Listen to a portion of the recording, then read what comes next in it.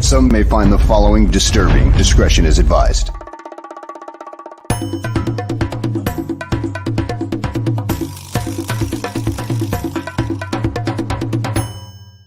In a world full of podcasts, you love Chicago Bears podcasts. Sometimes you so badly wish that you could be a part of the show. You must be sick and tired of typing your words into a keyboard. You have been stuck in the chat zone. Your voice matters. Why not use it? Well, now is your chance. On Bears Barroom, open mic night, where you are the show.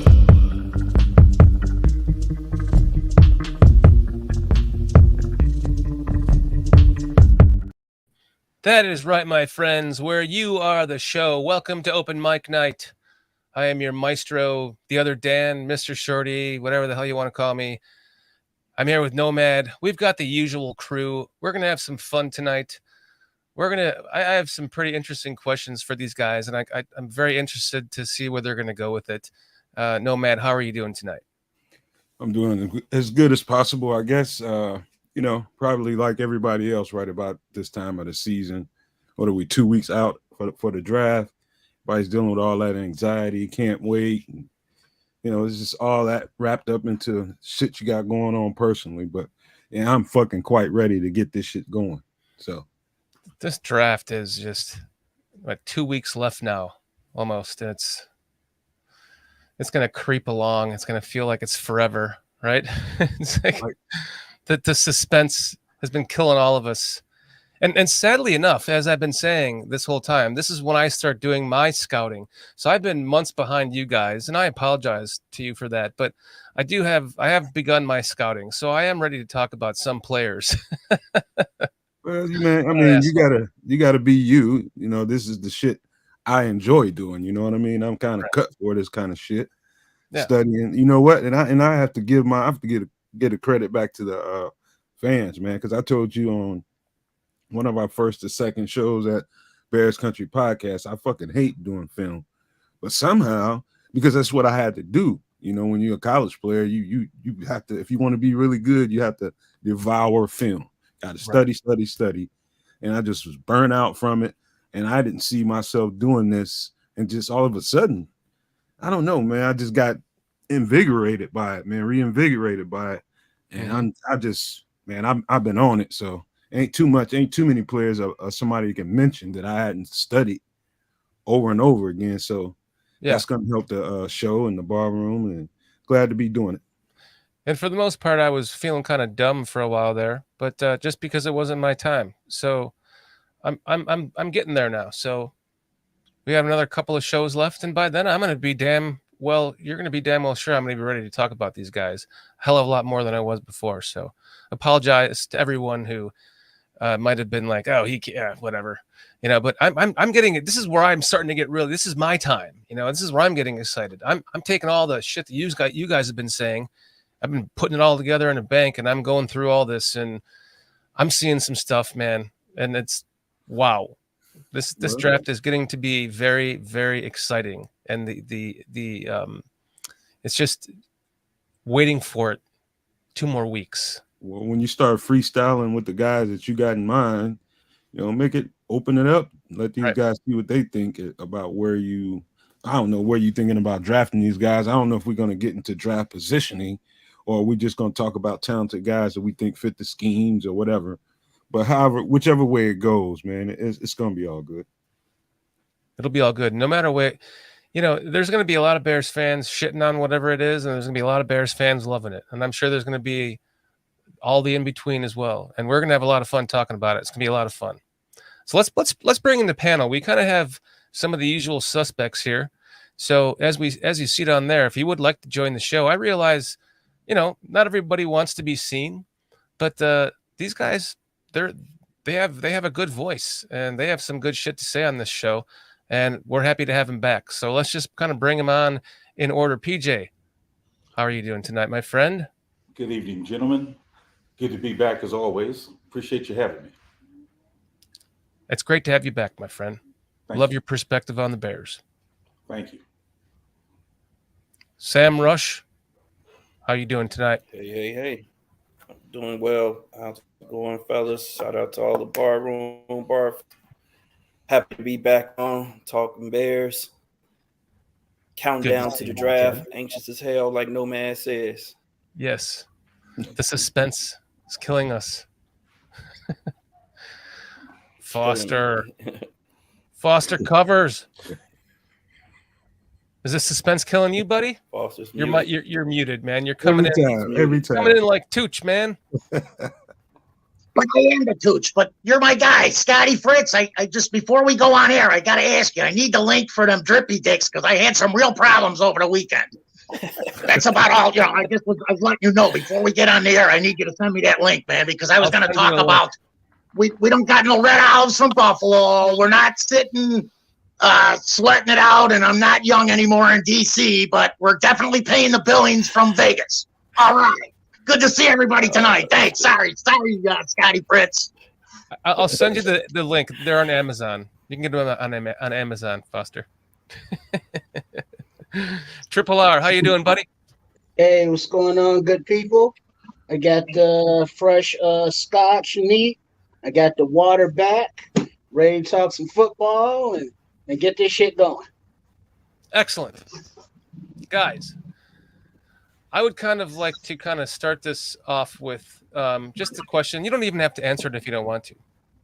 If you don't want to divulge any information. But just to kind of get the Jalen Carter thing off of our back, I would like to know, from everyone on the panel here, I'll go last. We can kind of go in order unless PJ is holding a silence. Like, what's the stupidest thing that you've ever done in comparison to Jalen Carter? Like, at Jalen Carter's age, I would really like to know. I'll tell you what I did. I was doing 115 and a 55 going to Platteville. I was running late. I was in Wisconsin, and the officer let me off, and he said, as long as you pay this ticket, I should be putting you in jail, but as long as you pay this ticket, I'll let you off, and you can go see the Bears at Platteville. And I was like, yes, I promise I'll do that, and I paid it. But that was stupid. That was stupid. I could have gone to jail, and that's comparative to Jalen Carter. So, I mean, if you guys have any stories you'd like to divulge, I just want to know, like, how bad is this for this kid compared to what everyone else has done in life? PJ, I remain silent. If not, we'll go to Sam. No, I'll give you one example of something I done stupid when I was in my early 20s. I got married. Joking. He's in a hotel right now saying that. I'm going to do this from a hotel tonight. This show next show will be at the hotel. I know everything's cool. Y'all want to hear a story? I'll give y'all something just for the sake of the show. I remember being in school, when you're a football player, you got to be there. My freshman year, you got to be there 3 weeks before regular students get there. We call regular student squares where I was at. And the first day the regular students got there, it was this cat. I got down off the elevator in the dorm. I was in somebody else's dorm. And as soon as I got off the elevator, this cat came in. And if I would tell you this, in the area that I went to school at is pretty much all white. It's all white pretty much in this area. And this black dude came in. He was in his underwear. That motherfucker came walking through the door in his drawers, man, complaining he had a little scar beside his head. He bleeding a little bit. And he was just snapping, hey, man, bro, they did this to me. They did that to me. Me and some of the other black dudes in the lobby. He was like, who did what, where? And he started telling me down here at this frat house, man, these motherfuckers, they jumped on me, man. We was just like, let's go. We didn't even think about it. Let's go down there. And so basically, we went down there, and me being the person I am, I got to be the fucking leader. I marched right in the damn frat house and asked them. It was like, you ever seen one of the movies where there's a party going on, and next thing you know, this motherfucker walks in the door, and somebody scratches the record, and everything just stops. It was like me and like 12 of my teammates behind me, I walk up in there and I asked looked like who the main guy was in the room. I was like, "Hey man, who put their hands on my homeboy right here?" And nobody, oh dude, it was like, dude, I didn't know he was your friend. I just laid him out, bam, knocked him out, and we just started mopping up the whole frat house. Next thing you know, we leaving out the frat house, police, like 7 of them just lined up out there. And I was just like, oh fuck. Long story short, we out there, and my man that had got jumped on initially, he was just doing all the talking. All the football players knew to shut the fuck up and let this shit play out. Hopefully we'll get some help because we're football players and they'll figure that out. This cat's over here running his goddamn mouth.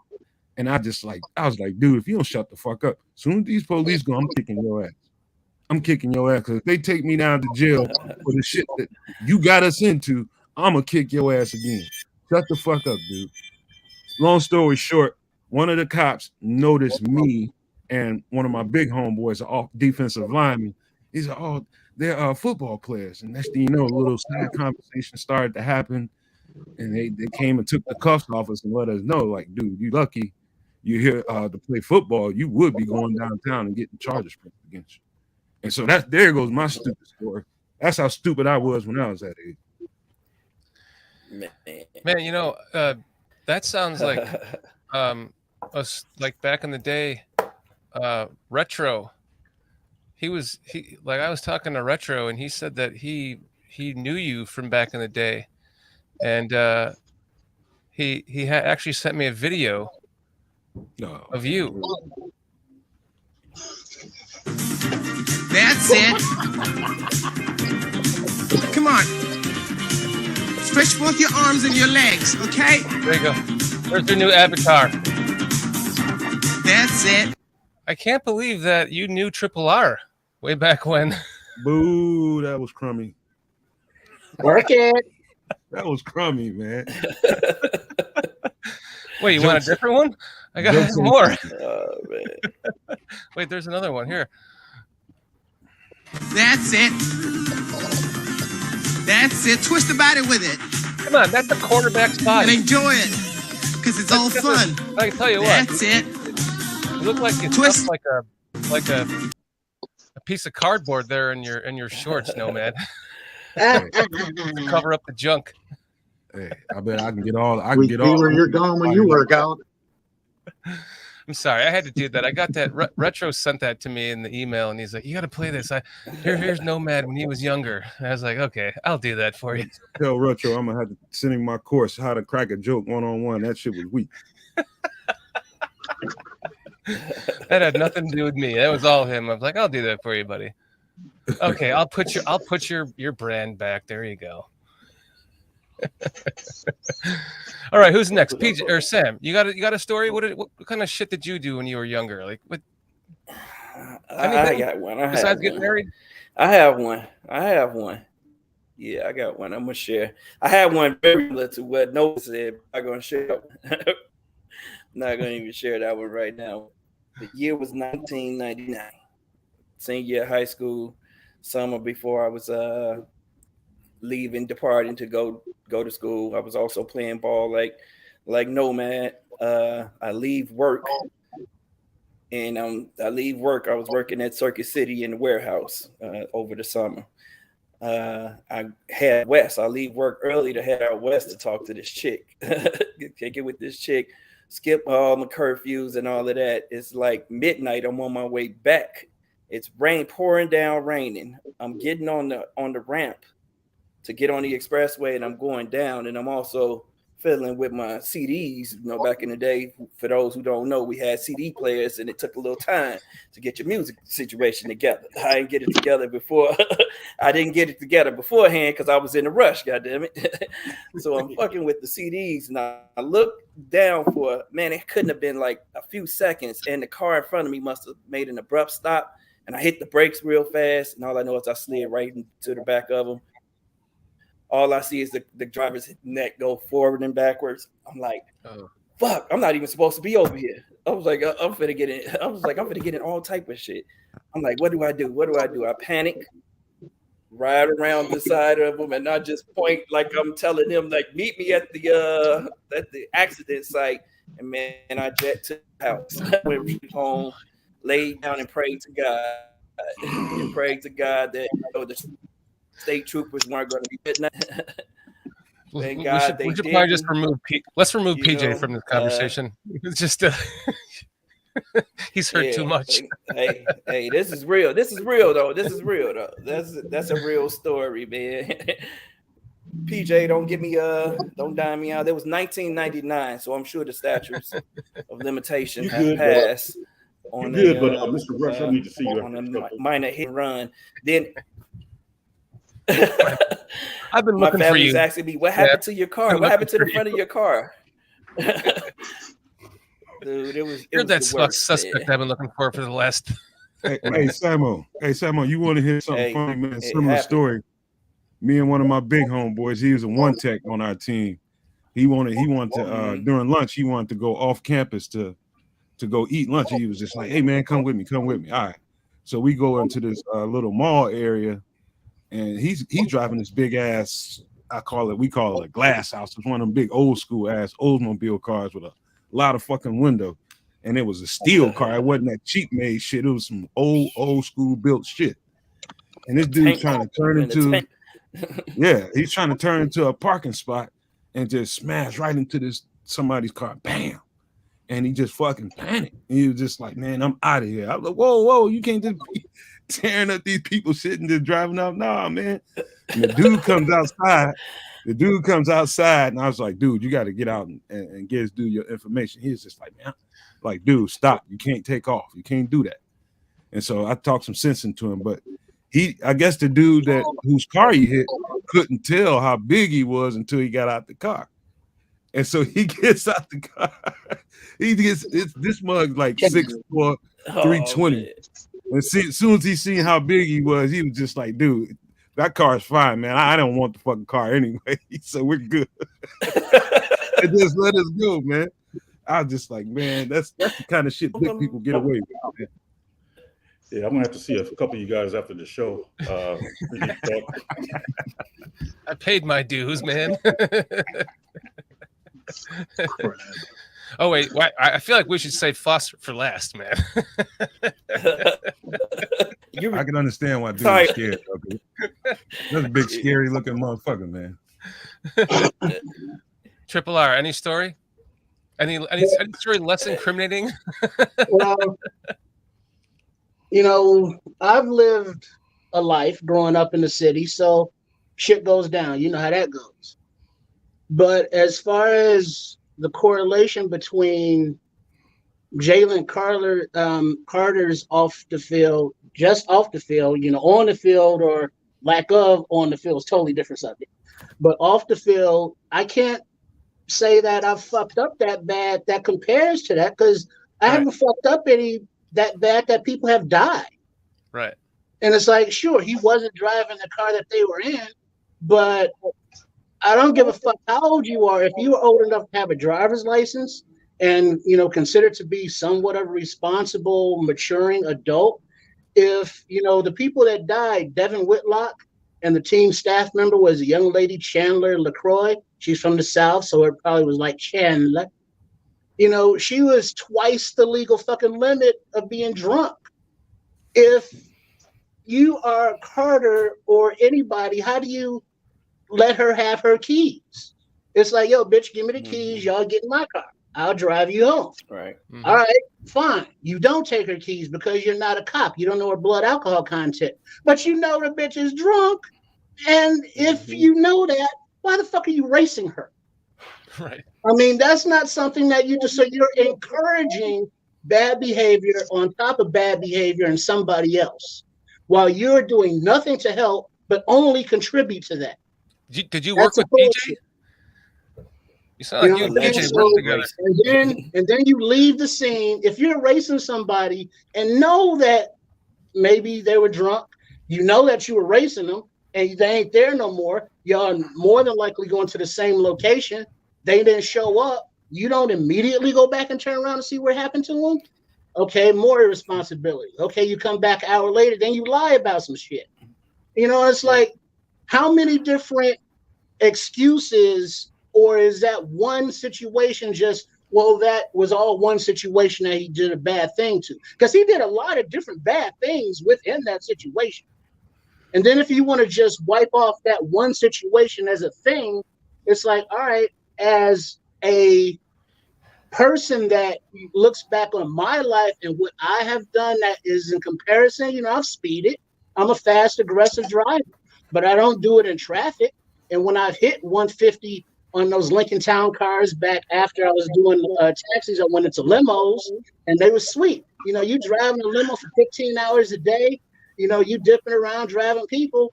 By the time you're ready to go home at 3 a.m, you know what that car is doing. You know how it feels, and there's nobody on the road. You're going to hit 150.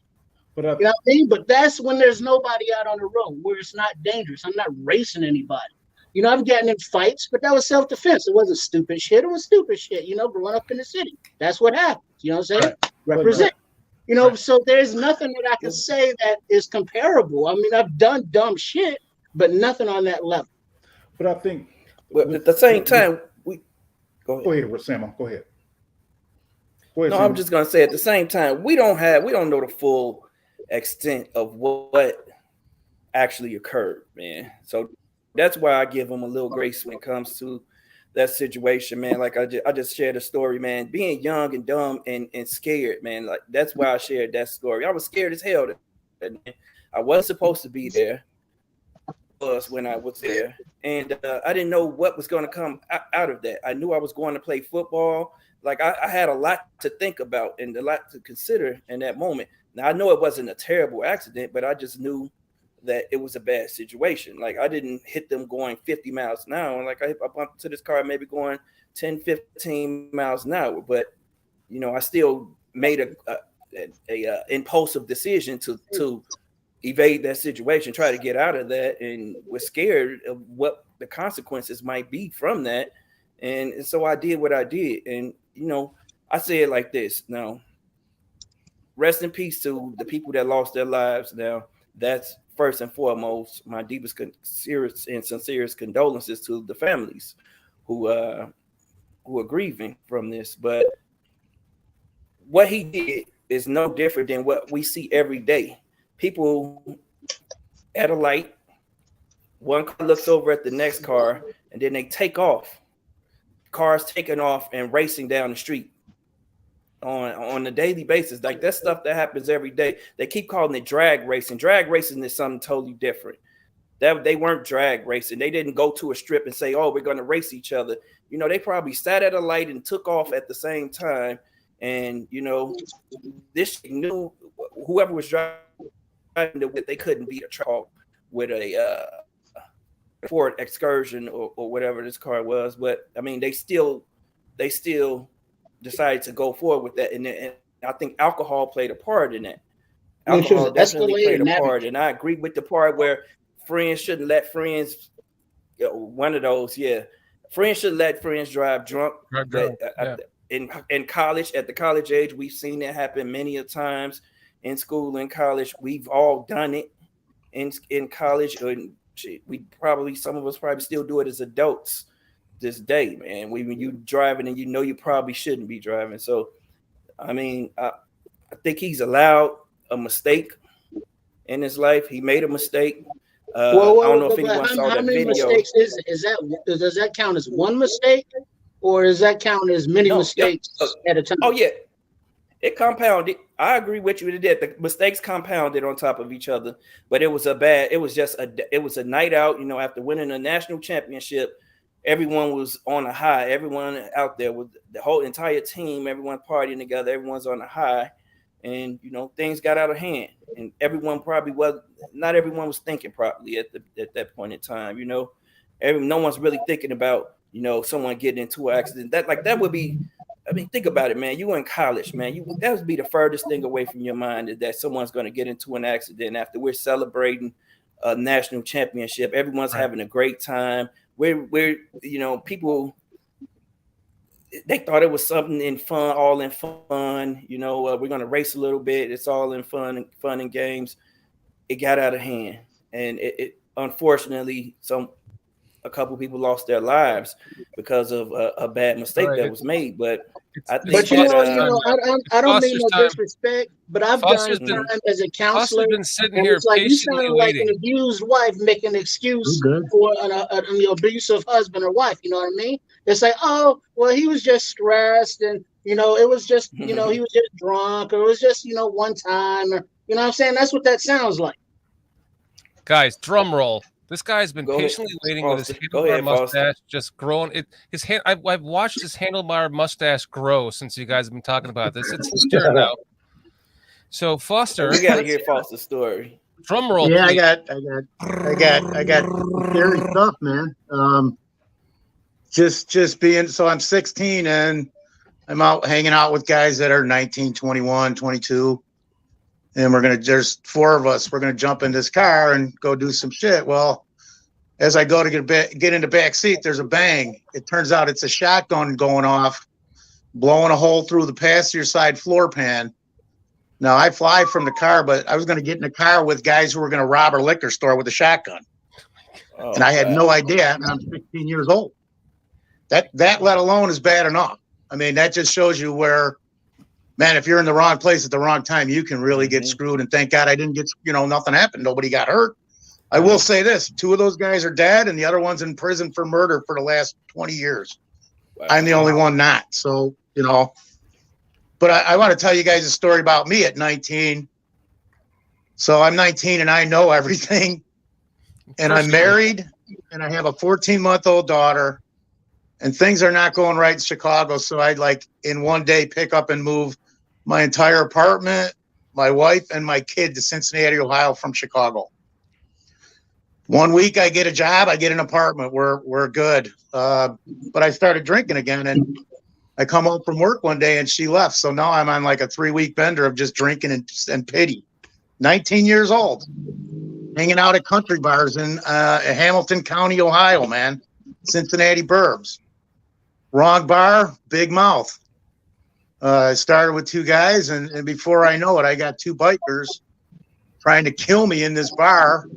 I run in, I jump in my car, I hit their motorcycles. They still get up and are chasing me down the road. Thank God for the cop that arrested me for looting and DUI, or I might have been murdered. And it's funny we're bringing this up because I'm at my mom's house right now. She passed, everything's, I'm going through stuff, and I just found the receipt from that. It was in the early 80s. It cost me $125 for eluding the police and a DUI. Today I'd go to prison for a year for that. So I mean, times change, and Triple R, you brought up how many chances do you get? I don't know. There's varying levels with people. I don't know. I've gotten 50. So it's just a difficult thing to see, man. But somebody's going to take a chance on this kid. I got a feeling he's not going to get past Seattle. Well, time will tell. We'll see. I think I said 2 weeks ago that he ends up going to the Bears at 9 on this show. Detroit. Yeah. Well, at Detroit, but I don't think he's going to get past Seattle if Detroit takes Witherspoon or somebody. That brings up the question, since we're on the subject. What does that mean about Carter if all those teams pass on him and he drops to 9? Well, it's like everybody. They're each going to have their own opinion of it. So some teams are going to be more forgiving. On them, should we? That would worry me. What? If none of them want to take a gamble on him, should we? That depends on what research we've done. That's Paul Eberflus and the Bears call. Look. I would like to look at it this way, and I just want you guys to just bear with me for a second. Think back. Just think for a second. Okay, you're 21 years old. Just won a national championship. You're out and about with your friends, and y'all, you're celebrating. You just won a title. You're about to go probably be the #1 pick in the NFL draft. It's not a quarterback. You're having a good time. That girl was probably supposed to be a chaperone of some kind, and she fell into the behavior just like the rest of them. She started partying with him. How you not gonna party? The whole fucking town is laid out for that moment for you to be able to party and have a good time. We just won the championship, right? And so here we go. You're off to the races, right? you're not really you've gotten away with drinking and getting into a vehicle so many times. You're not really tripping because you know the culture around Athens, Georgia. I'm just telling you what I know. I know the culture around Athens, Georgia is designed to keep them guys out of trouble. It was similar. It was a similar way when I was in college.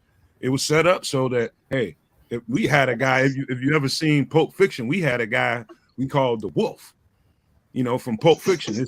They fuck up. Here this dude come in cleaning up shit. You know, we had a guy like that. And so I'm pretty sure has that. yeah, I'm pretty sure they had multiple guys like that at Georgia. They got the resources to do it. Again, back to the mindset of a 21-year-old who just won a national championship, knows he's the shit. He's probably going to be the first guy picked that's not a quarterback. Here it happens. You riding down the street, you take off at a light, and all right, let's go ahead and punch this motherfucker. It's pretty much a straightaway right here. Let's go ahead and hit it. Boom, they take off. I was thinking that too. He'll probably rise up the board out of nowhere, right? Yeah, they take off. You pretty much right by him. You see him get out of control and kind of, you know, you see what happened instantly. Okay, what are you thinking? What am I thinking as a 21-year-old kid in that position? The first thing that's probably coming to his mind is I got to get out of here. I can't get caught here. I don't know what happened to them. These are my friends, but I got to get out of here. I got too much at risk. Am I thinking, okay, it's a real fucked up situation? By the time I'm at home, I'm probably like, yes, shouldn't have left that motherfucker, but I don't really have a choice. I got to protect my position. I can't help them right now. You know what I mean? So from that mindset, I try to put myself in the mindset of a 21-year-old who would have had that in front of him. I might have done the same thing. I might have done something similar. So I'm not really mad at him about that. Is there other behaviors and other actions that he's been a part of that you know, probably he might be a little bit more sinister than we think he is. I don't know. But if that's all it is, man, I forgive that young man for that. And hopefully he gets his mind right and gets another opportunity to get all that shit turned around and change his ways a little bit. And so hopefully he forgiving himself for that too, man, because I think that all played a part in his pro day. Exactly. Him being overweight at his pro day, man. We don't know what he's struggling with, man. He could be really struggling with this right now. And like I said, we don't know the entire situation. But did anyone see that video, the body cam video from the officers who were on the scene? All right, yeah. So he did go back to the scene. He didn't seem drunk or anything. No, that body cam was a separate incident. He was doing like 89 and a 45. He had to get away from that situation. That wasn't the same incident, though, Sam. That was a different one. He was doing like 89 and a 45, and he got pulled over before that happened. That was September. And then that was the police body cam. The cop was like, "I'm just." There's a body cam video from the other one. Oh, okay. I didn't see that one. Yeah, there's a second body cam video after the accident video where he's talking to a officer, and but that was an hour later. And that Nomad was saying, if everybody's partying and he has a history of speeding and everybody's drunk, there's no way he was sober. I mean, he's not going to be the only sober motherfucker there if that's the way it's going down. Oh, he was drinking. You know what I mean? So, so there's another red flag on top of red flag on top of red flag. And it's like, how many red flags are too many? They're red flags for a reason. That means stop. Watch out for this bullshit right here. How many before you be like, all right, that's too many? It's so easy to get caught up in this. But I think we've exhausted the subject. You guys have all given us a great example of something that you have fucked up in life that now you are where you are. And sadly enough, the PJ, it was marriage. God, I feel bad for that. Was the worst one of all. Can agree with that. But I mean, let's get down to the next question, because I do have one more question for you before we kind of get into actual. Shorty, before you take off on that subject, hold on. You remember the guy I was telling you about is a coach, and every year he always called me about guys who I've been studying and asked me questions and always cuss his ass out. Yeah. He's a wide receivers coach for an NFL team. We talked not too long ago about this same subject. You know what he asked me? He's like, man, how fucked up would we have been if we'd have got caught in that situation? All them times we left the bar, the club, jumped in the car, and just rolled out. I was just like, dude, we was blessed, man. He just was unfortunate that day, and so were the people who died. Unfortunately, but in a good way, he got caught. Maybe that straightens his ass out a little bit, and he started thinking about some of the shit he does. But we was just talking shit about that. It was just like he wouldn't be in the position that he's in.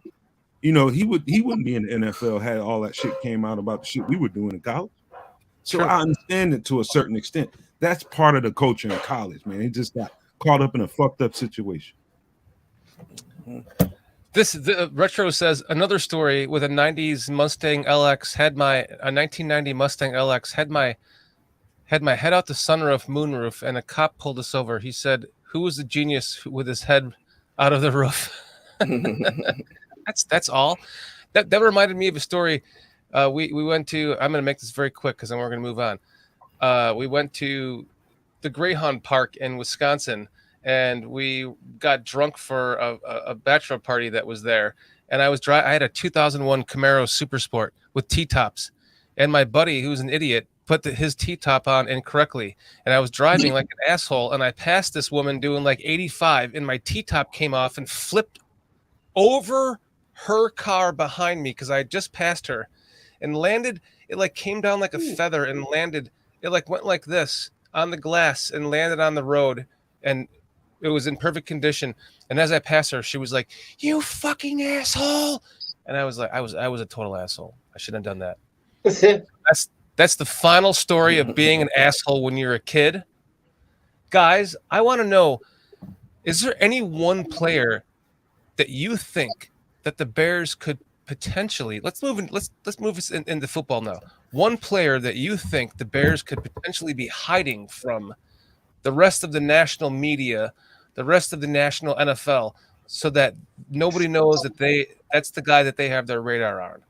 Like one particular guy, whether it's first round, third round, anyone. Let's go around the horn. Nomad, I know you have yours. I'll let everybody go first. I'll let everybody go. I did that all last night.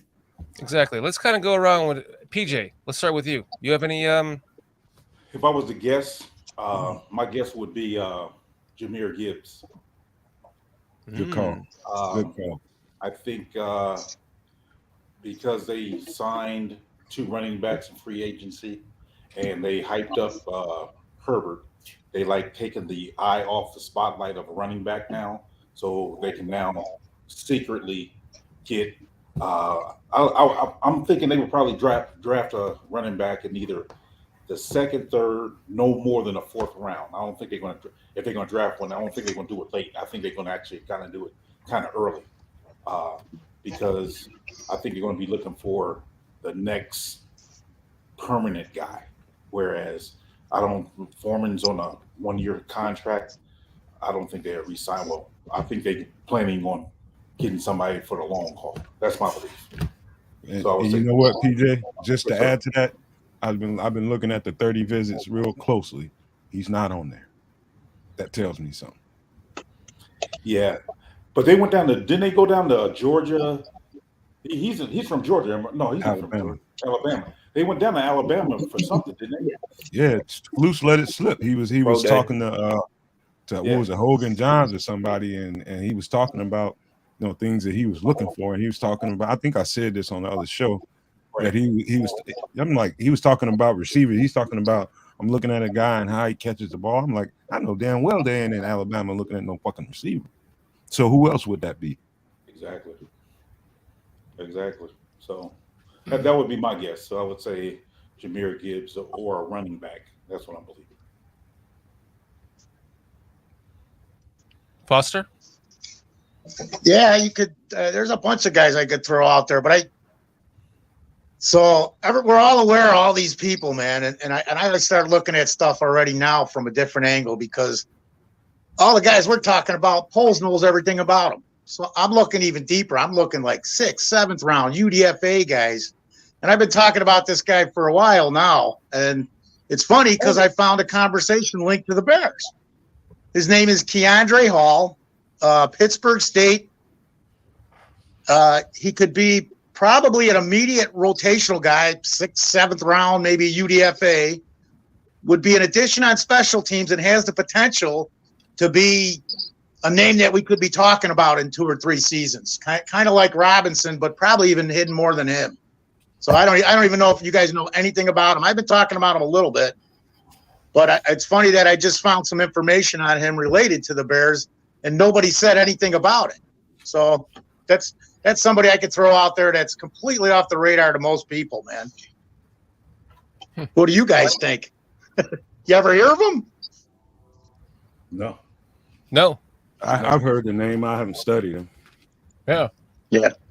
So he's the guy that you think could be the biggest on their radar that they're not letting anyone know about? Maybe not the biggest, because I think one might even be on the team already. We were talking about this before the show, even how I was trying to open it up to make it more okay out of anybody, somebody they might trade for, somebody that they could draft, somebody that's even on the team. Is there anybody that, okay, we might even know about them, but how much do we really know about them? How about this? This might be because the team, the organization knows way more about each individual than we do. Right. This might be a better question. What about, just tell me a guy that you know of that's not getting talked about very much at all that really intrigues you, a guy that really stands out in your head, that really intrigues you, that you know you're not hearing much about, but he really intrigues you. Oh. Go ahead, Sam. So on me, I say you think you wanted to talk? Go ahead. I say Quindale Johnson, the safety from Memphis. Rangy guy, long, will come up and hit, makes plays on the ball, long. I think he's a guy that could potentially come in and replace Eddie at free safety. If he has a year to develop or some time to develop, I think he's not perfect right now. He has all the traits to be a good safety. I think a really good safety in our cover 2 system. So that's my guy. What's his name?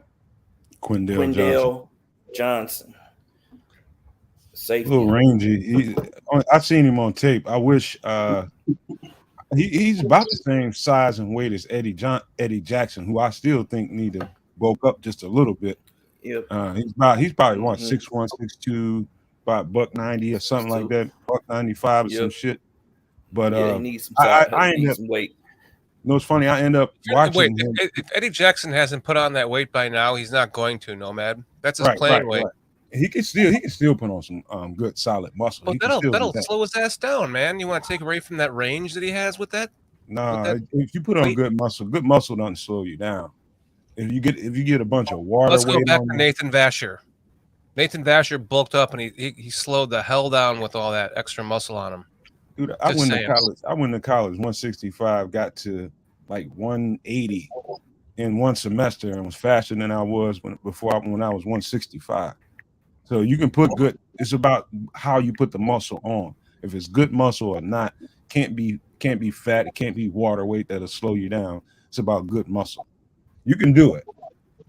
But that's just my thoughts about him. But I was telling Samuel, I was looking at somebody else. And you know how it is. You turn on the tape looking at a certain player. Next thing you know, you all over the place looking at different guys that's just flashing. And you're right, that dude does flash often. Mm-hmm. What you got, Triple R?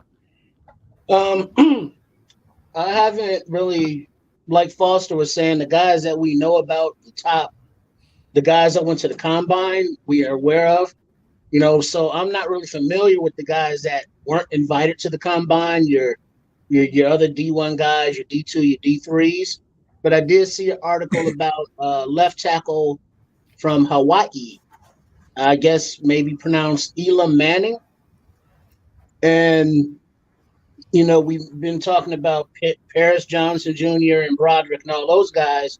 But down that list, guys like Manning or other guys that we don't know yet, that Poles and Ian and staff are identifying, the answer is yes. There will be guys that it's like, who the fuck's this guy?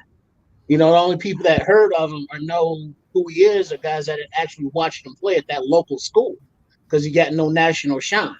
And so we don't really know who he is because he's not on nobody's draft board because we don't have those pro resources. So the answer is yes, there will be those guys, but I just don't know his name or position.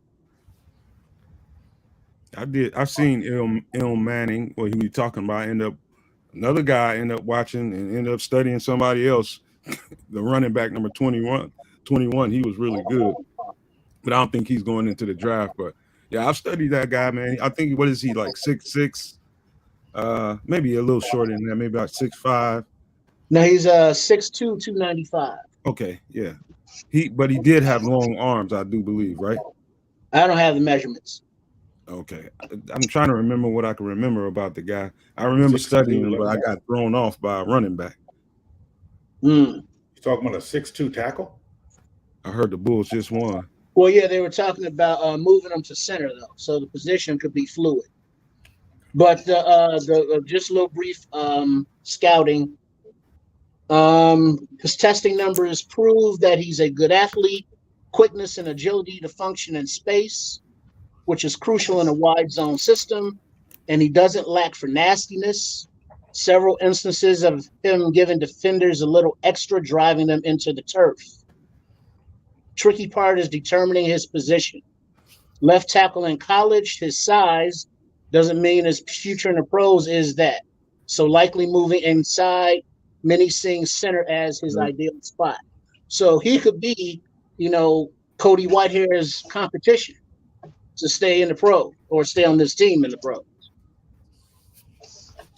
I think the draft is deep in at the center position, though. Yeah, but just the possibilities, because, talking about Whitehair, I don't think it's really reassuring as a veteran to be like, wait a minute, I got to battle with another position now. I got left guard locked down. I'm late in my contract at my age, and I'm battling for a new spot on the line. Why am I not locked in? Isn't that disrespectful to a veteran? And with how deep this draft is in rookies and how Poles has stated many times, he wants to get young and athletic, build through the trenches, through the draft. That's like Cody Whitehair is like on the bubble. The bubble's getting bigger. The bubble's getting bigger. That kind of leads me into the next question. How do you feel about Whitehair playing at center? If they say that he's moving to center and that's the truth, like, how do you guys feel about that? Well, just to finish off my thing, if one of these centers in this deep center draft cannot beat out Cody Whitehair at center, then Cody has earned it. Agreed.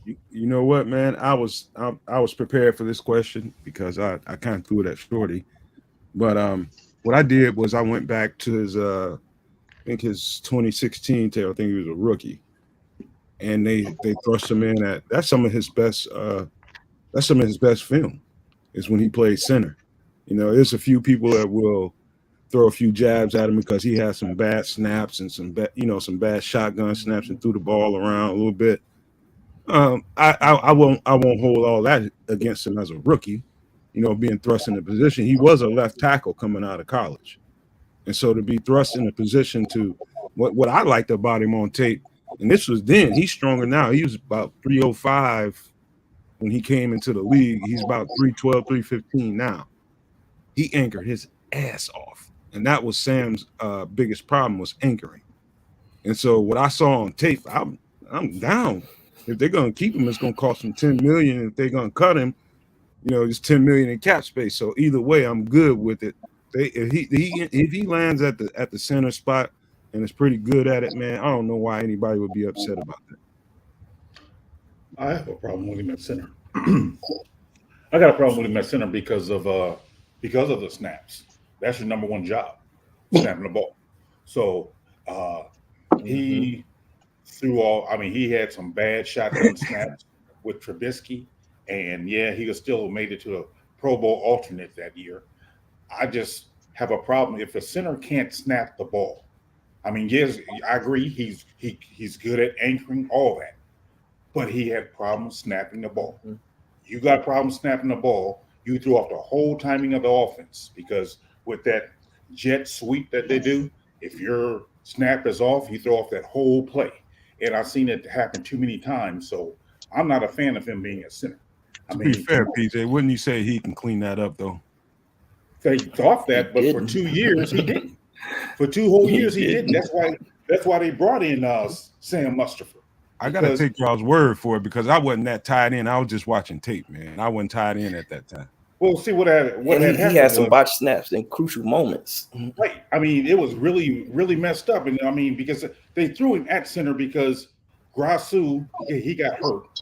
And then they signed Sutton from Green Bay. So they just moved Whitehair, who never played center, over to center for that year.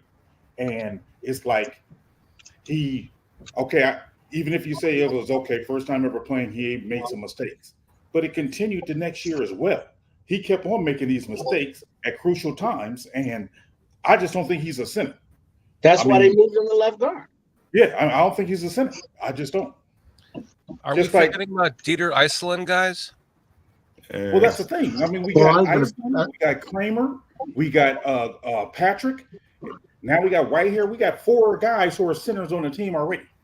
You know what I think? This is what I really think. I think this is a last ditch effort to see if we want to keep Whitehair on the payroll. Let's bring him into OTAs.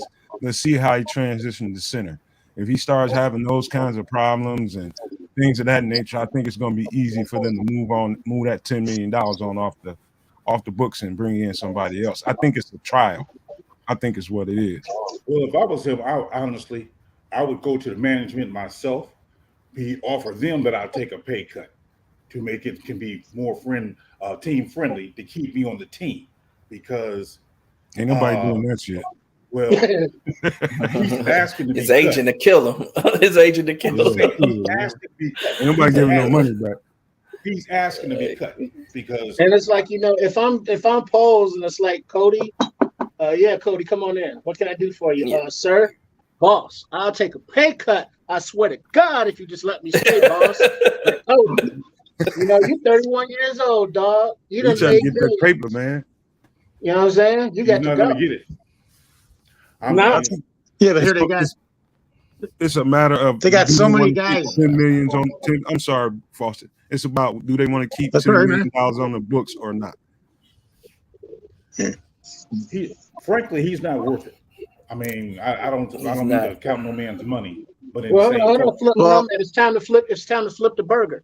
Are there any rookies in this draft that you think we can get late rounds that could beat out Whitehair at center? The guy from Michigan, the guy from Arkansas. Michigan was my first guy too. Olatulame. I think several guys can give him a run for it. Well, we don't know yet. Let me throw some of this out there because you guys been getting some stuff in. So we got what? Kramer, Patrick, Dieter Iceland, and Cody Whitehair. That's who we have on the team. There might even be another guy on the team that has played some center in the past. I have to check into this because I did hear something. His name is Kellen Deesh, but I'm not 100% sure on that. This is something new. But so we got those guys, and it's going to be a competition. We talked about this exactly 2 or 3 weeks ago on here, that Cody's going to either have to step up or he's gone. We kind of know that, right? And then to get back to the draft, look at these guys in the draft, because I've been watching again. I'm watching Robert and Jordan and Swifty and these guys. I'm watching a lot of these guys are going over because it seems like all in the last 10 days they've each done a study on centers, and they each kind of have a different list, but it's the same 10 or 12 suspects. It's just, where are they going to go? So I think you look at the center and disagree with me or tell me what you think. There is some deep draft in there. I got a list somewhere here from 2 or 3 weeks ago that I set on the side and never got back to it, of just the center position, because I was looking at that as one of the huge center of attentions for this Bears team, is that center position. And we're all talking about right tackles and defensive ends more than we've been talking about centers for the last 2 weeks. If you go back and look at some of the shows, it'll tell you that. So I don't know. I just wanted to get that in there because there is, who knows what Poles knows about these guys. He did state, and I think RR, you brought this up too, was Triple R was, he stated, yeah, we're going to let Cody be involved for the mix for center or something. That doesn't mean we're keeping him. That doesn't mean anything. He's just got a shot at the position, and we said it. He's got to either show up or he's gone. So I'll leave it at that. But when you were getting into the draft, I see there's a lot of guys in that draft. I got 4 or 5 names written down in front of me, which is Schmitz, Whippler, Avila. Tippmann's the name of the week. That's the guy today that everybody's talking about. It changes every 4 or 5 days, you know. Olumatime was my guy that I think he's the only one that nobody's really talked about coming to the Bears, and I'm going, why is that? Are they avoiding him and kind of putting all this other stuff out there to not look at him? So that's my take on that, especially the centers. I think that's a huge part of this team, man, is come on, it's the middle of the line. We're just talking about all the problems Mustaber's had and all the center problems we had. It's probably more critical to me than any other position, even the right tackle, because you can help that guy and you know, maybe get a tight end over there and chip him if you're having a young right tackle that needs help. But on the center side, man, you're going to have to use one of your guards to help him, or it's having Musty in the backfield 40% of the time again, and we can't do that again this year, period. So I'll shut up and see what you guys got to say about it. I just wanted to spit that out of my mouth because I'm sitting there going, all right, fuck you up. No, joking around, dude. It's good. Great conversation. Everybody's making great points. I just think that with Whitehair, he has the versatility to play center. I'll say he would probably be my first guy off the bench at this point in his career because he kind of struggled last year at left guard. So we need to get another left guard in there. And, yeah, he can battle for center, but I wouldn't expect him to win it because of his snapping issues. That's just where I'm at with him. Well, I don't know. I watched some pretty good centers in this draft. I've seen it pretty much everybody's probably seen the same guys as me. Everybody's studying him hard. I tell you one that really stuck out to me, and I just kept going back to his tape, kept going back to just make sure that I was seeing what I was seeing. I didn't see anything about Ricky Stromberg that I didn't like at Arkansas. Nothing. I mean, he's got quick feet, really strong anchor, and does really well in moving around, getting into the second level. The only thing about every college offensive lineman, how well does he stand up to? And I give him a chance to really be good at it because he's dealing with SEC defensive tackles, and that bodes well for being able to transition to the NFL game. He'll see the same and a little bit stronger guys on the next level. But if you get a chance to watch Ricky Stromberg, man, it's kind of hard. You'd be hard pressed to find something about him you don't like. Well, now with that said about Whitehair, what are your thoughts on Tev? Because you know before we've discussed him, and it's like, well, as long as he can stay healthy, because the 300-pound guys with bad backs don't age well. He's going to be due a contract in a year or two. Did you guys talk about this on the side? Because this was the next segue was into Teven Jenkins, and you Nomad must have just talked on the side about that because it just seems natural. These are Nomad's questions. You put that out there. You put that in the universe. You're right. I did. We talked about it before the show. You're right. You're doing my job for me, Triple R. Keep it going. Well, go ahead, because you know what, Shorty, y'all got similar thoughts on what y'all think Teven Jenkins should be and where you think he should be. Yeah, I'm dying to know PJ's thought on this at left guard instead of right. Jeez. Yeah, we know where he is. Well, let me just say this real quick about Tev. I mean, I'm going to sound like a broken record, but forgive me. He dominated. Teven Jenkins dominated at right tackle in college. Dominated. Just strictly dominated. And he did okay as right guard when he came in. Now we're talking about moving him to left guard. I'm having flashbacks of Kyle Long where he had a good year at right guard, moved him to right tackle. He had a decent year there. And then he was never really the same. I mean, I really like Tev. And I think he's dominant at the right tackle. So to move him to left guard, yeah, he may be all right. But what if next year we come across the best left guard to come out. So then we're gonna move Tev again and grab him. I mean, that's what I'm saying. You put the guy where he's best at, in my opinion. He's best at right tackle. You'll be hard pressed to find a better right tackle than what he is. You already said a right guard because Davis proved that he's a good right guard. So now you want to move Tev where he may be okay. But then if you so happen to come across another left guard next year that's better, what you can do, move Tev again? That's my whole issue. You put him where he's best at.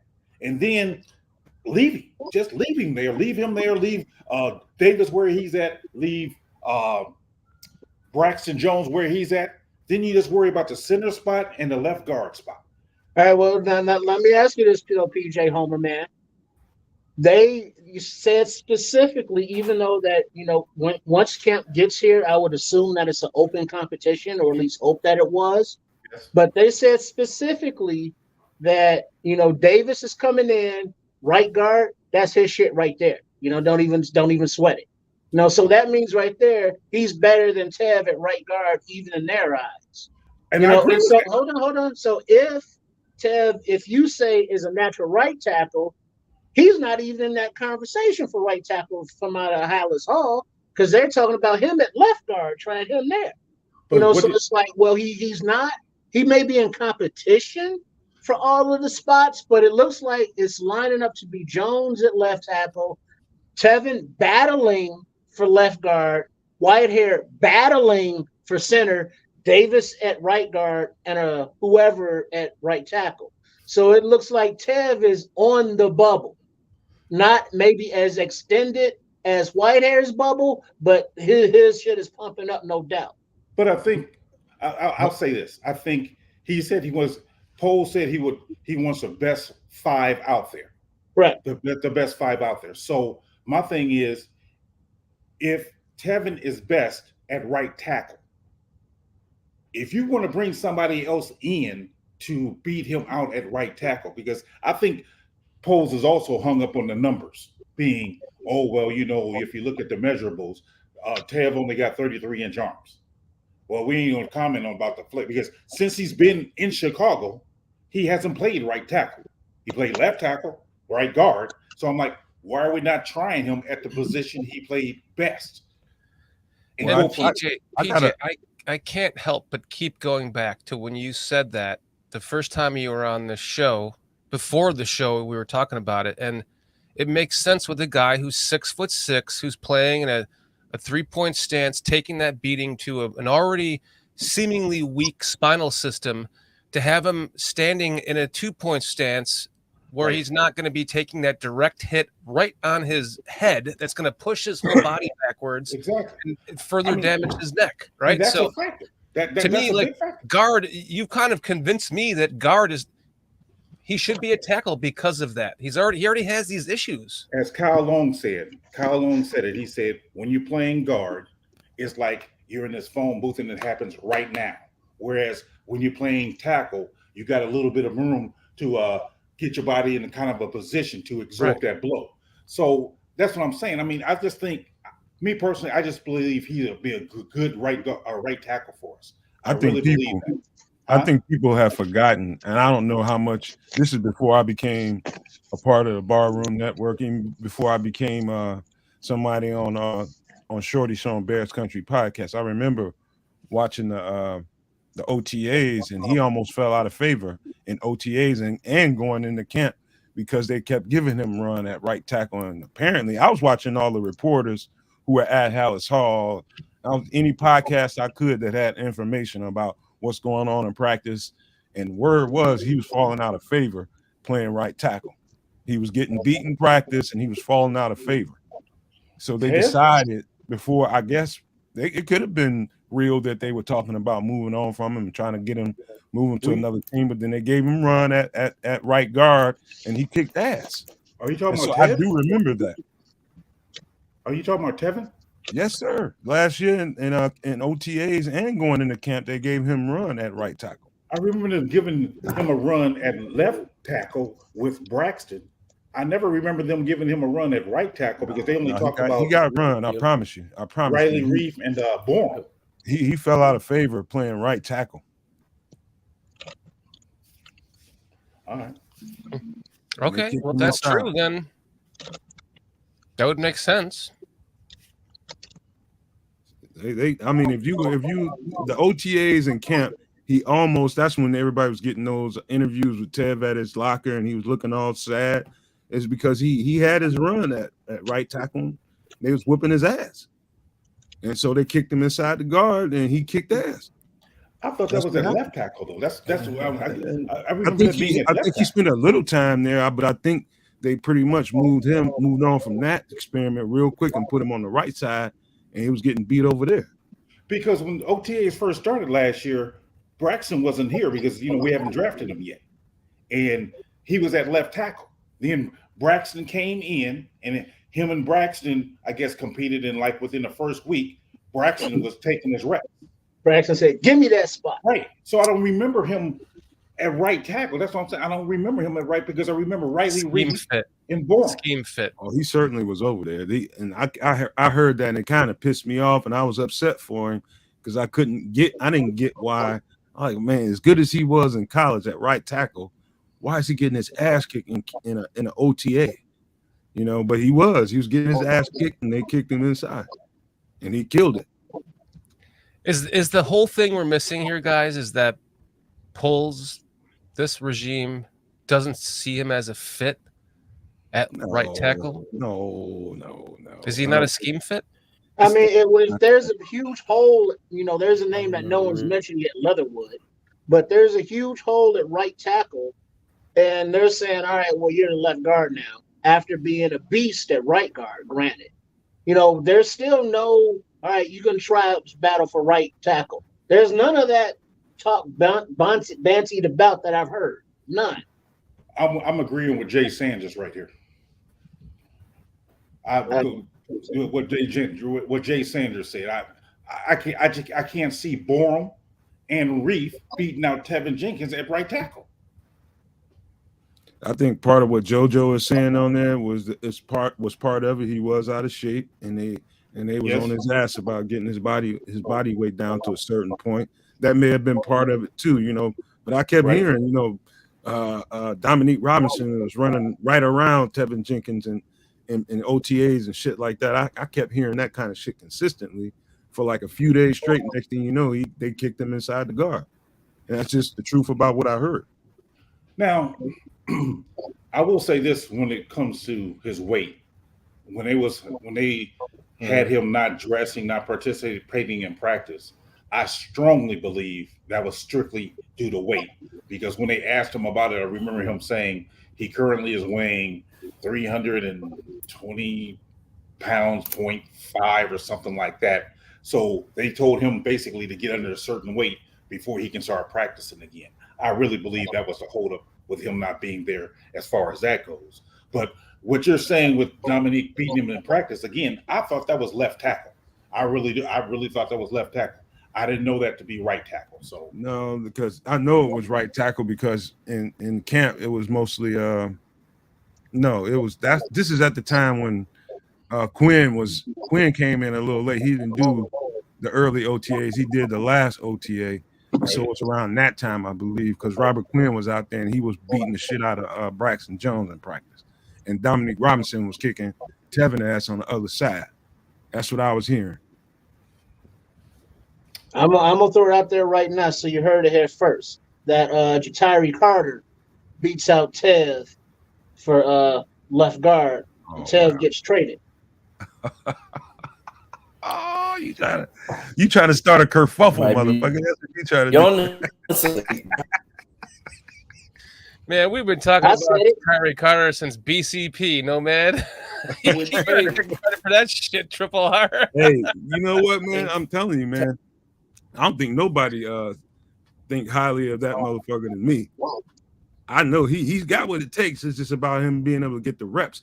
What I heard in practice was he was jumpy. He was jumping off sides one too many times, and they was pulling him out. So that's what I heard the problem was with Jatari Carter. Is that true? I don't know. I wasn't there at the practice, but that's the kind of shit I kept hearing consistently.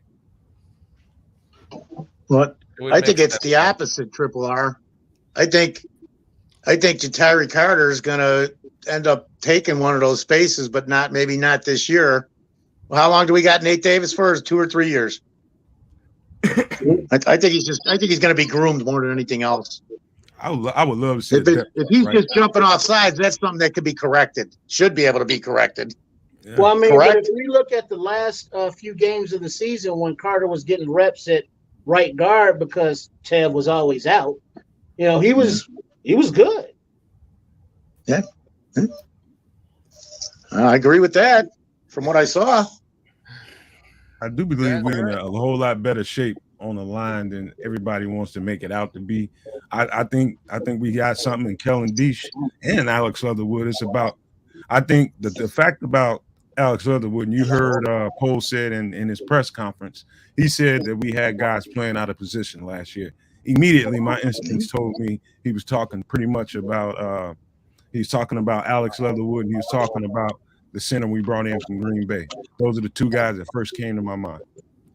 Guys, if King Buka World is correct here, and Carter and Brax are working with Olin, look the fuck out, guys, because you're not going to want to fuck with those guys. Olin will kick your ass.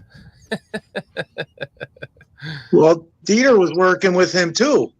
Island and Mustafa were working with him at one point too. Yes. But also, I don't know. That's why he stood up for Mustafa. I got a question I want you guys to answer. If we had to go into the season today with this lineup, how much better would we be than last year? I think a lot. A lot. What do you guys think?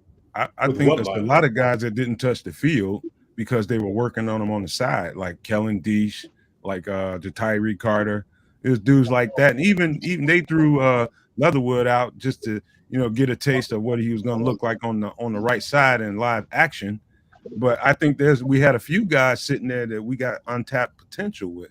And so I feel pretty good about that group of guys. I do know that we need to get more competition in the room and let them all push each other. And that's just how I feel. But I think we're going to come out winning on the offensive line in the end.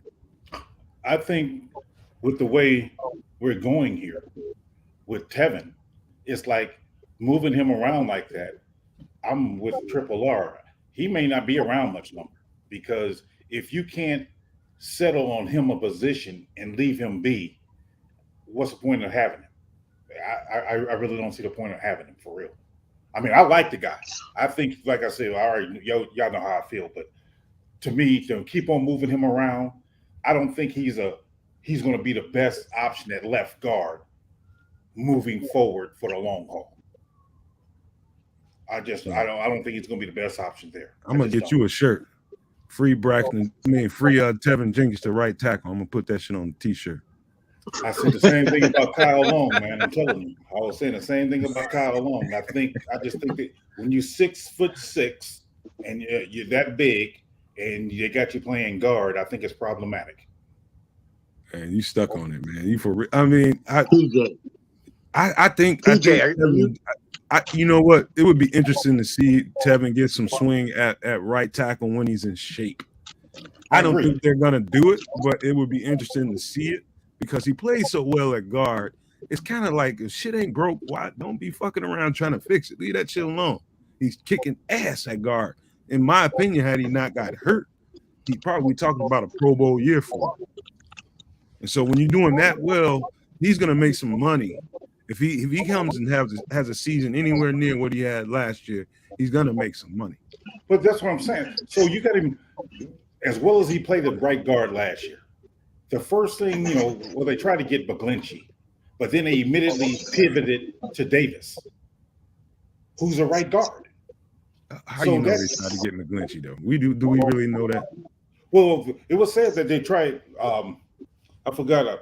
I think Greg Gabriel maybe said that they tried to get him, and then once the price got out of hand, they bowed out. So I'm like, if they bowed out, then they immediately went to Davis. I'm like, again, how happy were they with Teven at right guard if you're going to go sign a right guard? I know. I'll tell you is I know we dodged the bullet not getting that motherfucker because I didn't want him either. I mean, because I thought the cheaper move would be you sign a right guard, be it Davis or the other kid who was from Philly. That's what I was saying all along. And you move Teven to right guard, right tackle. That was my thought. But I mean, you just insist on Teven Jenkins needs to be playing right guard. Sam, did you remember to reset your internet and your router and your modem tonight before you came into the show? You seem to be having troubles. Sam, reset that thing, baby. He's like, what? You talking to me? I don't even know if he can hear me. But couldn't you guys see? Because Teven's been moved around. He's still young, man. Maybe this is his last move, and he's going to be a left guard, man. Because whatever guard position that guy plays, he's going to be near the top of it in the field. Like somebody brought up, he would have been maybe a Pro Bowler if he stays healthy. He's got to stay healthy. You know what, Foster? You know what's interesting to me is the combinations. You have to understand in this scheme, it's a lot of combo blocking going on. It's a lot of combo blocking. It's going to be times when they're all solo and have to block somebody one-on-one, but more times than not, combo blocking. So think about where Teven is going to be on the left side and who he's comboing with. He's going to be paired up with probably, let's just assume it's going to be Whitehair at center. That's going to be devastating. It's going to be paired up with Braxton Jones. That's going to be devastating. Nate Davis over there with whoever that right tackle is going to be and next to Whitehair. That's going to be devastating. Okay, this line is going to be good when they're done with it. Let me ask you guys this. What happens if by chance, we move down whatever and we end up drafting Skoronski? Well, maybe somebody got a battle on his hands. I would love Skoronski as a guard. Love it. Wouldn't that mean that they think there's a void somewhere and they better plug another hole? I mean, that's the way I'd look at it because everybody knows. I mean, okay, do we not know? But I mean, the guy's basically should be a really good guard in time. I think that's what everybody's saying. So my point is, we're talking about moving Teven to the left guard. You draft Skoronski because he's the best player on the board at the time. I don't think he'll be playing right tackle Skoronski because his arms is only 32 inches. So he reminds me of Teven Jenkins. You move him to left 32 guard. and a quarter. So that's 32 and a quarter. So you move Skoronski to left guard. Now you're moving Teven again. That's what I'm saying. Why not put him at his best position and leave him? That's what that's interesting you say that because his measurables look that's what they're doing. A lot like Teven Jenkins as far as his build, his arm length is a lot like Teven Jenkins. Jenkins doesn't have the Isn't he 6'4" with 32-inch arms and Teven 6'6" with Teven 6'6". Teven 6'6". Skoronski is 6'4". Yeah. So Teven's longer than him as far as height, but they have a similar arm length and a similar game. Really, really stout in pass protection and run blocking. But you gotta Skoronski. I think that's just a lot of local people's favorite, man. I think he's as good as advertised when you look at it on tape, but he got his ass kicked to death by a few dudes I've seen. So I think he's a little bit overrated in my eyes. I don't think he has the measurables to be drafting him that early with the needs that we have on the team. We got guys that can do Skoronski type shit, Skoronski type built guys. We got guys on the team already that fit the bill for what he is. So I don't see no chance at all they'll draft that dude at 9. I like what JTK says here, though, guys. The more I think about this O-line this year, the more I get excited. Davis is a stud right guard. Teven could be a very good left guard. Braxton showed a lot of progress, drafted right tackle early, and that could be a good O-line. My only concern with that, J2K, is Teven has played the right side most of his career, right? So he was an outstanding right tackle in college with that kick step where he came out. We know his power. We know he's a nasty player. Then they moved him to right guard. What's going to happen when you take that mind frame of doing this your whole career and you have to change your perspective and do this? It's kind of like, I mean, it's not like throwing left-handed as opposed to right-handed, but it is retraining how you do everything from the opposite perspective. Is it a good idea? I don't think he has that problem. I think he proved he doesn't. I don't think that's a problem at all. He was a left guard. He was a left tackle before he was on the right side, man. They moved him to the right. Played left tackle, barely.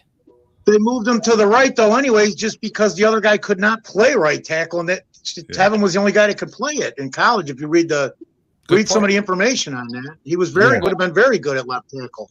He's Foster's right. He does. He. Matter of fact, lefty should be his natural side. To be honest with you, the best tape I've seen that on Teven Jenkins as a pro before he became right guard was him playing left tackle.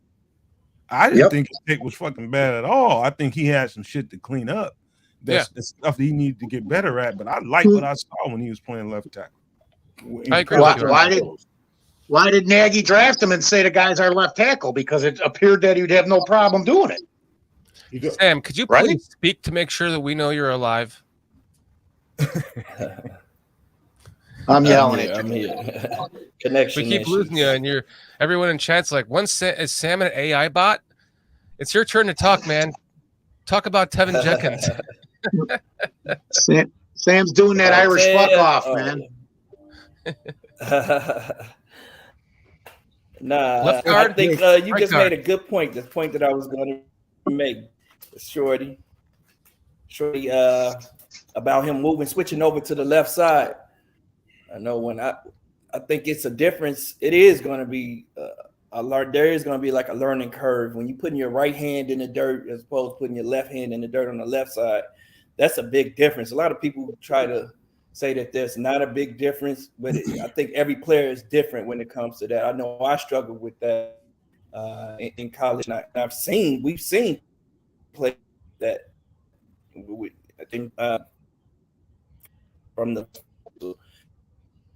it is different. You kicking your off a different leg down, so that's a different stance that you have to learn and be. Sam, you breaking up bad, bro. Bad, bro. You might have to pop out and reset your router. So I think that. Yeah. Go reset your router and modem, dude, and hop back in. But to Sam's point, man, you know, he's right, man. Some guys don't make that transition well. We know one guy for sure that it's probably best to not play him on the right side at all. I think Alex Leatherwood has proven to me that if we're going to get anything out of him, it's going to have to be something on the left side. And so I've been saying this almost a year. I would love to see him challenge Braxton Jones for the left tackle job. Because this dude was an Outland Trophy Award winner in college, man. This dude he's a beast on the left side. Why they did that? That would be Go ahead, Falk. I was gonna say that would be the greatest problem in the world. We'd have two left tackles. Shit, yeah. I mean, it doesn't make any sense why the Raiders would have done that to him, but they did it, and they brought him here and put him right back to the same problems that he was having with the Raiders, and he showed a couple signs of good flash, but mostly he looked like a fish out of water over there. Put him back where he's regulated. We know that it's probably going to be too up and down on the right-hand side for him. Keep him away from the right-hand side. Play him exclusively on the left. I agree. That's another young guy that I think there's some issues with. It's nothing major, but I think he's got some things that he's got to work out. And they messed him up a little more, even it seems, in Vegas. Because why would you give up so early on that guy, man? I mean, it's pretty quick to give up on somebody. Yeah. Right? But, don't you think that's quick? Well, yeah. Unless the guy's a complete bust. At the same time, you know what McDaniel was good at? Fucking up teams. He wanted to clear that team of all the draft picks that other regime brought in, and he started right away. He started just letting go of talent. He's pretty much cleared that whole roster out of all those picks. I don't know if they got anybody from those picks from when Gruden was there. I think it was about a lot of that too. Chucky fucked all that shit up. Yeah. A lot of waste in Raiderland, man, for that year and a half, 2 years, whatever it was, right? That's what fucking Patriots coaches are good at. They look like fucking world beaters when they playing under coaching under Bill Belichick, and they go other places and just fuck a whole franchise up. Every last one of those son of bitches. Hey, here's a question for you, Bears heads. Nobody has mentioned the name Michael Neese, the 6'5", 295-pound left tackle, left guard, offensive lineman that was on the practice squad last year also. What's his name again? Michael Niese, Niese. Don't remember him. Anybody? I do briefly because nothing's much has been said about the guy, but I remember seeing him on the roster. The 60 flat, whatever, the second one before the 53, counting the 53 in practice squad. Because what Nomad was saying earlier about, if, we were tanking or not tanking last year, but there were guys in development like Carter, like the other practice squad guys, but, guys that I remember in college, the tight end from Iowa, Chase, not Claypool. Chase Young. Allen. Chase Allen. And then Tongus that they were developing to be a, fullback tight end. So there were guys that we didn't see that I think could have made a difference, but they were still, developing them, or they didn't want them to make a difference. I get that. I've said the same thing before. I was talking to a couple people on Twitter, and they're right. I mean, like, okay, so there's this one lady, Shay, and she's like, man, I'm beating the table. I want to see more Dieter Eisland at center. Everything that we saw him at center has been great. Why aren't they playing him more? Maybe he's not ready because he doesn't have a long time in at center, but there's people that want to see more of this stuff, and I get that, man. But hey, I got to throw one thing in too, because this has been bugging me for a while. PJ, are you still beating fucking Cliff's Dead Meatloaf over Chase Young? Absolutely. You know what? I want to tell you something. I was doing a simulation draft last night, and yeah. I think it's not. I think it's the NFL Network one where you can do all 7 rounds.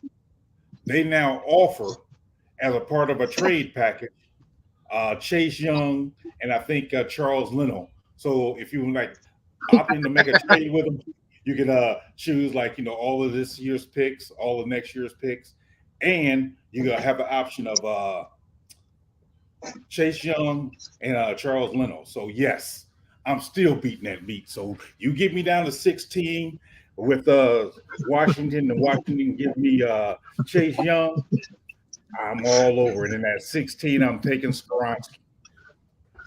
You know what I just question why are they? Because they're not. Sorry, I thought they weren't going to do the 5th-year extension on Chase. Or when do they got to do that by? Before the season, right? Yes, because he already played his 3 years. 5th-year option.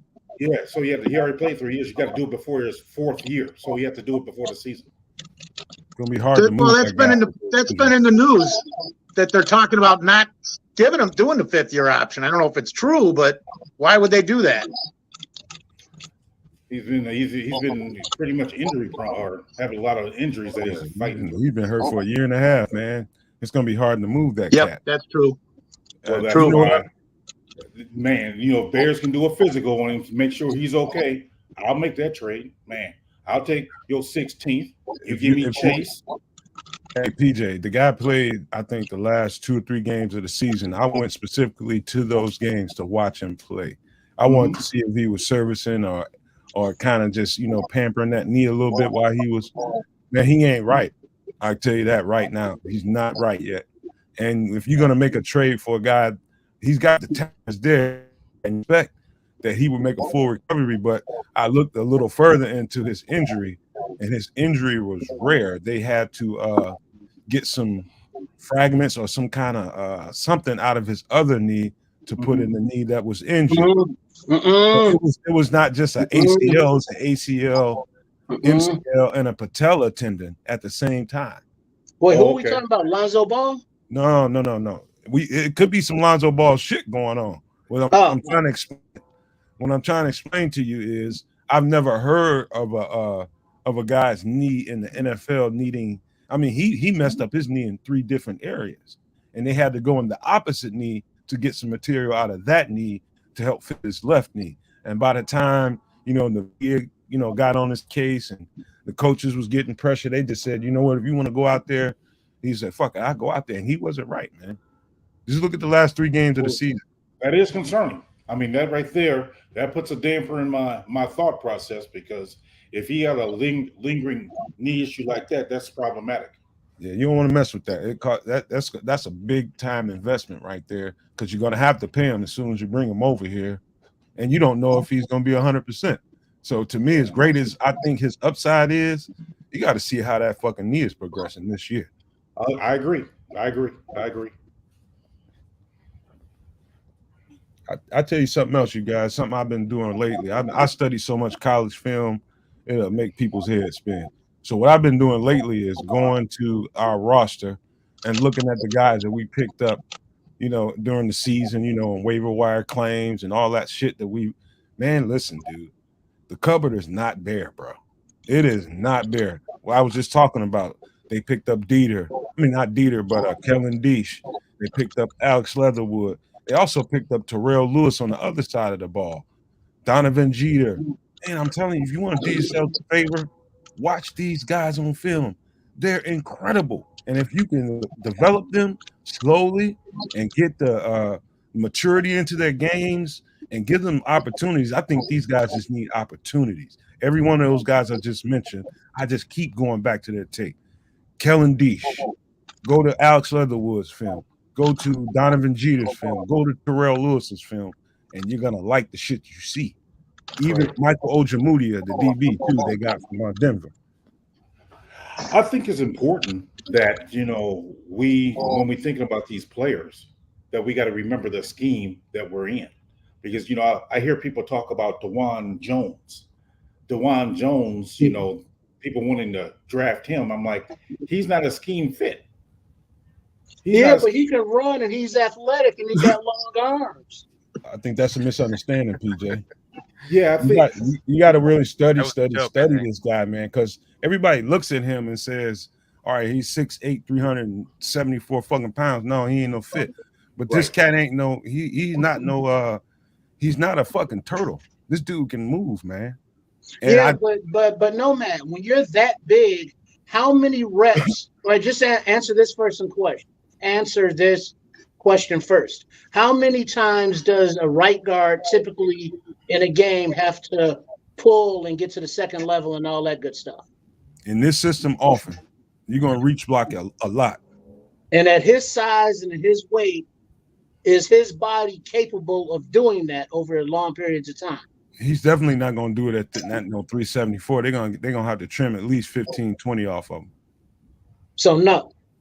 At this size and weight, at this point, right? No, they're gonna get in there and get the bad weight off of him. All right, so even if they do get the bad weight off of him, he's down to 340. You know what I'm saying? So how many, 30, 40 times a game every week is his ankles and knees and hips going to be able to stand with all that movement and change the direction? It's all about the strength and conditioning, man. I've heard some of the best comments I've heard was about the strength and conditioning coach.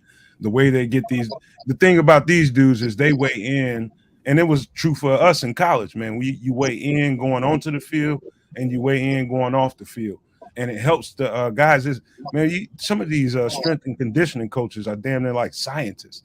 They figure out ways to get bad weight off of you and put better weight on you.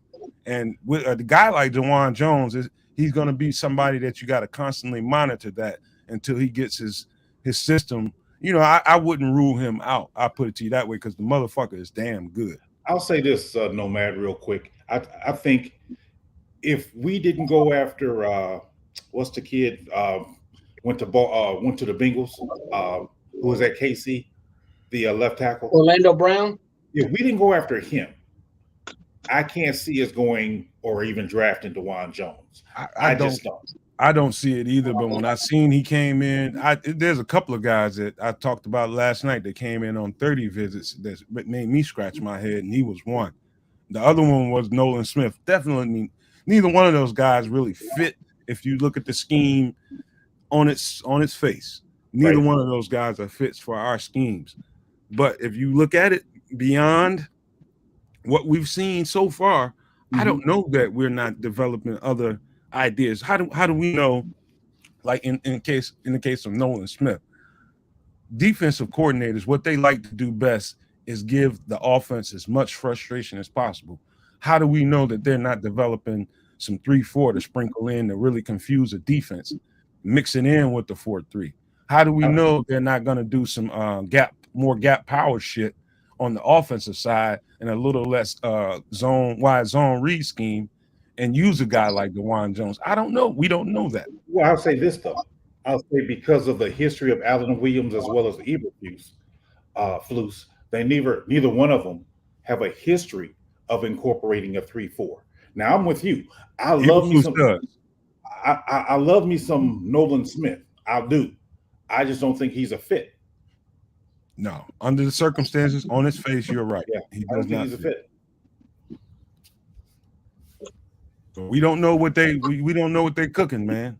And so there's a reason why they brought him in. It could be, I don't know. They wasted a 30 visit on him and on DeJuan Jones that are seemingly no fit. So they know something that we don't. How about that? They know some shit that we don't. They might be moving the ball in a different direction and not telling us. Yeah. Yeah, I guess. Yeah. What are you, one of the Warriors or something? Triple R? Come out to play. Okay, Triple R, man. I figured out why you're always looking up, dude. And you're never going to get the load that high when you're jagging off. It's never going to reach the ceiling.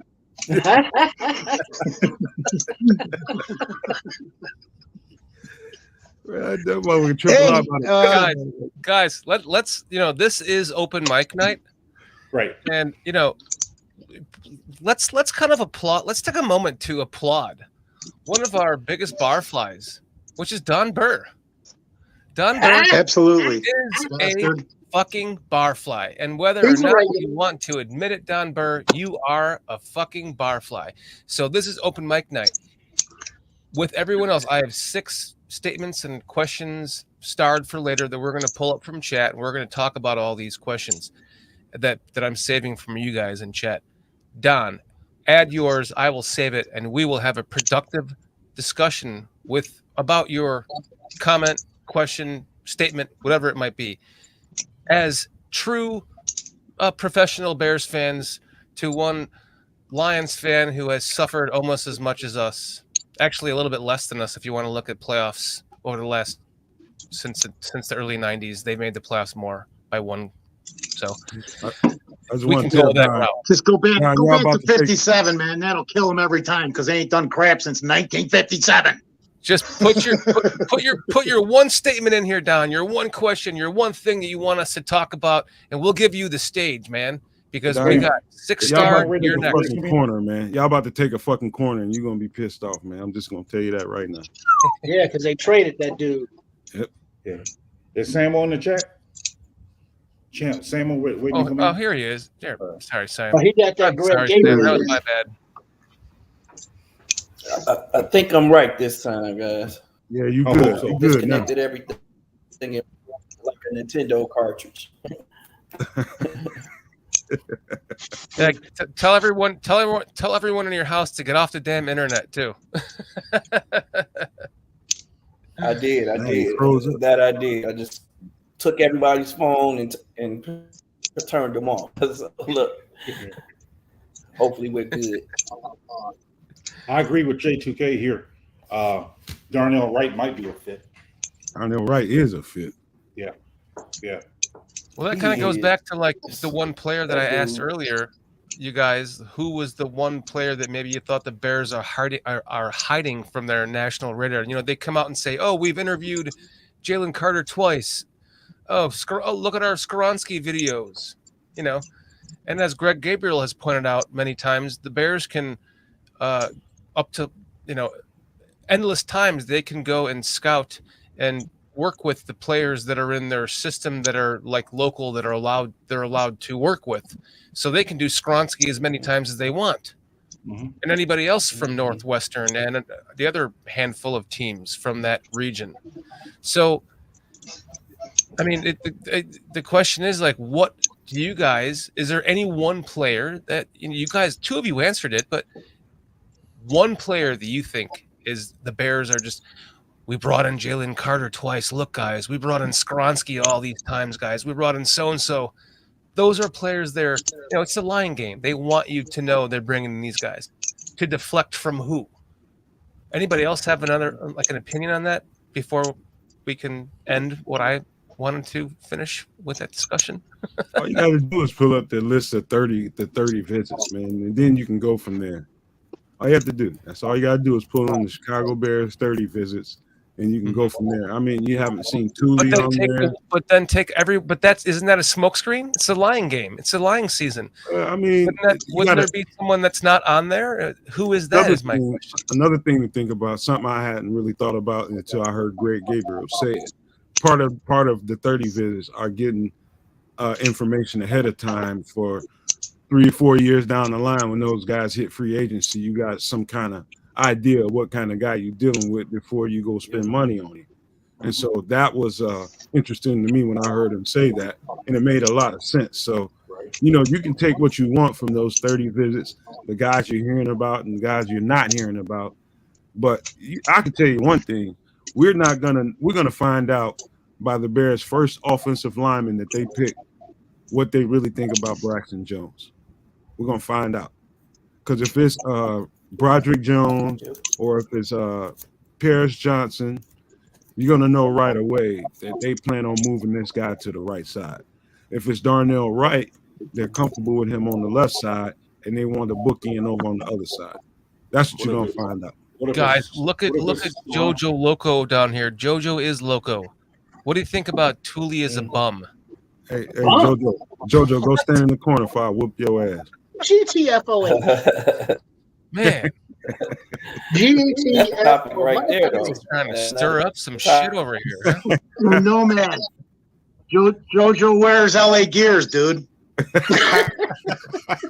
I got to leave him alone, then I might catch a case beating a senior citizen ass. I'm messing around, Jojo. I'm never serious, but it's funny to me, man. But check it out, though, Shorty or group, everybody. I don't think just looking at it logically, which I tend to do the way my mind works, I don't think the conversation is about who do we pick at 9. I think the conversation is more about how far back does Poles trade. I think so too. I agree. I definitely agree. I don't think he picks. Okay, all right. Let's do this. Let's do this, gentlemen. Sam, 0 out of 10. What you think? Give me the number of what you think the chances are that Poles moves back instead of staying at 9. I'm at about 8. I'm at a 9.5. I think that did he move that 9 that he trades down? That he trades down. Is that the question? That he trades back. Yeah. Somebody at 80% that's St. Omni. That's about where I'm at. Yeah, I'm with Cliff Victoria. I'm at a 9. Yeah. Yeah, I'm at a 9. You over there thinking, Triple R, what you got? Wants to pick at 9. Oh, I'm at a 10 because I look at it like this. There are a lot of good players that we could be very happy with if we picked at 9. But from listening to the words that have come out of his mouth since he's been here, build through the draft, take the North and not give it back, through the trenches, he's trying to get young and athletic in a lot of spots. Because while we may not be as bad as we think we are on this team with talent, we got no depth if we look at the talent that we do have. And so you remove one of these guys that we have penciled in at one of these starter positions. All right, who's this fucking backup? And we have no talent there. So we need more quality guys, bodies, players than one guy can fulfill.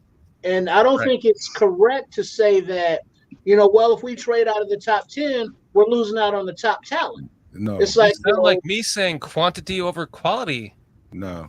I think what he's saying is quality, but it's just more of a quantity than a one. It's not right. You get like top tier quality, but not one major superstar. But you get top tier quality all across the board, and then you end up with a draft like they talked about last night in '83, and you're like, holy shit, there's 2 Hall of Famers on this team. Because what happens is logically, if you play it out, with this thinking in mind that it's about the team concept and not one guy in the future, when you trade back, you want to get, maybe get that 32 back from Pittsburgh and tell everybody shut the fuck up about the Claypool trade, or, some other second round picks, or, future first, second, thirds, either in 24 or 25.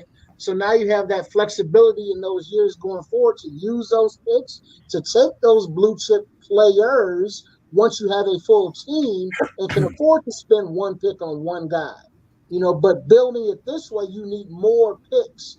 And if you believe in your scouting acumen, which I'm sure Poles and Cunningham do, they're going to be like, I don't need to pick in the fucking top 10. Give me some top, 100 picks and I'll bring you out, Hall of Famers. So what does a trade with Pittsburgh look like to you, Triple R?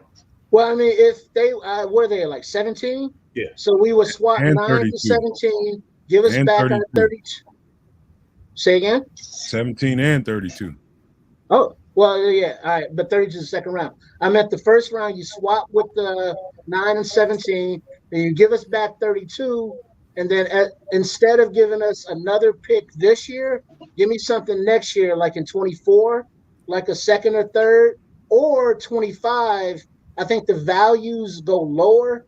So, like, instead of a second in 24, it could. I'm just saying it could be first, or you move it up the value the farther out you go. So it's like, all right, give me 17 this year.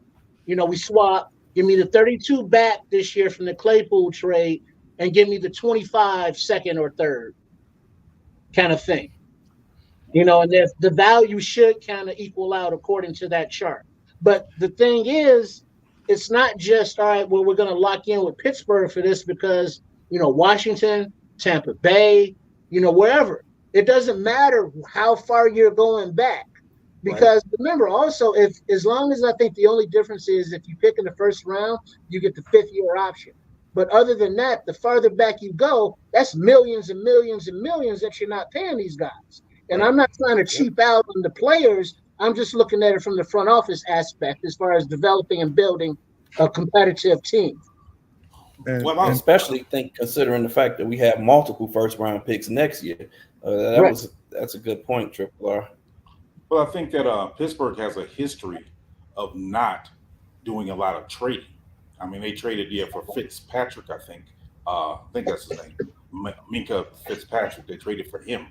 But Pittsburgh is not known for doing a lot of trading. So it'd be surprising that if you can get a 17 or 32 and then a future pick too, Pittsburgh typically doesn't do all that. So, but we just traded with them with Claypool.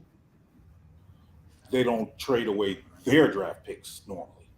Well, I just only mentioned Pittsburgh because that was the recent article. Yeah, I know this. So go ahead, Foster. I brought this scenario actually up, and I think I said this already tonight. The day they announced that it was official, the trade with Carolina, and I was joking, and what I said was, "Hey, I can't remember. There was 2 positions. One of them was offensive tackle, and there was some talk of Pittsburgh kind of being high on Skronsky. So I had brought that up, but I'm looking at everything in realistic. They're not going to be able to get 32. They're going to want to give away 49 and get something else back. You got to be realistic with these trades. I don't think are we really going to give up 9 and get 17-32 without giving something else back? I think they're more apt to be pushing 49 and not giving us 32 with whatever the deal is, unless, and Pittsburgh doesn't trade like this, there's something that blows them away that, like you talk about it, Nomad, that freaking guy that I got to have. But hold on. That's the only way I see Pittsburgh trading with the Bears. Hold on, folks. And I don't think we'll know any of that till the draft. Go ahead, Nomad. Well, no, what I'm saying is if we traded to get Fields, we gave up our 20th to next year's first, and we gave up a, 4th? Just to move up, 9 spots? So for that was a dumbass move. For Pittsburgh to move up 8 spots, you're saying they're going to give up only a first and a second? Well, that's not adding up. Well, we can sit here and we can quarrel about who can do what, how much they can get back. This is what I know. As much homework as I've done on all these players this year, man, the Bears and that organization has done a time. They timed me by 1,000 with the resources that they have and the people that they can put man hours on to do even more research than I have. And so, to Triple R's point about if you've done the homework and the research, I literally watched the Baltimore Ravens build championship rosters in the second, third, fourth round, even later, off of those picks. It's about knowing the talent, where they are, and where you can get them. And so, to me, it's not about, people give those top. I go all the way to top 30. People give those players too much credit. Some of those guys are real blue chip guys, but not all. Not all of them. And I think because the media is so hyper focused on them, we get hyper focused on them and feel like we're losing something if we don't get them. No, it's a dude somewhere later on in the draft, just good or better than him. It's about knowing the fucking talent. I don't think moving back is a problem at all. We need to accumulate. We are in a position. I think if you have to, you take the number 9 pick. I think if there's opportunity to move back and get a quantity of guys, I think you take that. I think you're in too much of a need position as far as holes on your roster to feel like you have to take that pick. Take the quantity and get you some more guys. I agree. There's too much value in this draft, other than positions, especially on the defensive line. And I'm playing too short.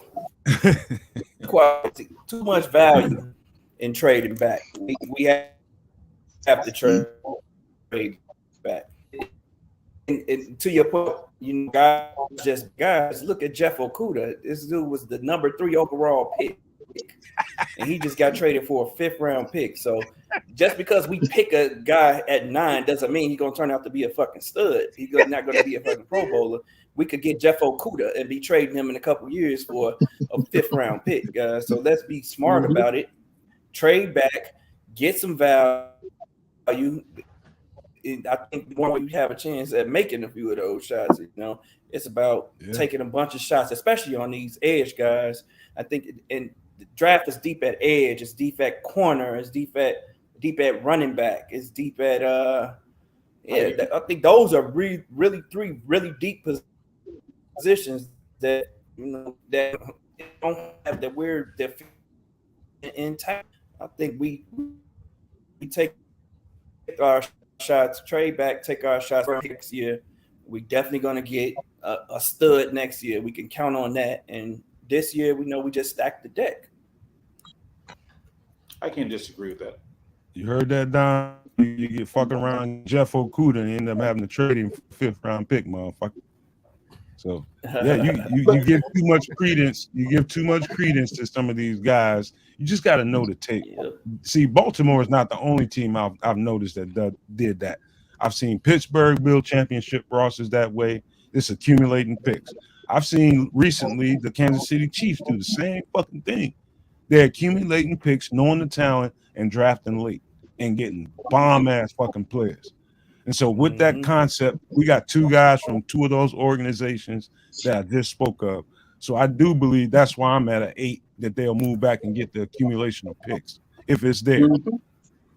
Well, because, being a young entrepreneur, some people might understand, like if you get like a one thing and then you multiply that and flip it into another thing, and so Poles, I think, is doing that with that 1st round pick because we've already gotten DJ Moore, who would be a number 1 wide receiver.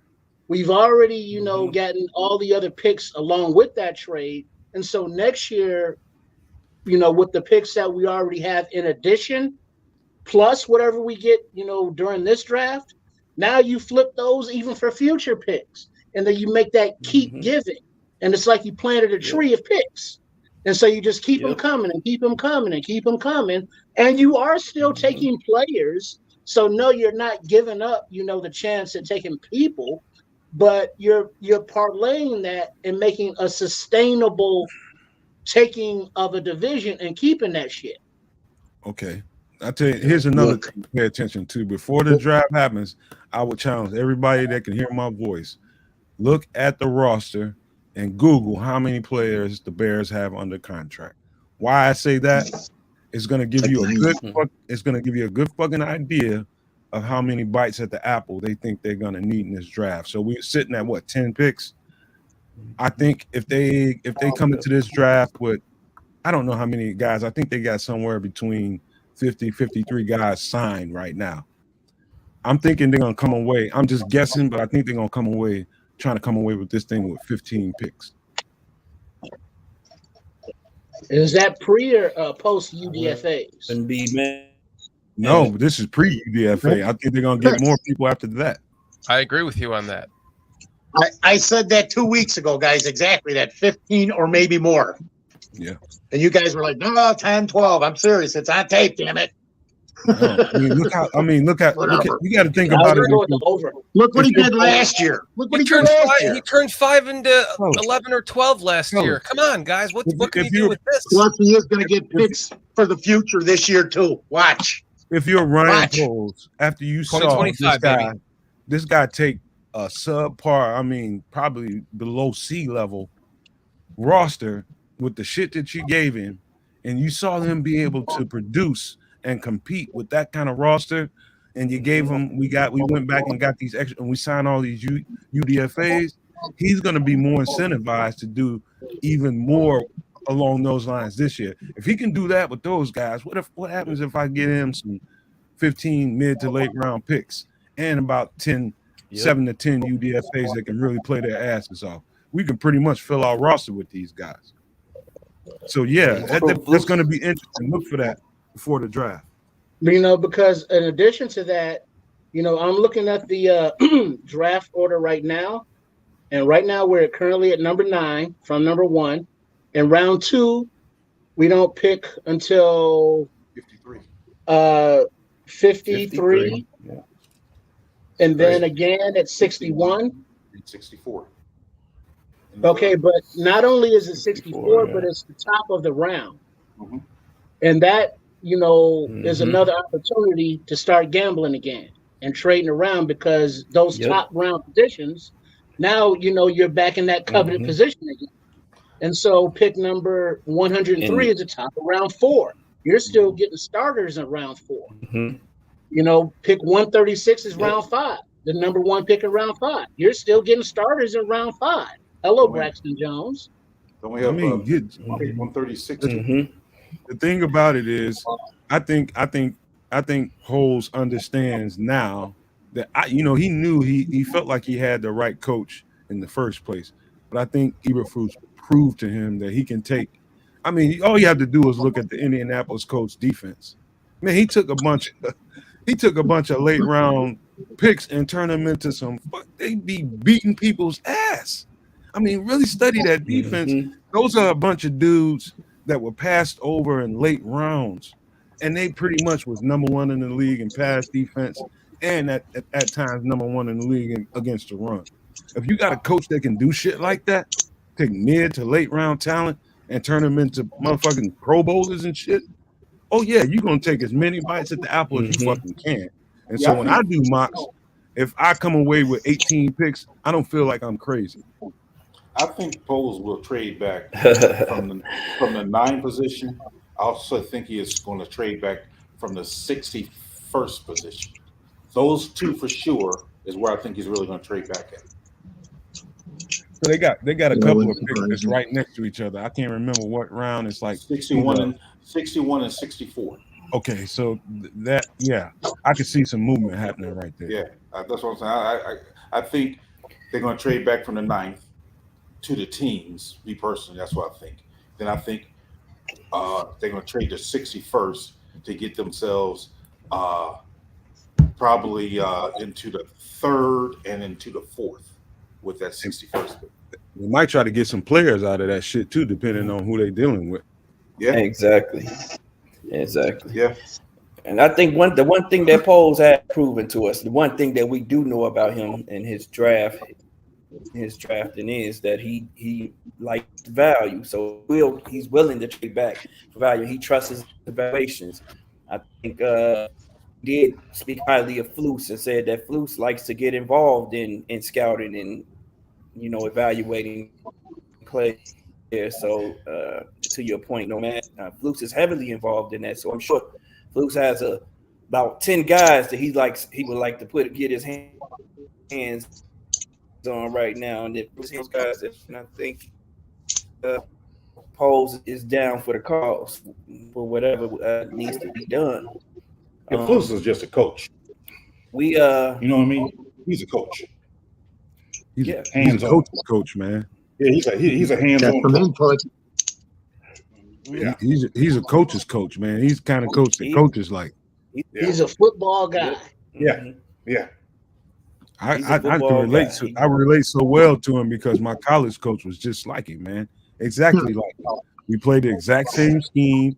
I know it well, and I know what it takes to play in that. So it's not really all so much about scheme. It's about how you perform in it. Do you have the guys with the right kind of traits to perform in it? So when they ended up, I didn't think it was any chance in hell that they was going to get Tremaine Edmonds. I thought the price was going to be way too high. That shocked the living shit out of me. I was like, oh my God.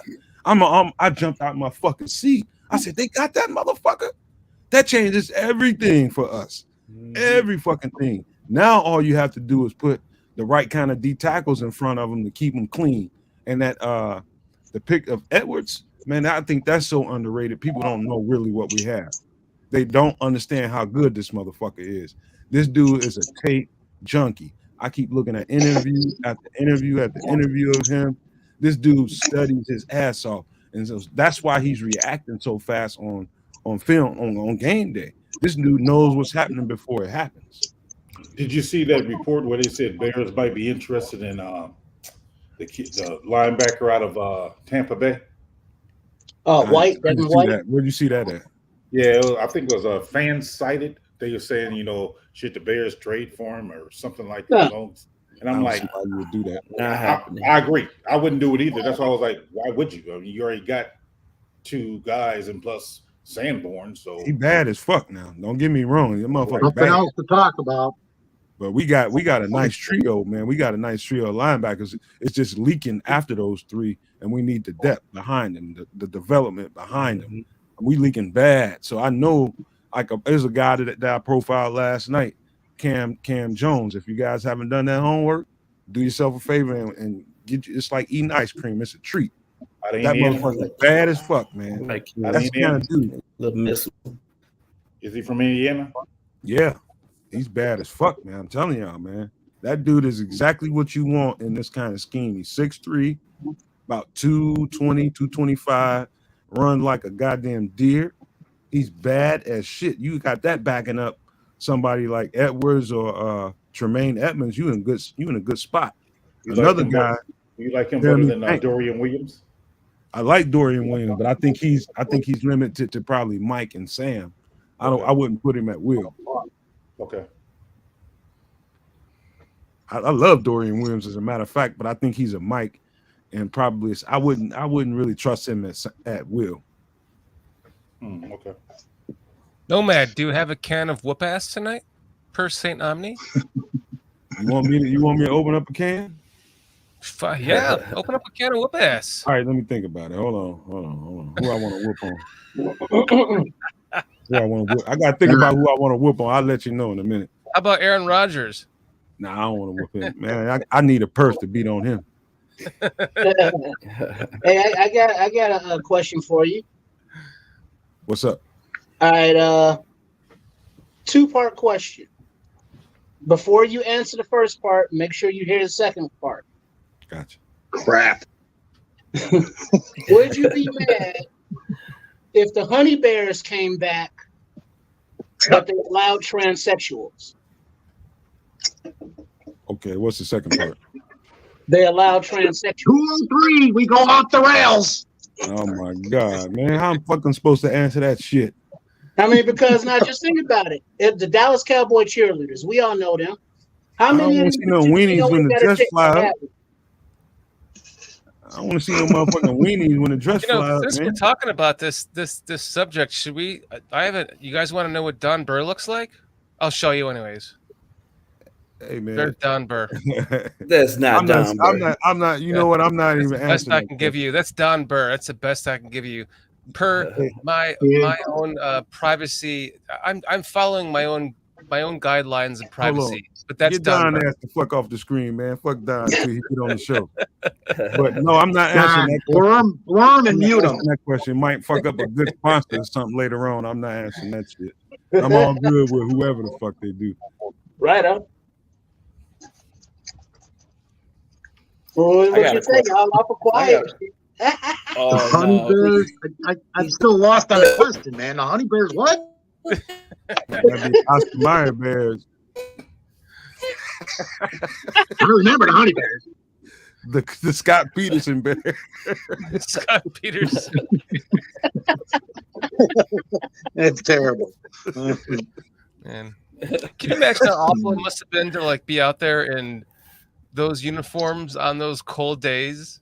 You know, in the middle of winter in Chicago on a fucking not even a grass field. They're standing on AstroTurf. Like, you know what? Man, you just said some shit. They wear warm-ups and not, have their skin exposed. Into existence, still man. cold, Shut man. your Come ass on. up, man.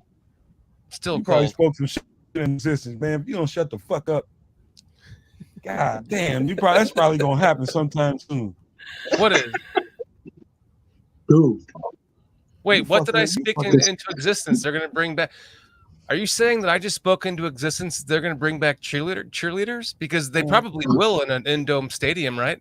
Man, Triple R fucking up the. Hey, are you having deja vu, Shorty, Mr. Shorty? Deja vu. Deja vu. Deja vu. Are you right now? I mean, but you look at it, and not that women are transgenders, but you can't look at a sporting event now and see chicks. Not that they're playing, but it's like the referees. It's like coaching staff, announcers. People too, man. They people too, man. I don't know about you, Triple R, but I can. Every time I look on the TV on the game, even I can see chicks. So, so I'm sorry. Wait, did I think I interrupted you, and I apologize, Nomad. What was your can of whoop ass? Did you finish it? Was it on the cheerleader? I should open one on Triple R for fucking up a church's money right now.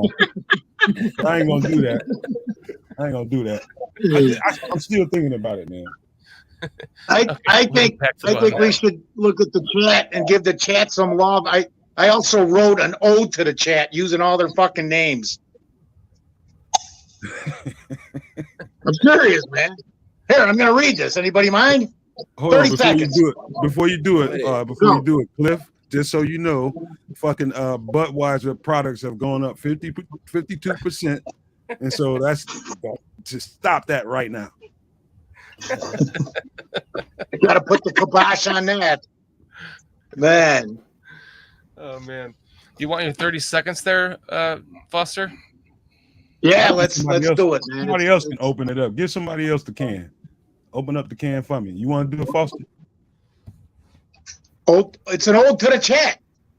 I live in Taurine Winfield, and to get Adam, I must climb the Cliff Victoria to reach the J2K summit and spark a PJ and drink a Bearlissimo.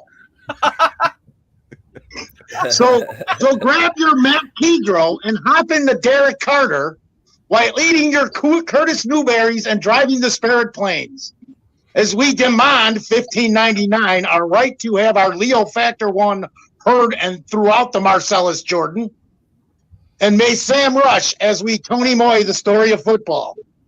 The hard foundation of peace and unity, the fucking King Buka world that we live in. So take it peas and drink some Mo Beerman. And remember, if the scrody fits.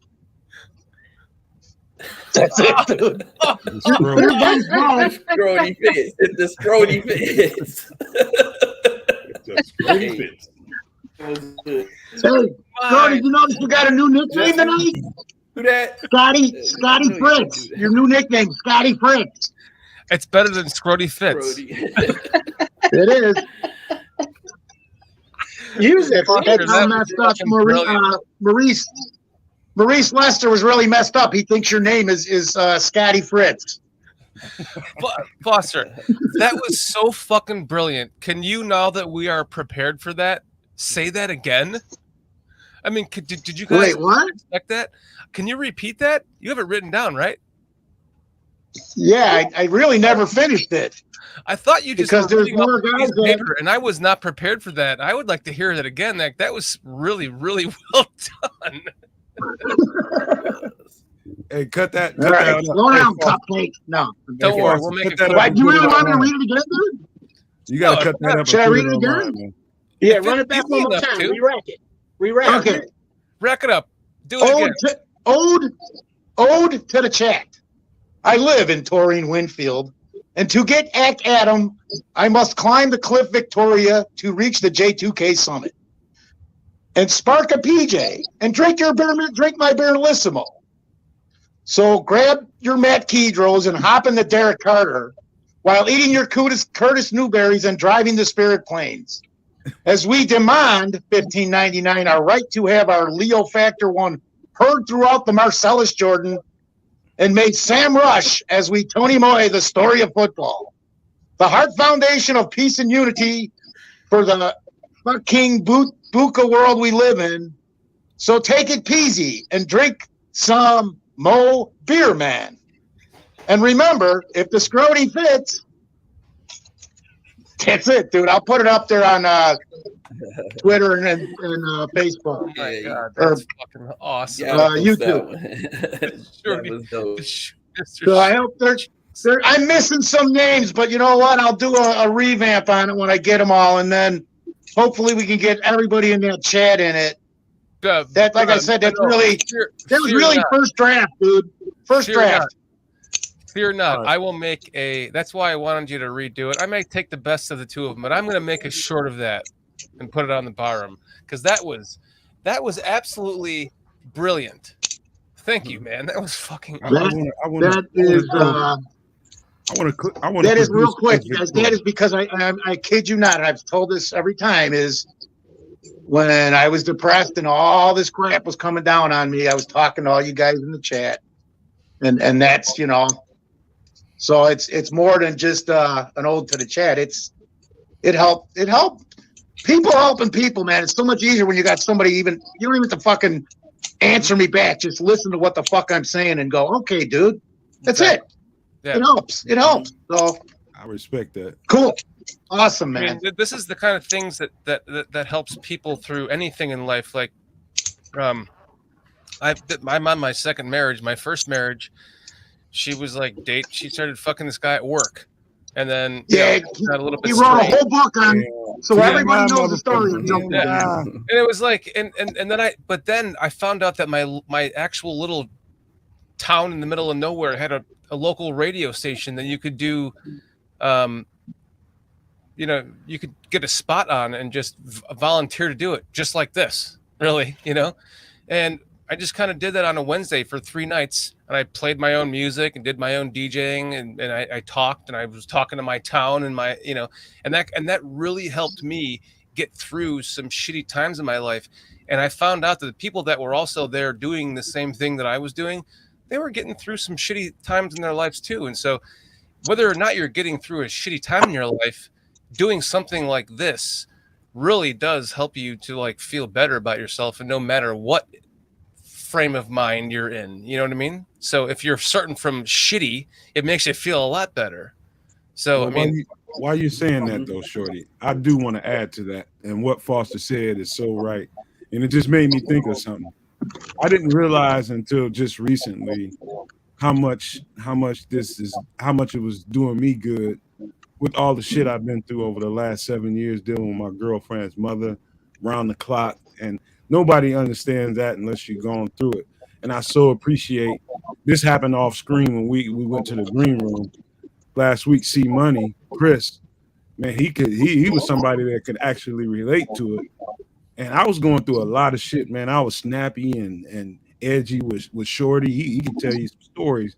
I hope he never does that live, but I was really, really in a bad place because I was getting at my wits end with it. And so was my girlfriend. It was just when she went ahead and transitioned and passed, it was the exact right time for everybody. For her, it was the exact right time for us. because I don't know how much more of that we could have taken. So what Foster was saying is right. You never know what a person's going through in their life. And this stuff right here is just a release for everybody. It's just one of these forums that you can share with everybody what you thinking and what's really on your mind and what you're really passionate about to keep you from focusing on the shit that's really bothering you. You know what I'm saying? So I do appreciate what Foster has to say and everybody else here. And Absolutely. I respect it.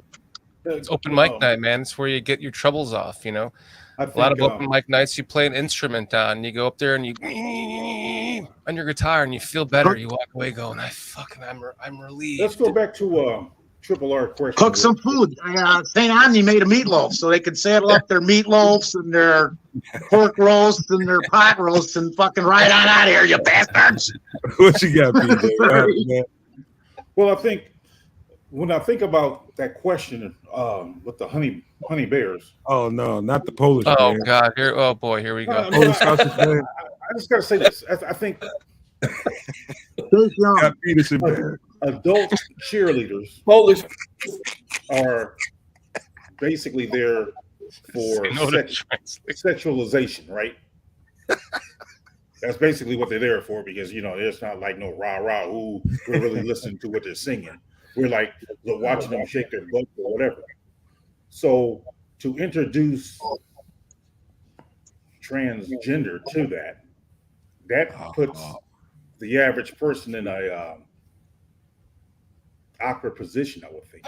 It's called change, PJ, man. It's called change. Everything do I throw money at this? Do I know what the thing I'm saying is, if that's your preference, I mean, for me, it's like, if you like that sort of thing, you're like, okay, why are you looking at this? I don't think it's about anybody liking it or not liking it. It's about if a person of that persuasion wants to be a honey bear, do you shut that person down from having an opportunity to be a honey bear because they're transgender? I don't think you can do that. I'm talking about the person looking at them performing. If you're looking at them performing, you're basically looking at them for sexualization, basically. I mean, so I don't everybody don't go the same way, PJ. You're not listening to what I'm saying, though. Okay, I'm gonna shut up. I got you. Shut your ass up, Nomad. I'm saying if you like women, so if you like looking at honey bears because you like women, now you're looking at something else, something different. I think it'd be hard for you to enjoy that. That's the point I'm making. It's not to discriminate against them at all. That's what I'm saying. I think if you look, because you're not looking at cheerleaders in adult persuasion, because you're like what they're cheering about. You're like basically looking at them because they're shaking their butts. That's what you're looking at them for. So what if it's an actual woman right next to the person with the weenie? Just look at the woman. I ain't looking at you. I'm looking past you. What you see, but that's the thing. You don't know. You don't know. But that's basically what I'm saying is, I think when we looking at that, people who per se likes women and they see that, they may be turned off from that. That's the point I'm making. Oh man, I'm not saying it's right or wrong. I'm not even getting into that debate. I'm just saying if people like a particular thing and then they see something else because of, again, it's for the sexualization, because you're not looking at cheerleaders because you're looking at, oh, they dance great, or ooh, they sit up there and really know how to sing that song. That's not why you're looking at adult cheerleaders. Well, so how do you specify? But how do you differentiate between adult cheerleaders and high school cheerleaders? Think about the Cowboys cheerleaders. They're more of like a revered thing. We get it, man. You prefer not to look at a fella when you're looking at the cheerleaders. What are we talking about? Prefer not to look at a fella. High school cheerleaders. What the fuck? What the fuck? That's all I'm gonna say is okay. I mean, if it's I put it to you like this: if there's a bunch of cheerleaders out there, and we find out, let's say they have 8 to 12 of them, and we find out 3 or 4 of them are not women. What you do is you don't pay no attention to that, and you just look at the women. That's all. I mean, just buck the fuck up. They need opportunities just like anybody else. Who is saying that they shouldn't get an opportunity?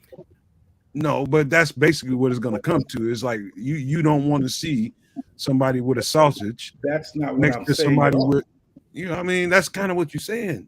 What I'm saying is, by us looking at it, it's going to be like you're going to look at it and be like, well, what am I looking at? I'm not saying that they shouldn't be there. The question was, how would you feel if it's transgender? That's what the question was. Am I right? Is that what you said, Triple R? I'm just saying, I don't give a fuck. Not So I'm leaving, right? I'm leaving. Not all the honey bears. Well, that's what I'm saying. I mean, you Triple R drunk, man. up there, man. Triple R drunk, man. He can't. Hold on a second. If it was just honey bears coming back to the, so if the Bears move to Arlington Heights and they have a dome stadium and they bring back cheerleaders, is that a bad thing?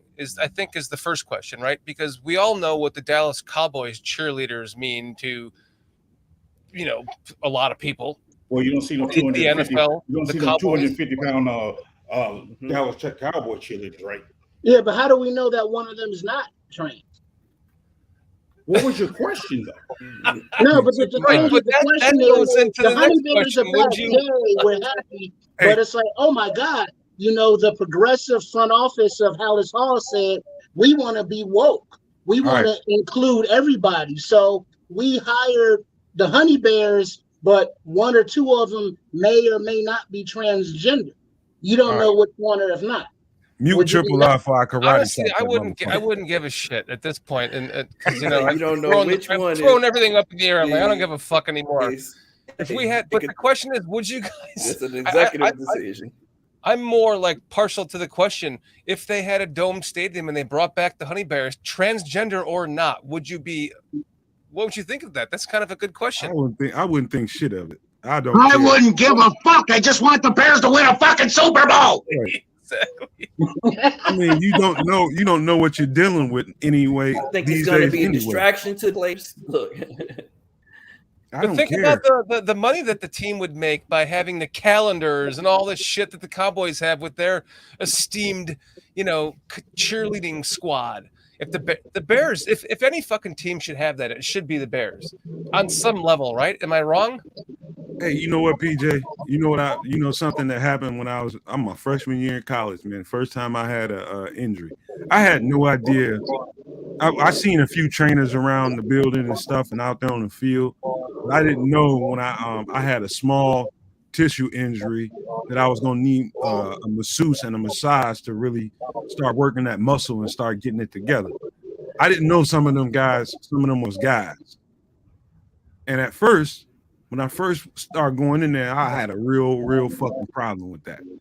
And it was some dudes on the team was just laughing at me. It's like, dude, you need to man the fuck up, dude. These dudes got a job to do. I'm just one of those people from the other side of the tracks where dudes don't touch each other, right? And so that was the cultural thing I had to get past. It was a cultural thing for me that I did, and I still don't like. I can't stand a guy. I don't want a guy to touch me at all unless we shaking five and maybe a quick little hug, but that's it. You know, I had to get past lotion on your back or anything like that. Man, dude, all that shit was foreign to me, but I had to understand that these guys got a job to do, and they just good at their job. Whatever they think about on their own, that's their own business, and they were good at it. And so that kind of stuff is about getting past your motherfucking little quirks about yourself. Really, is all it is.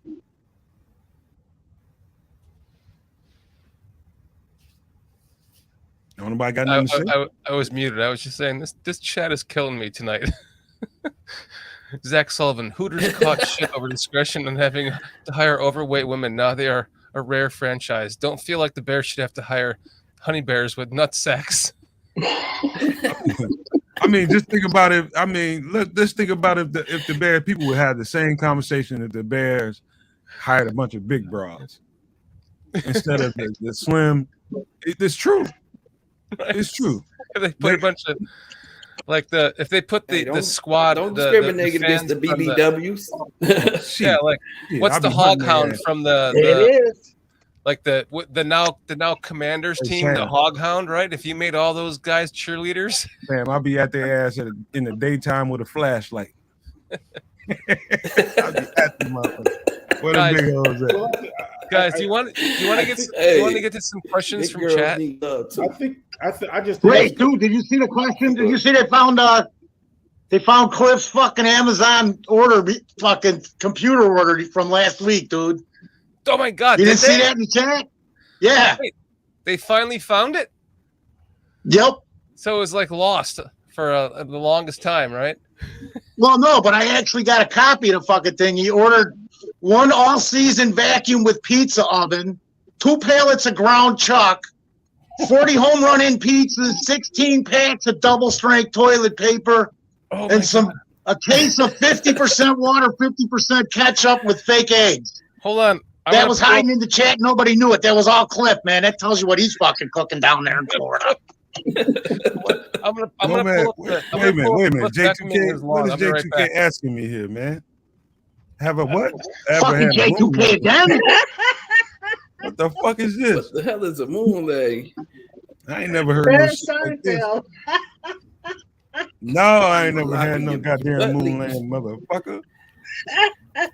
Nah. What the hell is that?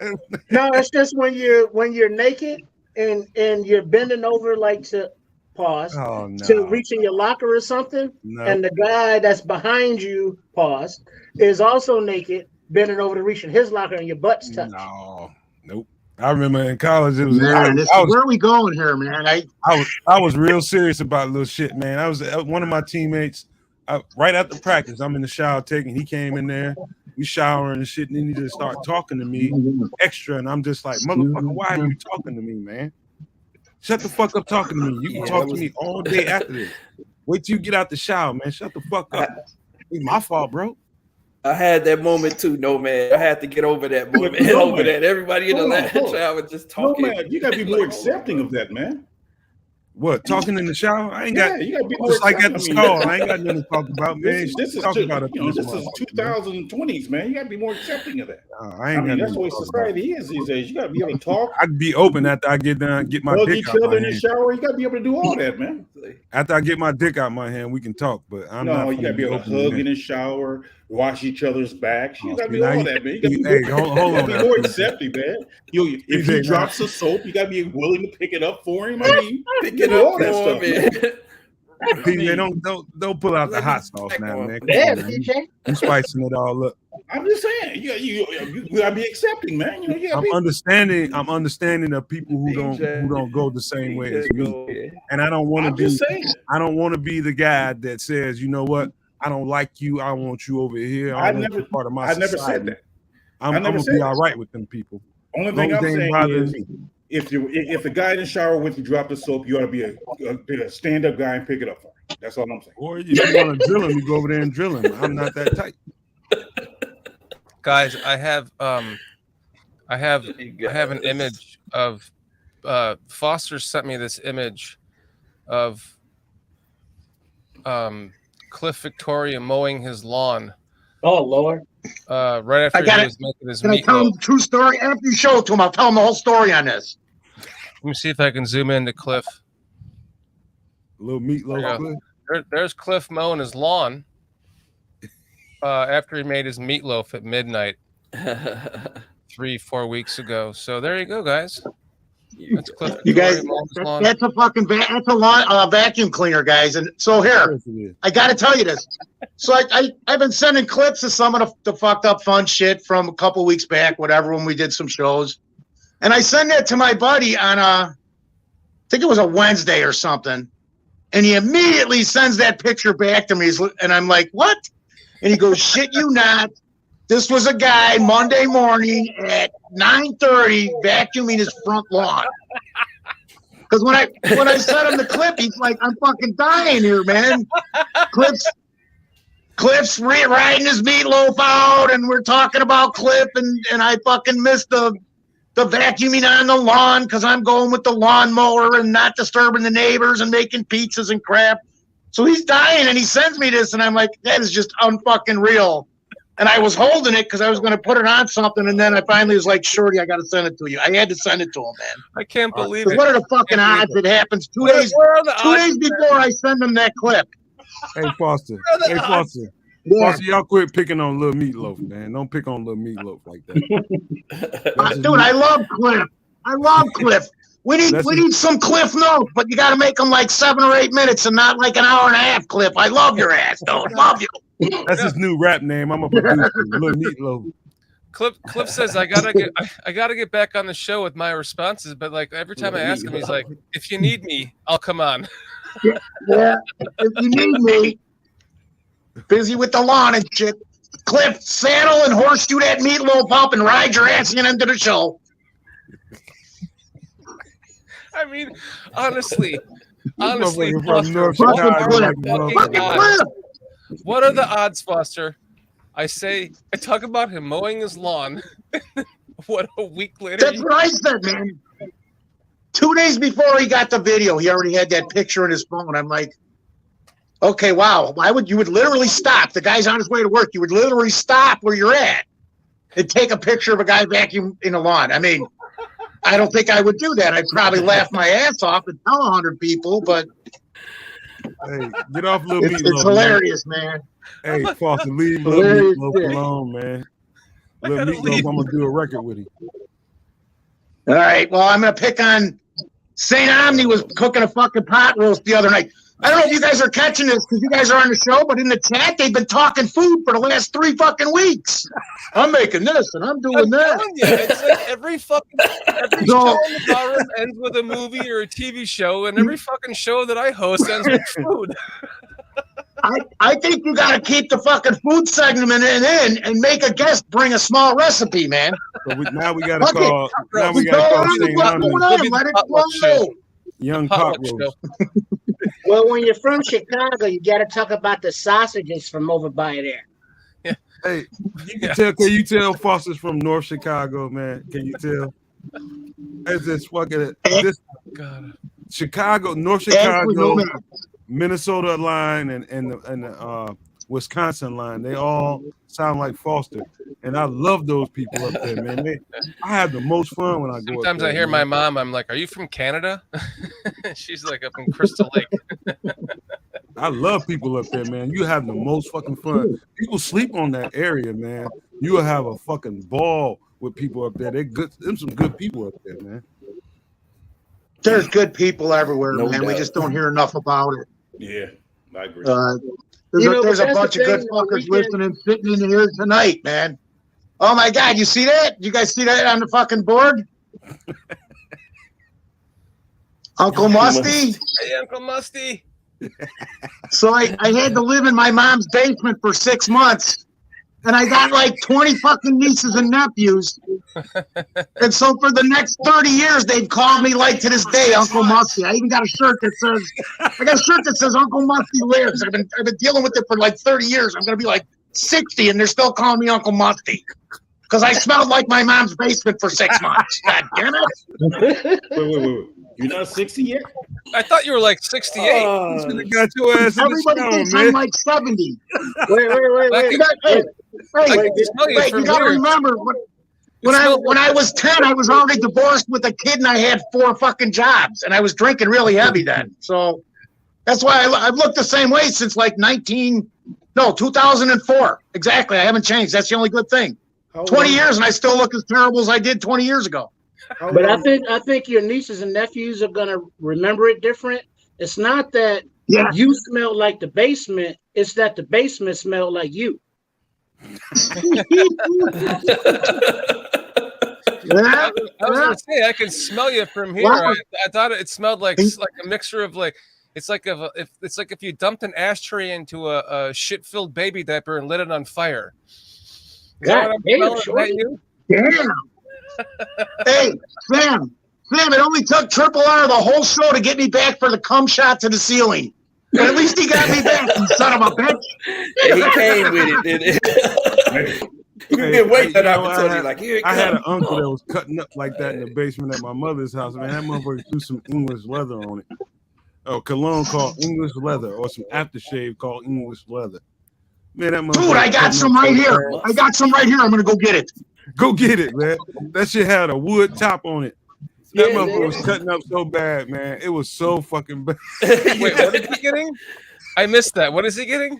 English leather. That's old school right there, baby. I brought my girlfriend over there, and she was just, I can't go down there. This motherfucker's stinking. And I had to go down there and tell her, I'm like, man, you down here cutting up.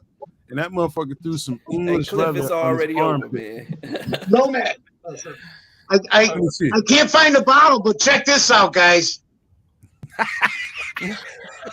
English. Do it have a rope on it? Original in the box it's from like 1981 or 82.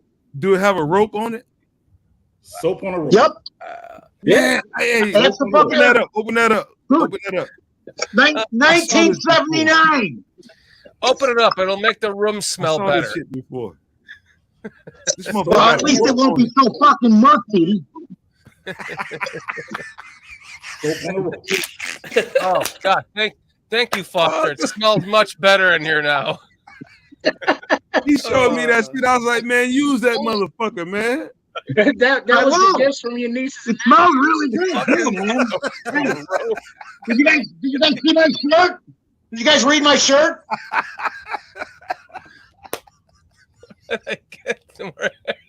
Hold on, man. Show that soap again, man.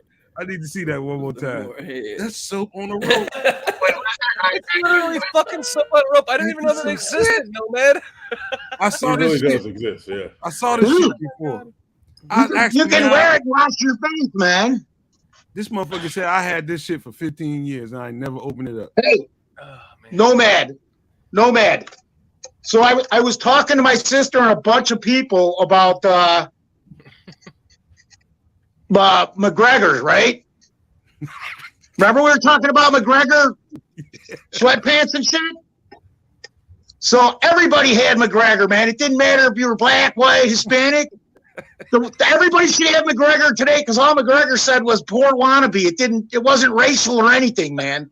We had all this thing in the 70s where we were coming together kind of, and Eddie Reagan said, oh, fuck that. We got to subdivide you fuckers again. We can't have you guys getting together and getting along. It might work out and shit, God forbid. Right. But that fucking clothing, just that comment you made a couple weeks ago about the fucking McGregors, man, everybody had sweats. Everybody had sweaters, fucking gym shoes. They had everything, and it was from like the 70s to like maybe 90. They were huge because it was the cheap Nike and all this other shit. That's why it was actually so popular, man. But that debated like 5 people talking about that for like 2 hours, McGregor. Your conversation and mine a couple weeks ago. Sorry, guys. Go ahead. Hey, Foster, Okay, before you continue, fuck you, Cliff. hey, Foster, my pops has got some of those suits, and he's got sweatsuits in his closet that my grandma been telling me, man, hey, come over here and get them. I'm gonna hold on to them. I'm gonna put them in bags and preserve them, just because of what you said. I was gonna tell her to just donate them or something, but I'm gonna go get them and hold on to them. What did Rickle say? What did Rickle say? Our athletic gear and stuff like that. It's there. What's wrong? Hey, Yeah, what the fuck happened to you, Triple R? Something's wrong. Triple R's on helium right now. Something's wrong. Pop out and pop back in. Yeah, You didn't sound refresh right. your browser. Hop out, refresh your browser, hop back in. Fucking retro. What do you mean I was preparing for jail? I was prepared for jail every time, dude. You wear 2 white shirts, 2 white pairs of underwear, and 2 white thermal shirts going in. That way you're covered. Sorry. You prepared for jail with that soap on a rope. I can't believe that. They don't allow soap in a rope in Cook County Jail. Check one, two. Check one, two. There you go. You're better. What were you saying, Triple R? Oh yeah, they don't allow soap on a rope in jail because people can hang themselves. But what the hell was I about to say? Oh, that we were just talking about. The shoes and the McGregor. We would all shop at the same places at the grocery store, at the Venture, or at the Zare, or at the A&P, and they had the big bins like right before the checkout with all the shoes that were connected with the little plastic thing. You just went through and found your size. Yeah. You know, that's how we shopped. Yeah. Wow, that was something else, man. That you got to cut this up and put it online, man. That whole soap on a rope, that was special. That was special. Hey, what does it smell like, Foster? What does it smell like? Dude, I just had a flashback to the blizzard of '79, man. Oh, Going through withdrawals. That blizzard. I was a child. Actually, it smells really good, man. Oh my God. That dude put that shit under his arms and it just exaggerated that whole smell like a goddamn onion factory in that motherfucker. Man, you probably need something that smells good, man. After your workout, you smell like a dead cow in the midday fucking sun, I bet. Well, that's what I was saying. It's like you dumped a full ashtray into a full, like a stuffed baby diaper full of shit and then lit it on fire. I can smell it from here. That's what open mic is all about. We don't know where this shit's gonna go. I'm gonna throw you guys a bone right quick. I don't know whether guys in this chat or on this show use soap or body wash. I'm a body wash guy. I'm a smells guy. I'm the kind of guy that wear cologne around the house. I like to smell good. But the body wash that I'm fucking with right now is Coast. I think it's Atlantic Rush or something like that, or Atlantic Blast or some shit. From my God, huh? So you like to smell yourself when you're walking around the Arctic Blast, Nomad. That's what I use. Arctic Blast. No, I think this. Let me go get it. I'll be right back. I'm just tell you straight up. Y'all talk about what y'all. Go get a fucking soap. All right, go on. Fuck him. Go talk about something else. Forget it. He likes to smell himself. Fresh soap up his ass. Yeah, he likes to smell himself as he's walking around the house. He likes to walk around the house and go, yeah, not he doesn't have to do that. He likes to get a whiff of his own body movement. Smells like, damn, I smell good. Man, yeah. Hey, Foster, how old are you? He just 39 for like the 20th year in a row.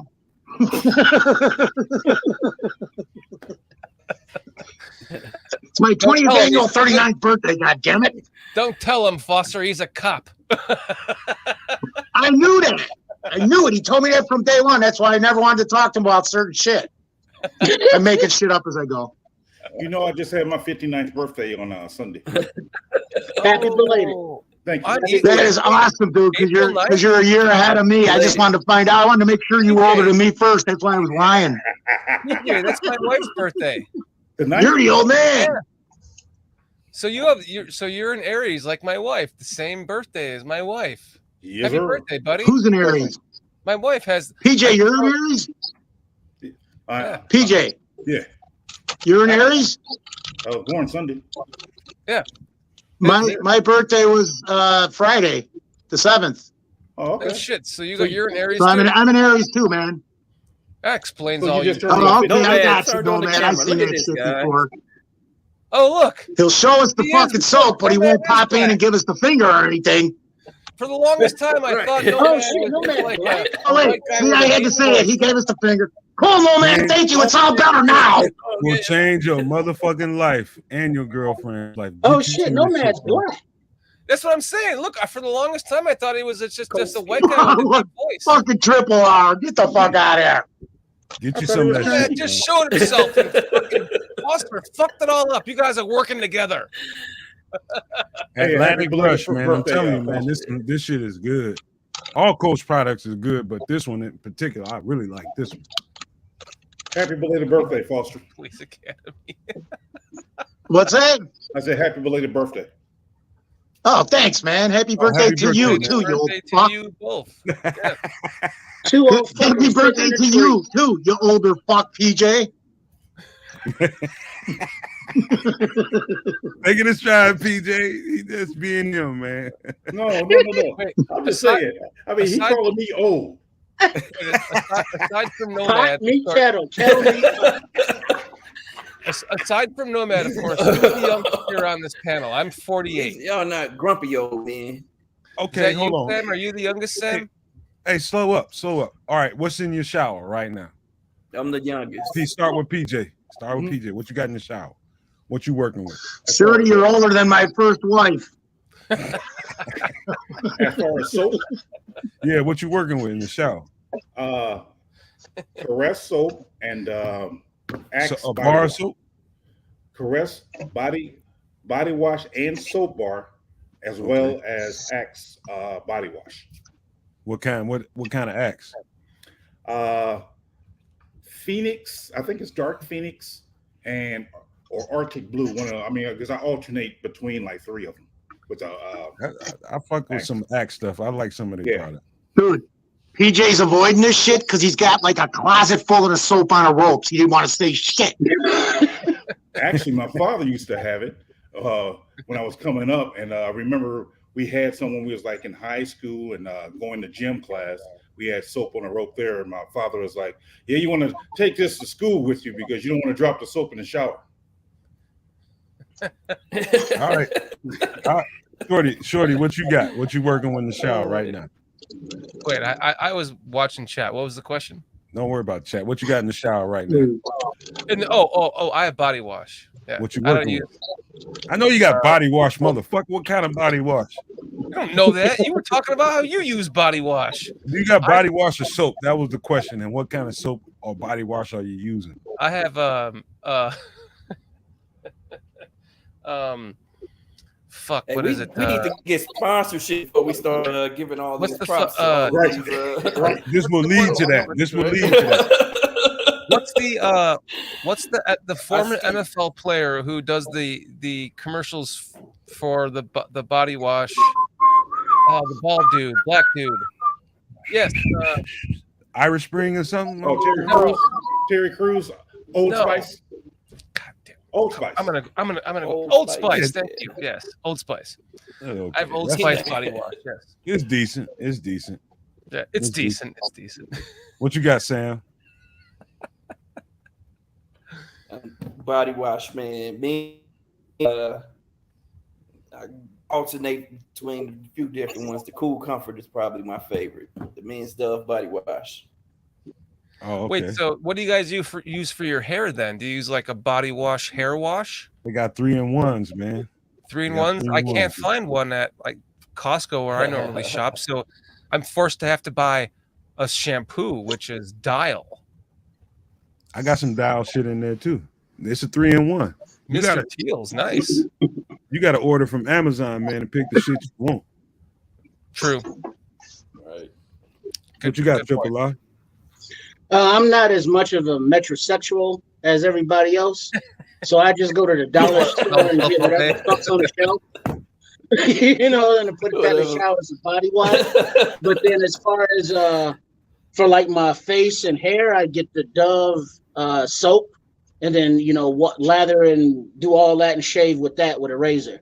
Ain't nothing fucking wrong with the dollar store. Them Arm & Hammer products is pretty decent. I don't know if anybody else. Fucking dollar stores stepping up their shit, man. Yeah. Well, $1.99 store rather. My wife goes there like regularly. Nothing wrong with the dollar store. That Arm & Hammer, some of them Arm & Hammer body washers is off the chain. You got to check them out. But you know what I've noticed though, along this topic real quick, if you go with certain body washes, it'll dry your skin out. So you guys got to, you might want to be careful with that, because that's why I actually use the Caress soap, because that then brings back that moisturizer. Just a tip to the real players out there. Just give some of that shit got shea butter and coconut oil. I'll give you one more for the real players. Go get Now, some baby oil. Right, we're getting a little Metro right now. Keep some baby oil in a little spray bottle in your little shower, and then just spray yourself down, make yourself nice and soft for the ladies. Well, what I prefer to do is, like, after a shower, while I'm still a little damp, throw on the lotion then. Oh yeah, no doubt. But don't ever put the cologne on you. This for you, Shorty. Don't ever put the cologne on you while your pores open. Wait, put that up again here. Do that again. Here's my call, man. What is that? Is that like a Bible verse? 9.25. Yeah, that too. Mr. Teal's body wash. Oh, Dr. Teal's. That's good. Or Dr. Teal's, yeah. All right. And I go to the dollar store and I get Irish Spring Arctic Blast, and then I rotate it because they got one with cocoa butter in it too. Because you got to watch every freaking penny today, man. It's selective shopping. Be smart with your money. You're on. I got you on the clock here. I have a question for you. Do you manscape? Okay. Yes, I do. Do you use the same That's razor? all I'm gonna fucking tell you, because you're not my woman. I'm not sleeping with you. That's a yes or no question. I answered yeah. What? Do you use the same razor for your hair, for your face and your balls? I don't. Fuck. I got one. I got one at the sink and one in the shower. All right, you're up next, slow, Sam. man. You slow. You slow. next, I told Sam. you, get a different goddamn razor. Do you manscape? The razor. That's a The different razor razor, downstairs, man. I'm the only guy here that uses the same thing for both, I guess. Definitely. Golly, You got dick hair all in your mouth. All right, You cannot use the same thing for both. you're up next, Triple R. Do you manscape? He got some dick hair. I Got some don't. dick hair in his mustache. I do it. Yes. Do you use the same razor for your face as your balls? Well, that's a trick question because there are times that I have. But Thank you. That's all I needed. That's all I needed. PJ. Yeah. Never. You're a fuck. It's my body. Yeah. God damn, man. You don't have to answer the question. Damn, Triple My R. point is, it happens, guys. Sometimes it happens. You use the Well, let same me answer one the question, for though, both Shorty. Let me areas. answer the Come question. on. How hard is it to get two different razors, man? Fuck.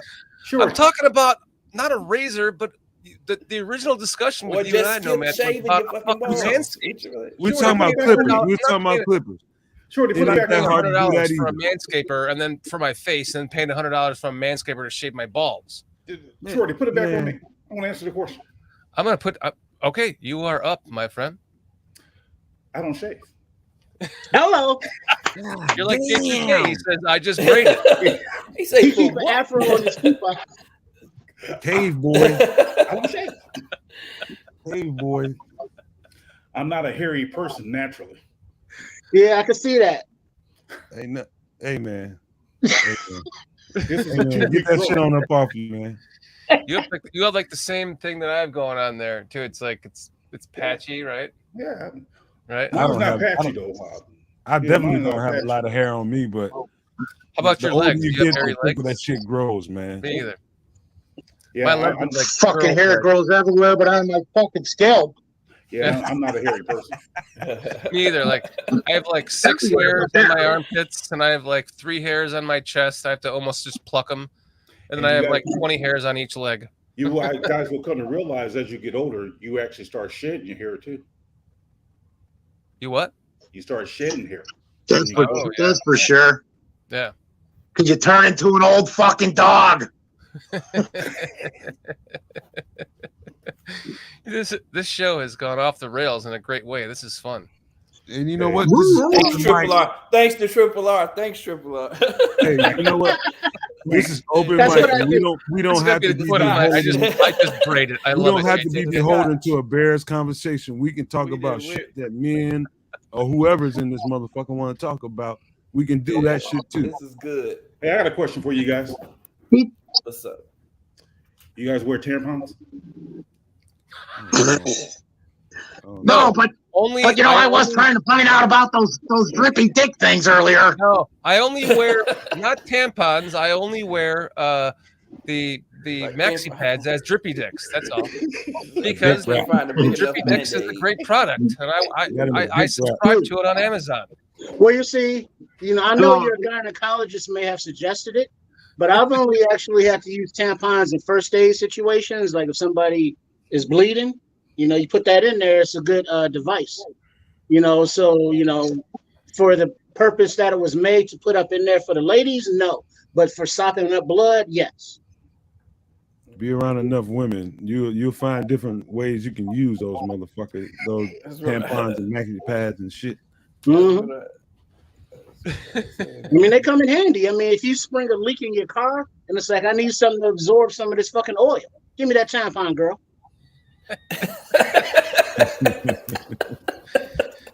Guys, Oh, I mean, shit. as you get older, it happens to everyone. Foster, PJ. I mean, you walk away from the toilet. Next thing you know, Greetings. I'm Dr. Dick Richards. Have you ever thought you were done going pee-pee, only moments later to find a drip or 2 or 3 in your underwear? Have you ever felt ashamed? Well, feel ashamed no more. Even the iconic legendary musician Elvis Presley has had his own share of drippy. Now he's gonna show the fucking banana hammock. Feel ashamed no more, gentlemen. Anyone with a dick. Anyone with a dick. A revolutionary patented design called Drippy Dicks. Drippy Our Dicks. state-of-the-art patented design can absorb up to 2.5 cups of pee-pee. Place adhesive side down in your banana hammock. Make sure it's in your Drippy banana Dicks hammock, go guys. to work. The banana hammock is still dry. Look at all. Just look at all that absorption. Look at that absorption, guys. Hey, buy a dick for a dick. You're gonna make sure we see this, aren't you? I am. I'm gonna make sure you suffer Okay. through that. So get your box of No, Drippy Dicks on I Amazon. thought you were gonna make sure that you showed the fucking hammock because last time you go, oh, you didn't see it. Hey, That's for buddy, somebody I got- that's whatever, transitioning. I got a man. question. Shut up, we gotta go on with the fucking show, dude. I got a question. Real talk. Has anybody ever had the sensation of like you got to pee, right? And so you go to the bathroom, and it's the closer you get to the toilet, the more you got to go. But if you change your mind, that let me grab my phone to bring in with, or not to pee, but you stop, you go do something else, and then go back. Do you have a hard time holding that shit? Hence Drippy Dicks. That's old man problem. That's my old man. Greetings. I'm Dr. Dick Richard. I need to in my case, so I'm still good now, but we'll see how long that fucking lasts. Dude, Triple R, I'll be like pouring water, like filling up my fucking, to make coffee. I'm like, holy fuck, I have to piss right the fuck now. Like you said, it's like, oh god, if my wife's in the bathroom, and I got to run to their bathroom. It's like, oh boy. Then you get. The next thing you know. Greetings. I'm Dr. Dick Richards. That happens when I put my hands in warm water. Washing dishes and shit. Warm water, huh? That solves the problem? Yeah, I don't No, have that. that's when I issue gotta with, piss. That, yeah. Oh, that's your thing, huh? Having to go That's it. pee like that. No. No? Hey, wait! I gotta see this, man. Okay, you don't have any of those issues? Good for you, bro. Well, I mean, we've been on. I don't either. We've been on here for 3 hours, and I haven't had to take a leak, and I drank 2 sodas and a bottled water. And Yeah, I dare you to stand up and sit back down. Huh?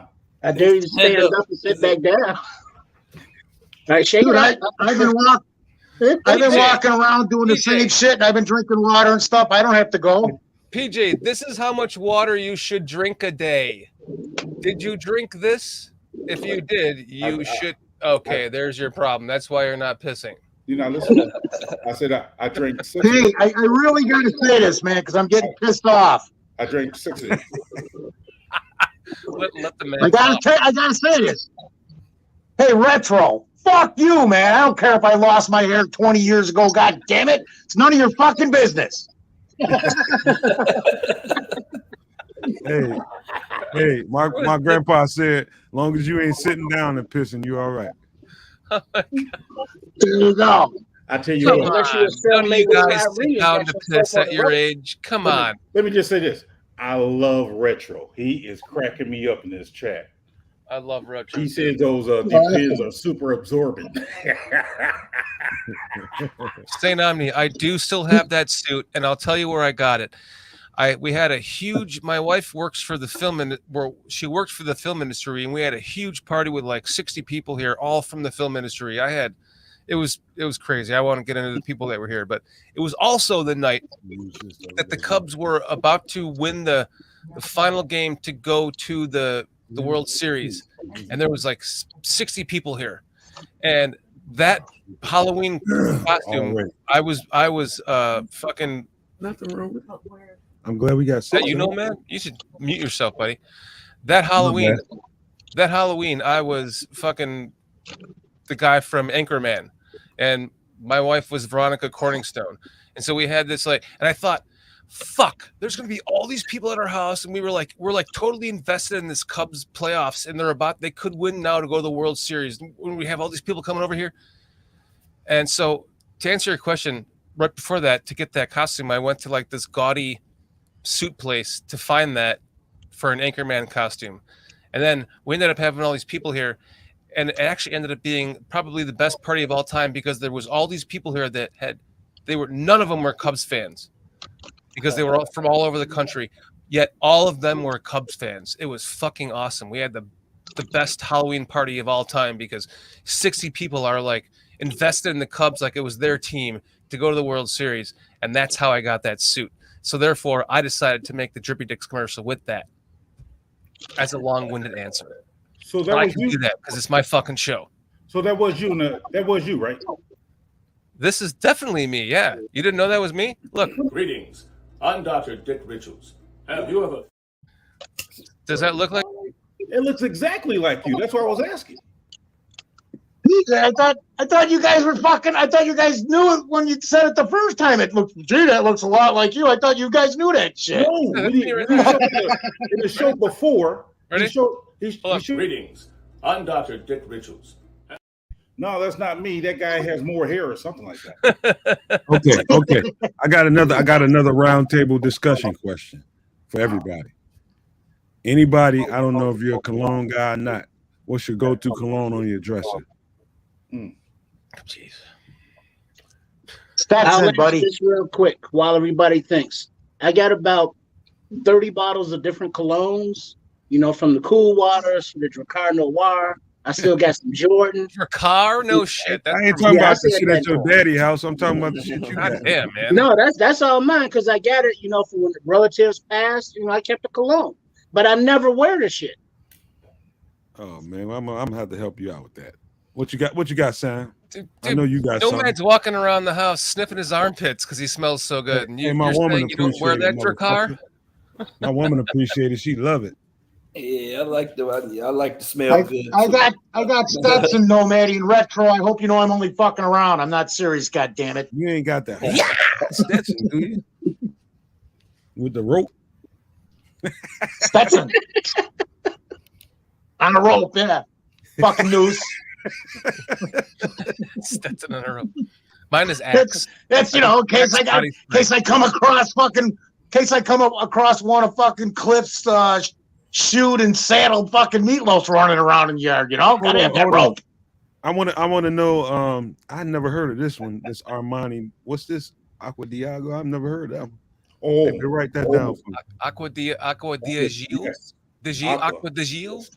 I'll tell you one that I'm curious about that I haven't heard no reviews on is that one with, what is that, Johnny Depp on a commercial? What is that?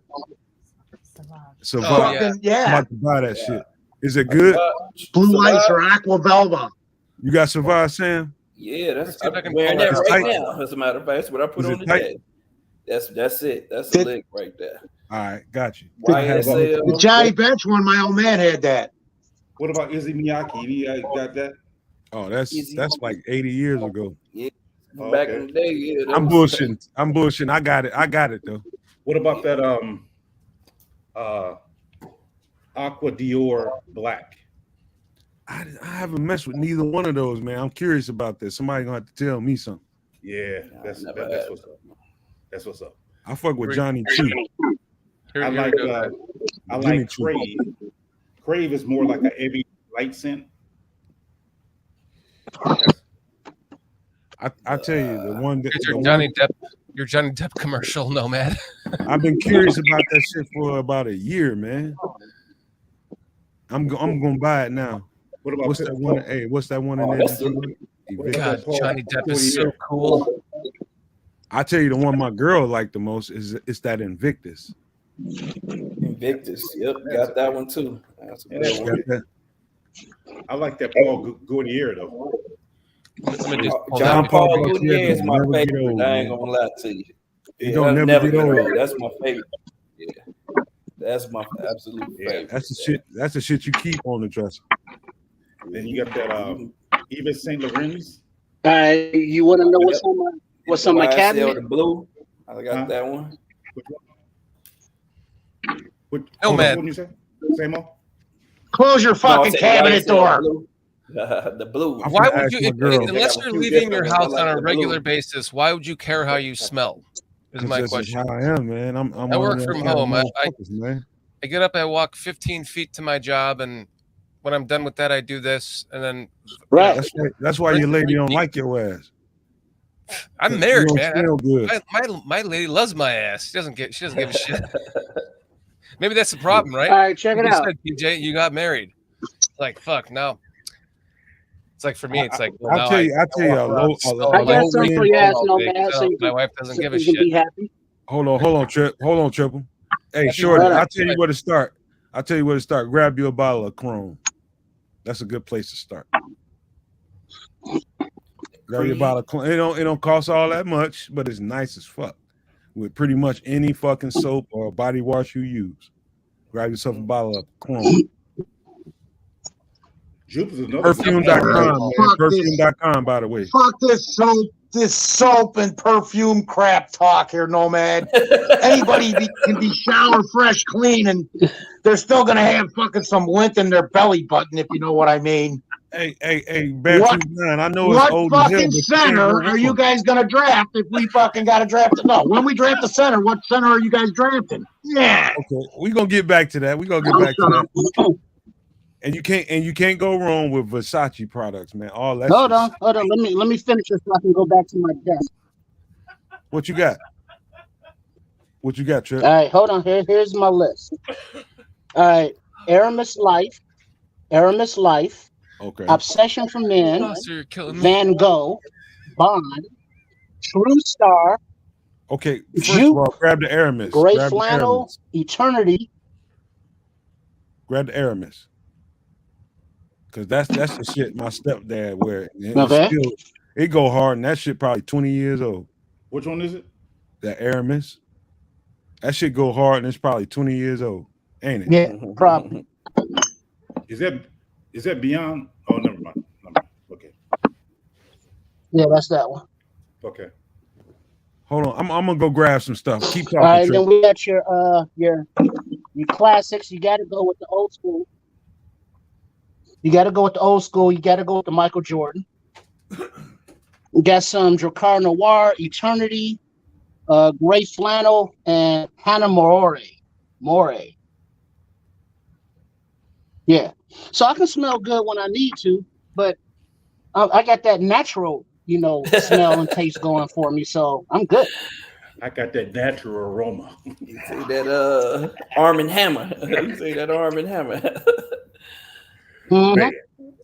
I honestly have about 60 to 70 different colognes. So yeah, it's hard for me to name them. So I'm not even going to attempt to try to name them all. Because there's some I got in the back of my shelf that I haven't seen in a while. Yeah, I got quite a few too. Fucking PJ, you French whore.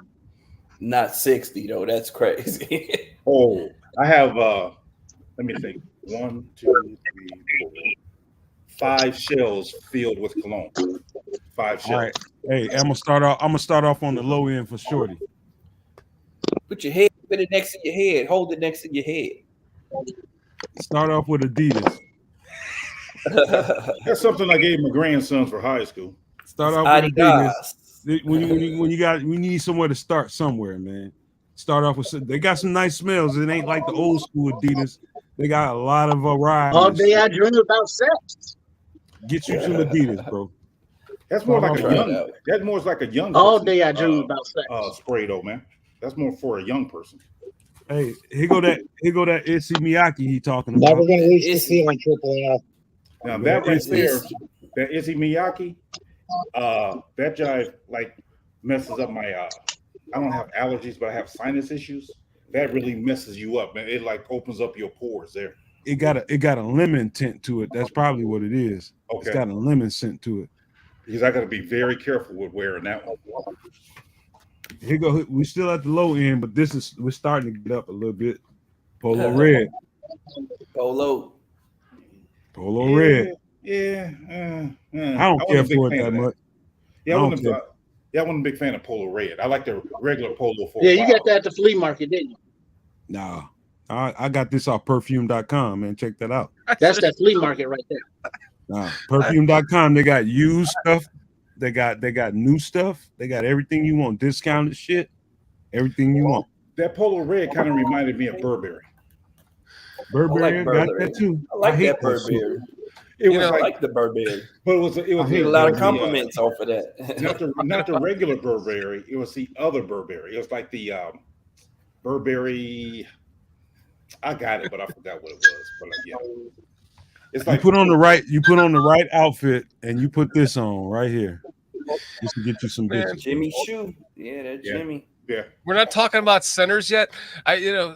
Fucking Foster slayed me. I had to leave. I was laughing so hard, and then I had to piss. I got back. We're back on fucking cologne. I thought we were talking about centers by now. Hold on, man. Hey, we're gonna get back to football, but chill out, man. Chill out for a second. I still got some more Jimmy Choo. 5 more colognes to show you. Jimmy Choo ice. I like the blue. That's nice. Fucking Nomad. What the fuck, Nomad? I got you, man. Don't worry about it. For the people in the chat. No, we're good. I didn't expect this much out of you. Polo blue. Fucking slutty smelling dude. The woman must love your ass. I like 3 different Burberries for the people in the chat. Hey, don't get mad. Don't get mad because I smell good, man. Don't fuck with it. Wait, hey, I got no problem with it. Look what J2K says. You're lucky you're not Uncle Musty, man. What the fuck? I'll tell you what, women appreciate this. Versace. You guys are fucking killing me, man. This right here is when you got to get this that grown man shit when you suit it. Nomad got the boxes like he's selling the shit on the train. This is shit when you suit it. Hey, Nomad get on the CTA I see train. that one. You got to get cleaned up. Hold on. Everyone shut up. Let Nomad get through his library. You got to get cleaned up for this one. You got to get cleaned up. Another Versace. Got to get cleaned up for this shit, man. You can't just be wearing this shit. That Bulgari is nice too. This is gonna be the. Here's some Mercedes. Does anybody remember Jovan Musk? Yep. Keep pulling up those little mini. I got my own personal scent, and I'm gonna give you the first bottle of it, Nomad. It's called Uncle Must. Gucci. Can't go wrong with this right here. Gucci. Oh, all right, I'm gonna leave y'all alone because I see y'all tired of me. No, fuck no. This is actually brilliant. Keep it up. How many more do you got? They say you're gonna make a mistake and show your face in a minute. No, fucking A, man. Keep it going. He's probably got 15 more. Can't go wrong with this one either. Yeah, you can't. You guys know pretty much put anything on and wear this. Curve chill. People in the chat as well as you guys. You guys know about Bulgari? Bulgari. He has about like four Isn't that a different car? types of scents. Isn't that like a Lamborghini or something? No, Nah. Don't let nobody catch you with this. Let me go get the Bulgari for him. Don't let nobody catch you with this bullshit. Fucking Jordan. Okay. Let me go get the Bulgari for him. Yeah, I just showed you the Jordan, baby. Come on, I'm with that. Jordan, I'm trying to get this to somebody. I can't find nobody to get this shit to. Shit. I get That's that a from my classic right grandkids. there. I don't want Get that from my grandkids. You put that on for, eBay, baby. Shit. Pair it up with some Jordans. Oh yeah, Bulgari. here's Bulgari should that have one. like Here's that four one. different This scents. is my favorite for my girl's favorite. Oh, that's nice. That's nice. I give you that one. That's nice. That's nice. All right, I'm done. I'll quit.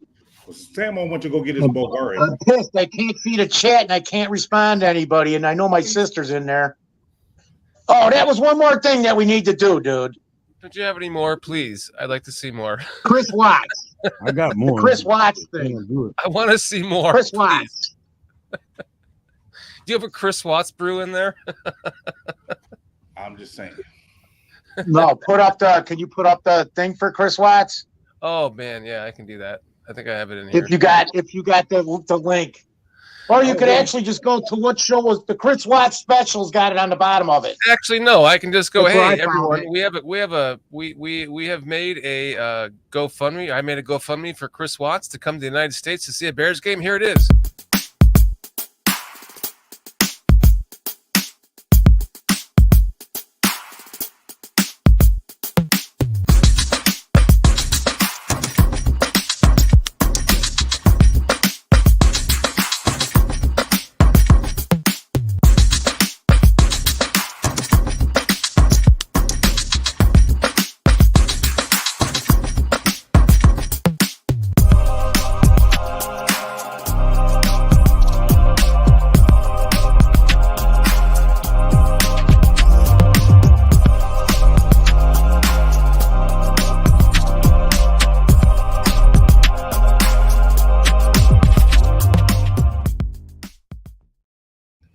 Foster, you're the man. Thank you for reminding me to play that because that was one thing I wanted to do tonight. Hey, what's the total at? What's that? Well, What's so the- the total We're on collect 300 plus what you got, Shorty. yeah, the total. So so far we've earned on GoFundMe like 200 and like $300 somewhere 90. around there. What's And the then goal? 290. And then we've raised like another 140 or 150. Actually, I donated everything from that chat, the super chat that night to him. So it was like $200 almost. So we're about 500. The goal is 3,000. So we're, I mean, and that's meaning that he gets to come here, stay in a hotel if he wants. If we don't raise 3,000, that's just a goal I set, not knowing what it's going to take for the conversion rate. I kind of did it, but coming from there to here. So if we can raise $1,000, I'm sure that would at least get him here, and he has a place to stay. We just got to get him here. We can take care of the rest. We really can, man. I mean, as we go, but he's got plenty of here. Friends here now. That was a nice beat, though, man. And anybody gives $2, $3, $5 to the GoFundMe, don't tip them. I'll look at the tips and I'll put a tip in. If anybody pays like $2 or $3, I'll do a tip for everybody. If a bunch of people do it, whoever does it tonight, I know there's 1 or 2 people that are gonna. So $2, $3, $5, man. $5, man. 2 weeks ago, I tried to, and this is the first time you're gonna hear this, and I asked Aldo about it today, and that's when I found out so full of the chat shit. wasn't really working. I tried to give $500. I was feeling generous, but it did not work. $500 to what? For his For my credit card. I tried to give a $500 donation, but it wouldn't let me. To GoFundMe? Yes. Really? Wow. I tried,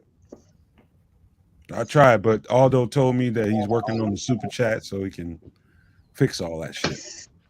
Well, here's give it 105 times. Try a smaller donation, Nomad. Yeah. Well, right about now, I'm kind of glad I didn't because it's a lot of shit going on right now. You know what I'm saying? I still have it, but I don't really. I can probably use to keep it. So Nomad, do you believe in coincidences? I do. The suggestion. You believe in coincidences, or I do. Sorry, go ahead. Pontificating moment. I do. Maybe that was a probably the right thing. No such thing. Coincidence, an incident which God is involved in. Right. I think that was telling me, hey, this is not the right time to be generous. True. But God stepped in, dude. Before we finish that, I want to get a suggestion would be to publicize, when you publicize the GoFundMe, to have a target goal mentioned, because people will give more if they be like, oh, there's a limit or a cap, and I'll help you get to that cap. So there's a goal instead of just give us some money. 3,000. Right. We're trying to get $1,500 up for him on GoFundMe. That's cool. Okay, then make that right the goal and be like, we're at, however much of 1,500 every time you talk about it or play that promo. Cool. Yeah, I can change it. I can change it from 3,000 to 1,500 easily. I just want to know how Chris feels about this. It's at 1,500. I want to know how Chris. What I said when I saw it. No, it's at like 270 or something like that. We can get some lyrics to that beat though. But Retro has been trying to do super chat, and he's been unhappy that he can't super chat. So maybe Retro just donate that to Chris Rotz to get him here to see a Bears game. Hit that beat. We'll get super chat going, man. Although I talked to him today. Hey, Chris Watts's stalker just donated $20. She's been stalking Chris Watts since like December, dude. That just dropped. What you got, my Samo? sister. What you got, Samo? Got your Bogavari right here. Yes, sir. It's pretty bottle. That aqua green one. Yes. What is that? That's it. What is that? That's it right there. Wait, put that back up, Sam. Yes. What is it? Yeah, I call it Bulgari for some reason. What is it? I call it Bulgari. Bogavari. It's B your V L I got you. Oh, that's nice too. Savage. But yeah, I got. It's like 3 different. Hey, hold up for a second. How you spell that, Bogavari? It's a BVLGARI. It's a V instead of a U, so it's BVLGARI. Little Vince Camuto. Hey, I'm gonna be on that. It's all right. I don't like this that much. One more time. Put that back up there. With the Vince Camuto. I gotta get it. Is it a soft? Is it a soft smell or is it strong? Soft smell. That's a soft smell one. Vince they got one that's Camuto? better than that. Yep. Chanel. Samuel, how many women you got running around you?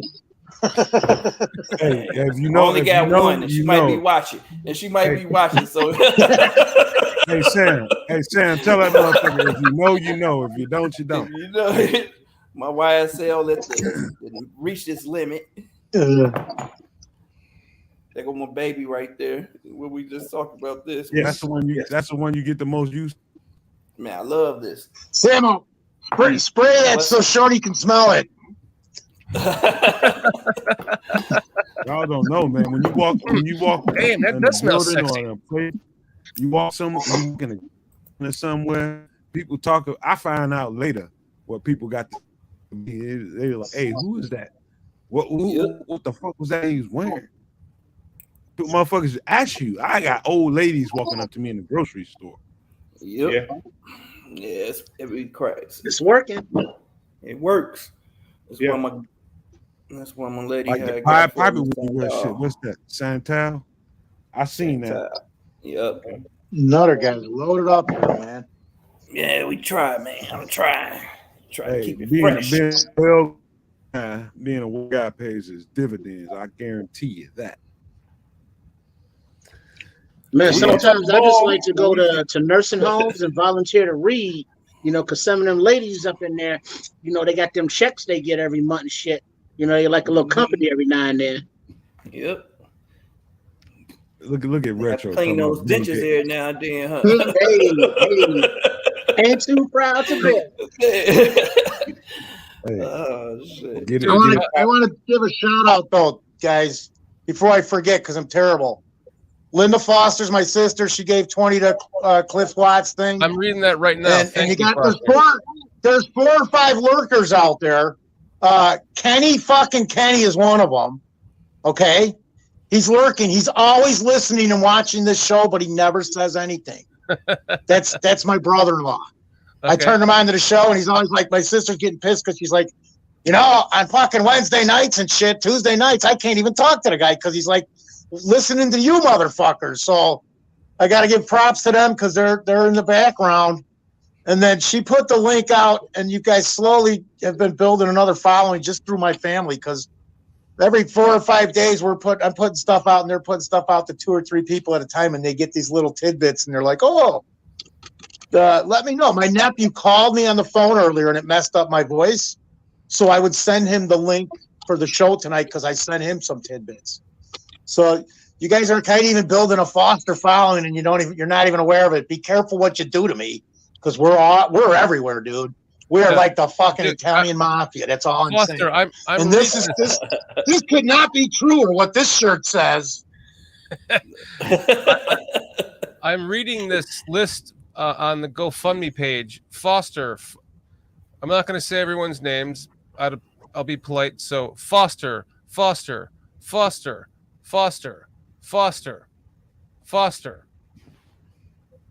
I'll be right back. I got to piss. Your family, you and your friends and family are what's making this GoFundMe for Chris Watts go round, my friend. So thank you. You are the. It's just tidbits, man. Because like each one of my kids, like my kid, I think my son's like, man, help somebody. My daughter's like going when she's trying to figure out what she's wanted to do. She's like, I want to help animals, but you know what? I can't make a good enough living. How about if I help people's dad? So she's taking a job where she's going to help somebody every day. And that's what life is about.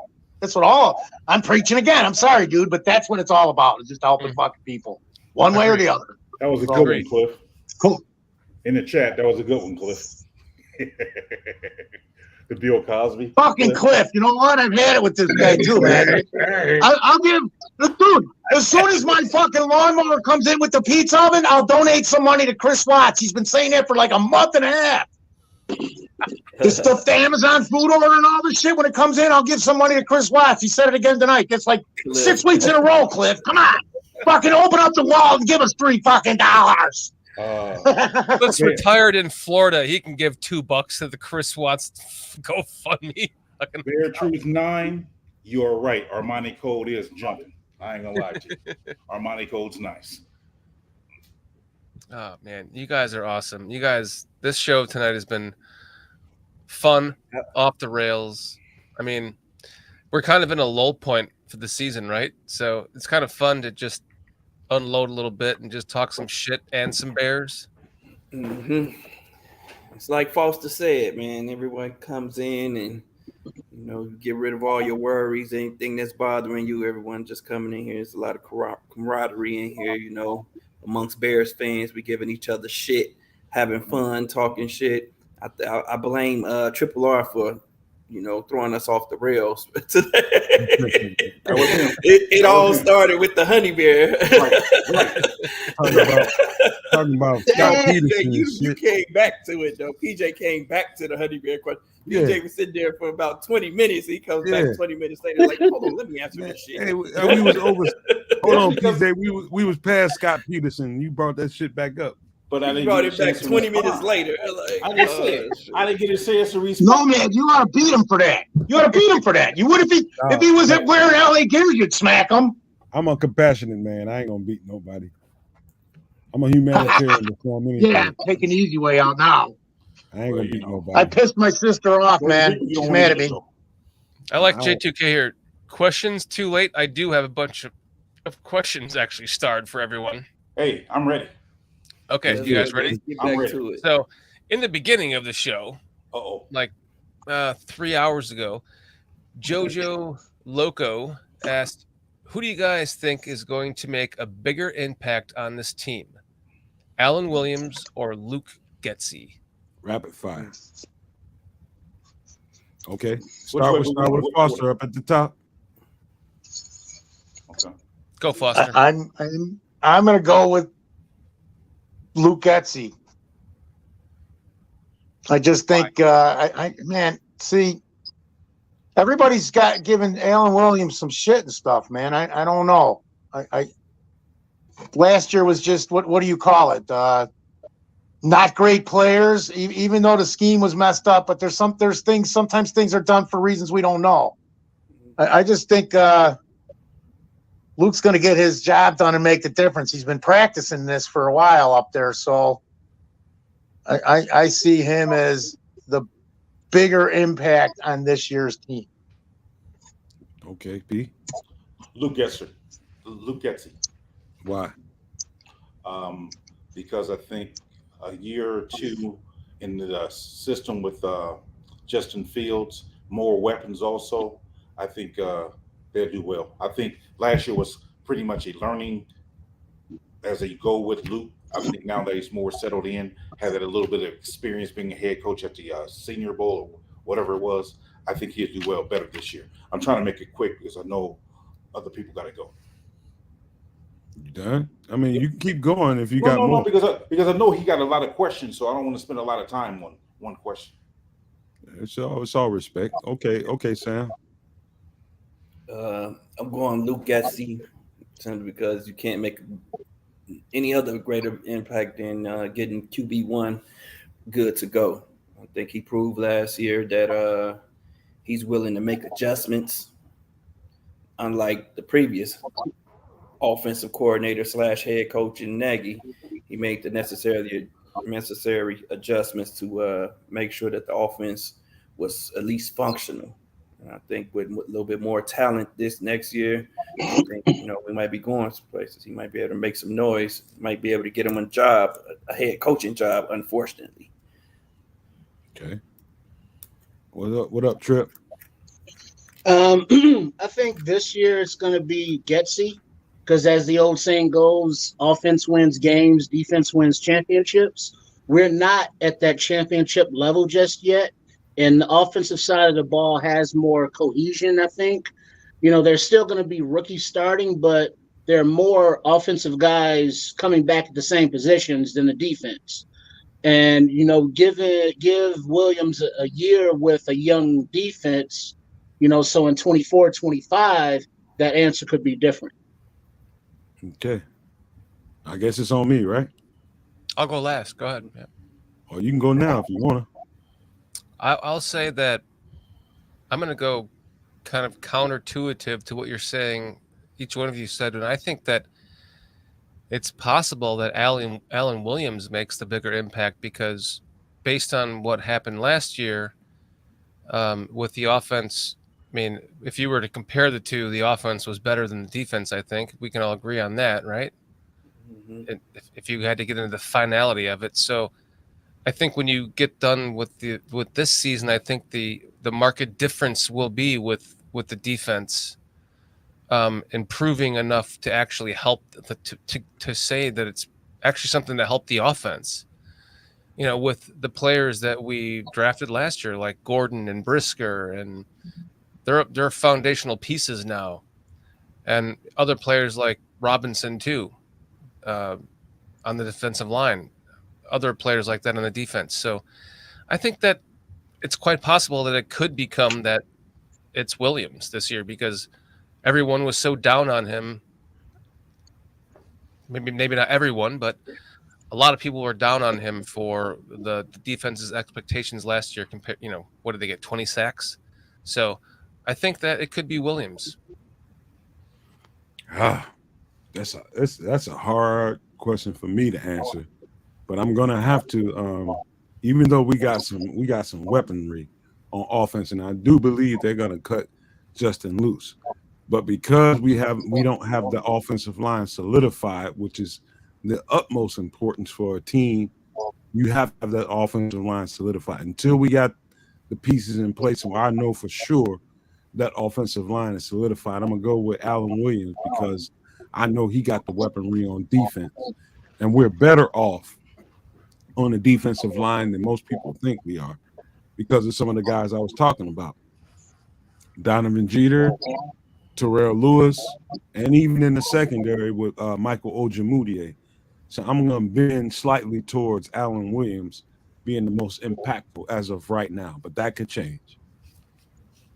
Cool. Next question. Curtis Newberry asked a while ago, all right, Shorty, you're Ryan Poles on draft day. You have the number 1 pick. What's the perfect draft for you? Well, I'll go first. I'll let you guys answer the question as well. For me, it would be if the Bears traded back one more time to like 17, 19, 16, somewhere around there, got another couple of picks, maybe. Let's say Pittsburgh wants what we have at 9, and we can get 17 and 32 back from them. That would be ideal. That would be the perfect draft for me. Then we go from there. Now we're going from 17, and we have 17, 32, plus 2 more picks in the second round, right? Bada boom, bada bing. We can just pick and choose who we want from there. That would be the perfect draft for me. So I'm like hoping that there's somebody there that the Bears can trade and move back a little bit. Okay, I'll answer this one because we just go back around the other way. Instead of going from the top, we'll go from me, Sam, Triple R, and then to PJ. I think I'm gonna make it really simple. Just pretend like we stayed at 9 and we only had 10 picks. I would say that we would, on the offensive side, we would definitely get a tackle on one side or the other. Definitely get a center. And on the rest of it, I think it should be all defense. Every last bit of it should be defense. Maybe you sprinkle in a receiver or a running back, but I think the most of it should be defense. So maybe about, I don't know, I think about 6-4 on the defensive side as far as the picks go. I would get 6 defensive picks and 4 offensive picks. Love it. Who's next?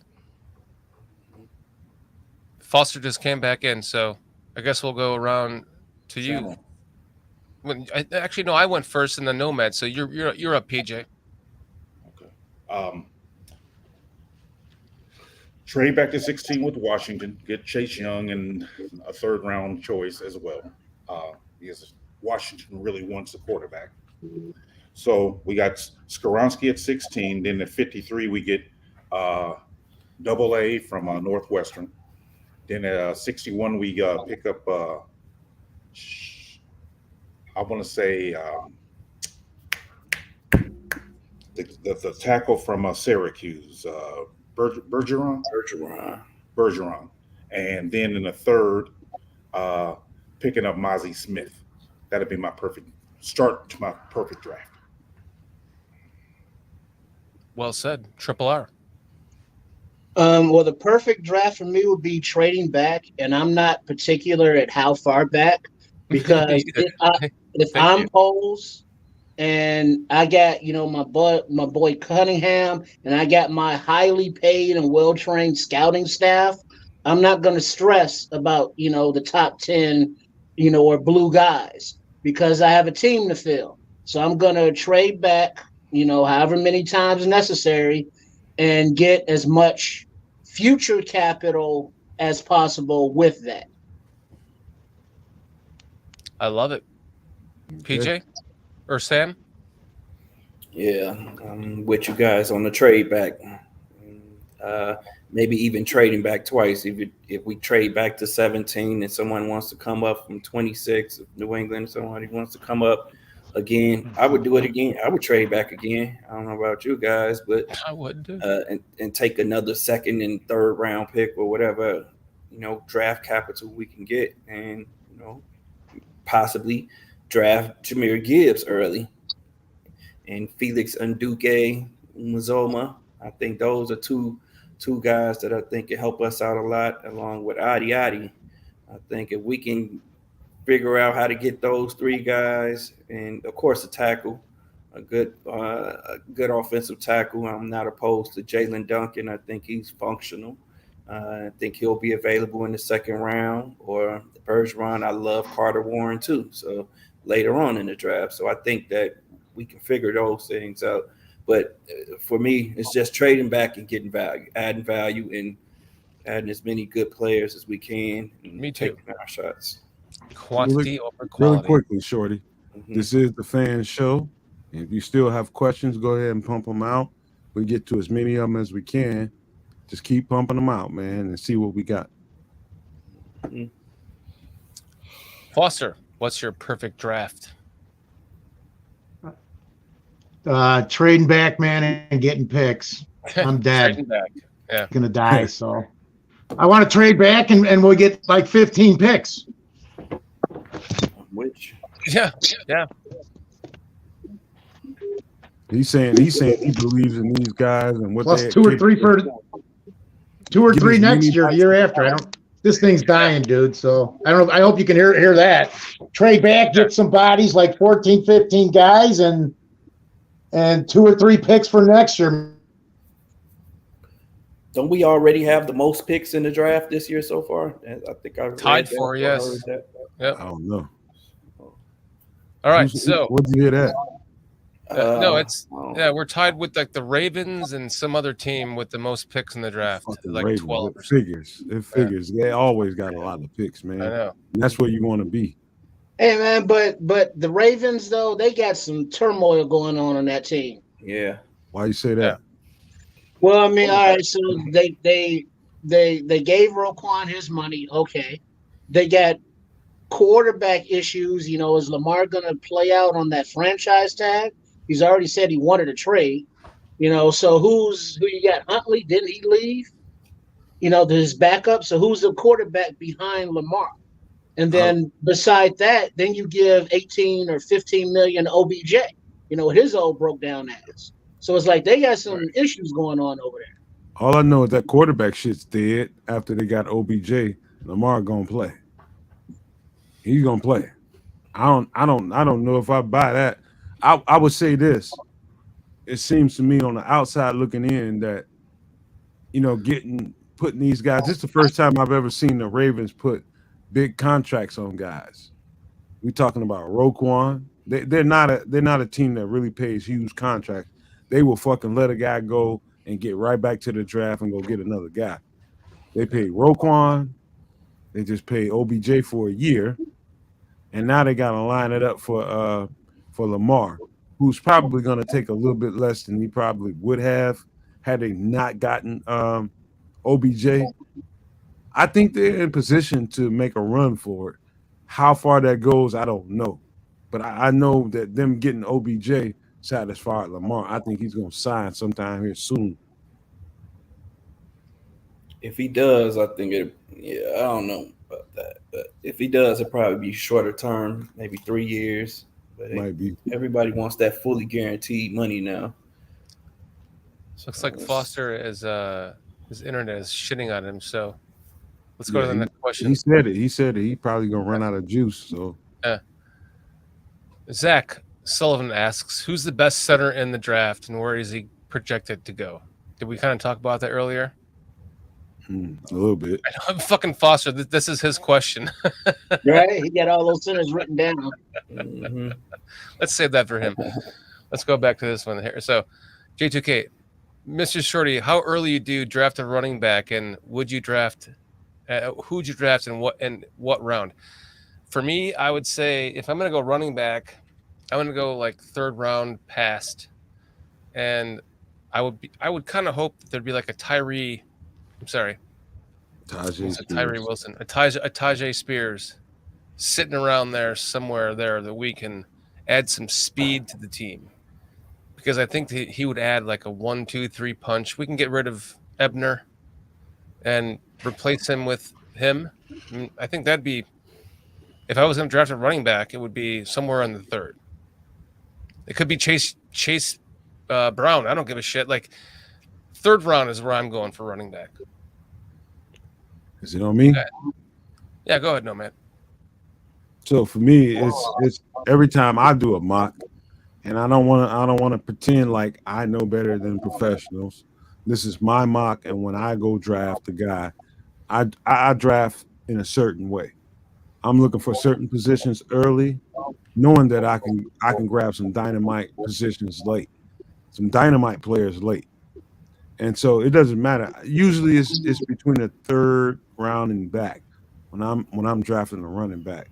And so if you saw me last night on Bear Their Souls Overtime, you saw that I grabbed Chris Smith in the 7th round. 5'11", 200 pounds, and pretty much is perfect for this scheme.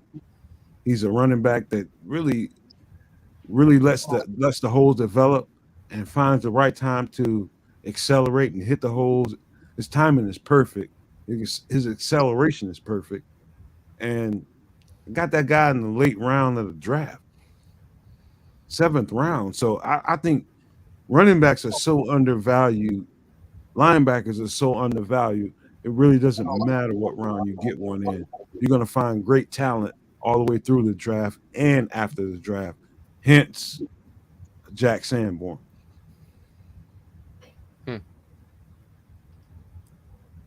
I just messed up my question. I lost it. Who's next? Mm-hmm. Was it you? It's you, PJ. You're up next. Okay. I would say second if things fall in the perfect alignment with trade downs or whatnot, or third. And I'm looking at Jahmyr Gibbs and Tank Bigsby. Is it Auburn? Yeah. Those two.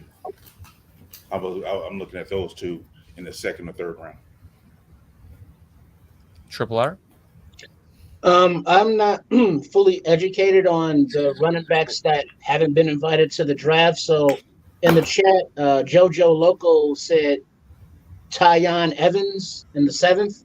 I don't know who that is, but I do know that like Pachenko, the kid that was in the Super Bowl running his ass off, he was a 7th round pick. So between the Charbonnets and the Chase Browns and the and the guy that he just said, and the guy that Nomad mentioned, there are running backs out there, but I'm not picking one until like 5th round, and I want a guy with low mileage. Good call. I can appreciate that. Me too. Sammy? Yep, I like I just said, I like Gibbs if he's somehow falls to us in the second, depending on who else is there. I like him, or later in the draft, I like Abanikanda a lot, Israel Abanikanda. But I think this is a deep running back class. Like, I wouldn't be upset with Charbonnet, with Tajay Spears. I think that running back is really deep in this draft, and there's no immediate need for that position. So if there's, depending on who's on the board, hell, I'm not. If we drafted a running back in the 5th round, I would be so no Bijan Robinson at 9, right? Hell no. Hell no. Nah, that's just dumb. Yeah, that's just dumb. Yeah, I don't think that's not going to help us. Yeah, or JSU for that matter. At 61 for me. But I think BJ.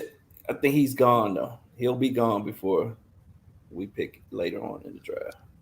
J2K seems to be like putting me on the spot tonight with the questions. Mr. Shorty, what would you add or subtract from Getsy's scheme / play calling next season? What scheme fits Fields the best? Can I go first? You pick those questions, so you answer them. God damn it! I'm gonna fucking answer them. Can we get some slants? Yes. Well, what do you want to say? Let Shorty answer for his questions, and then you get in. You ask, he asks you, you answer. I'm running the fucking show. Go ahead, Triple R. What do you want to say? I want to see some actual slants, quick ones, and I want to see some, more of a different variety of screens working the running backs and tight ends. You were waiting for me to use his answer as my answer, right, Nomad? No, I just wanted to see. You've been studying. I just wanted to see if you got some color to the question. Well, it's kind of the same thing, which would be just the. I'd like to see him develop the short passing game better. Yeah. We all know he can throw the deep ball like a monster, so develop that short passing game a little bit better. That fucking screenplay they kept running to Mooney all year long last year that didn't work. I want to see that work. So no matter who it is, let's get that pass correct, and that's about it from there. I mean, he needs to be able to stand in the pocket a little bit more. As far as the scheme, I wouldn't say that the scheme needs to be changed at all. Play calling, maybe a little bit less running back run plays, designed runs. Let's not make it so where he's the center of the offense. Let's make the other stars of this new team the center of the offense. Who no matter who it is, Foreman, DJ Moore, Mooney, fucking Claypool, whoever it's going to be. Let's work on that passing game a little bit more and get away from the running, and keep him in the pocket, keep him protected. And if I had to give any shit on the scheme, it would be that. You mind if I answer? I know this is your question, but I'll give him an answer that I think he'll be satisfied with it when I'm done really quick. I think judging Getsy based off of what was given in that season, the offensive line cohesionness, all those moving pieces on the offensive line. I think Getsy was in a test phase. I think he was in a trial phase to see what he couldn't get away with given the personnel that he had. And so some of the plays you've seen that worked and didn't work, there's context to every last bit of that. It could have been Justin's delivery. It could have been from that to execution of a block. It could have been the personnel receiver that couldn't get separation. It could have been a lot of things. And so you don't want to judge a whole play call based on whether or not Getsy called the right play or not. If I wanted to to really judge Getsy, it would be the timing of certain plays, when he called a certain play, or when he didn't call a certain play. I wouldn't judge based on the personnel that they had, the type of plays that he called, because he was just trying to figure out what he could and couldn't get away with this roster. With who he had, right? Yeah. Well said. Next question is, did we get to answer that question? Oh, is it? Did you not? Wait, who didn't answer this question?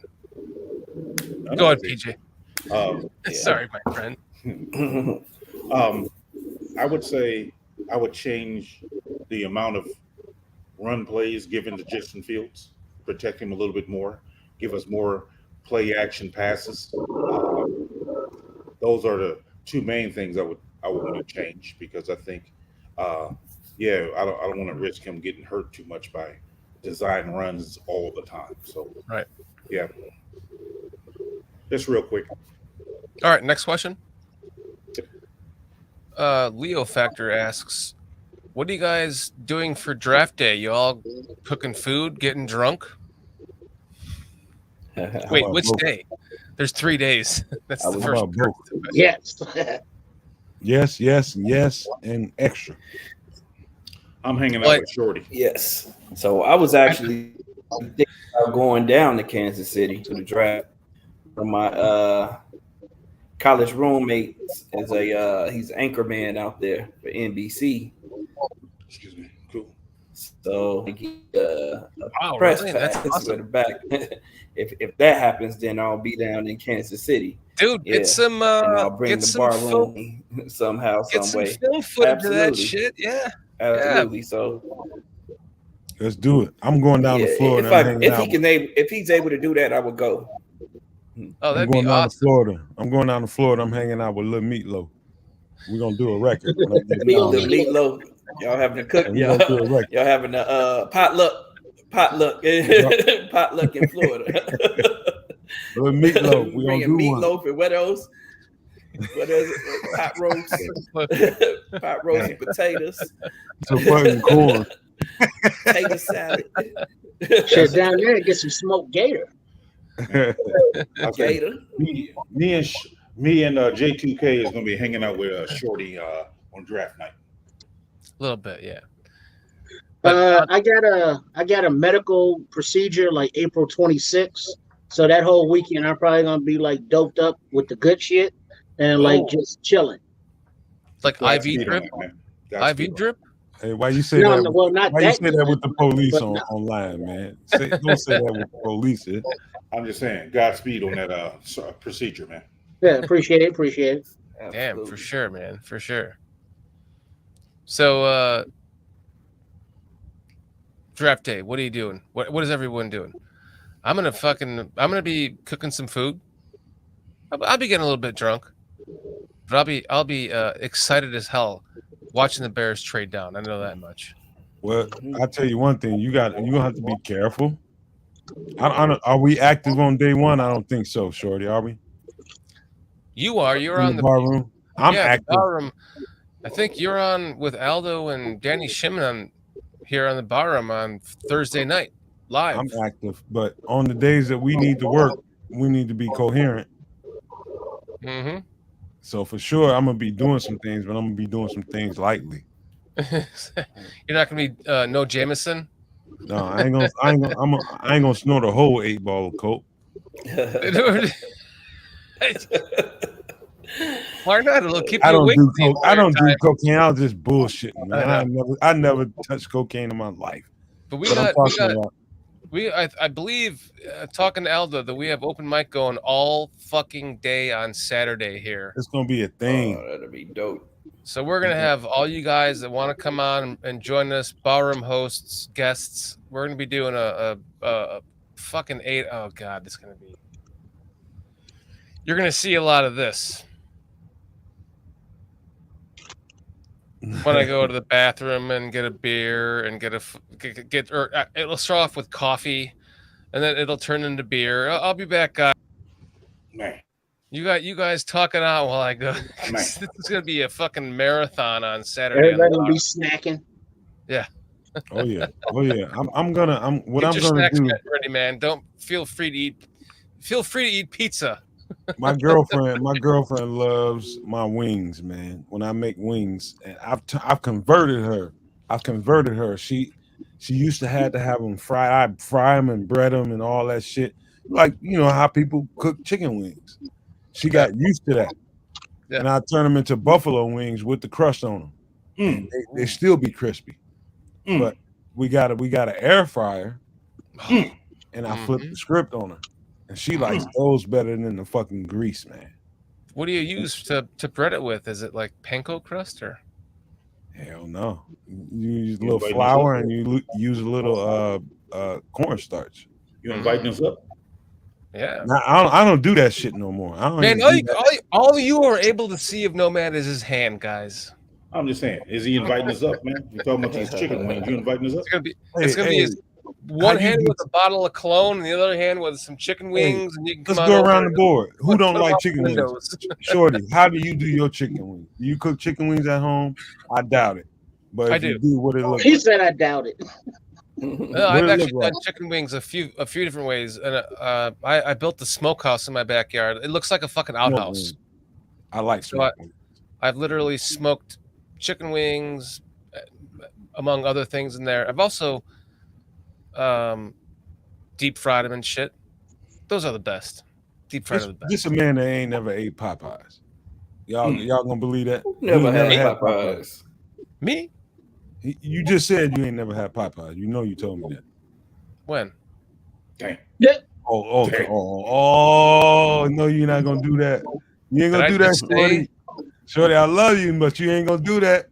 Wait a second. Did I just say that I'd never had Popeyes? You told me that. Not just on, now. First shows. You told me Get the fuck out of here, man. I have definitely had Popeyes. I don't know where you're coming up with that. Dude, I had Popeyes like 3 weeks ago. Dude, you told me that in one of our first shows, and I called you an alien. Man, I think you're mistaken, my friend.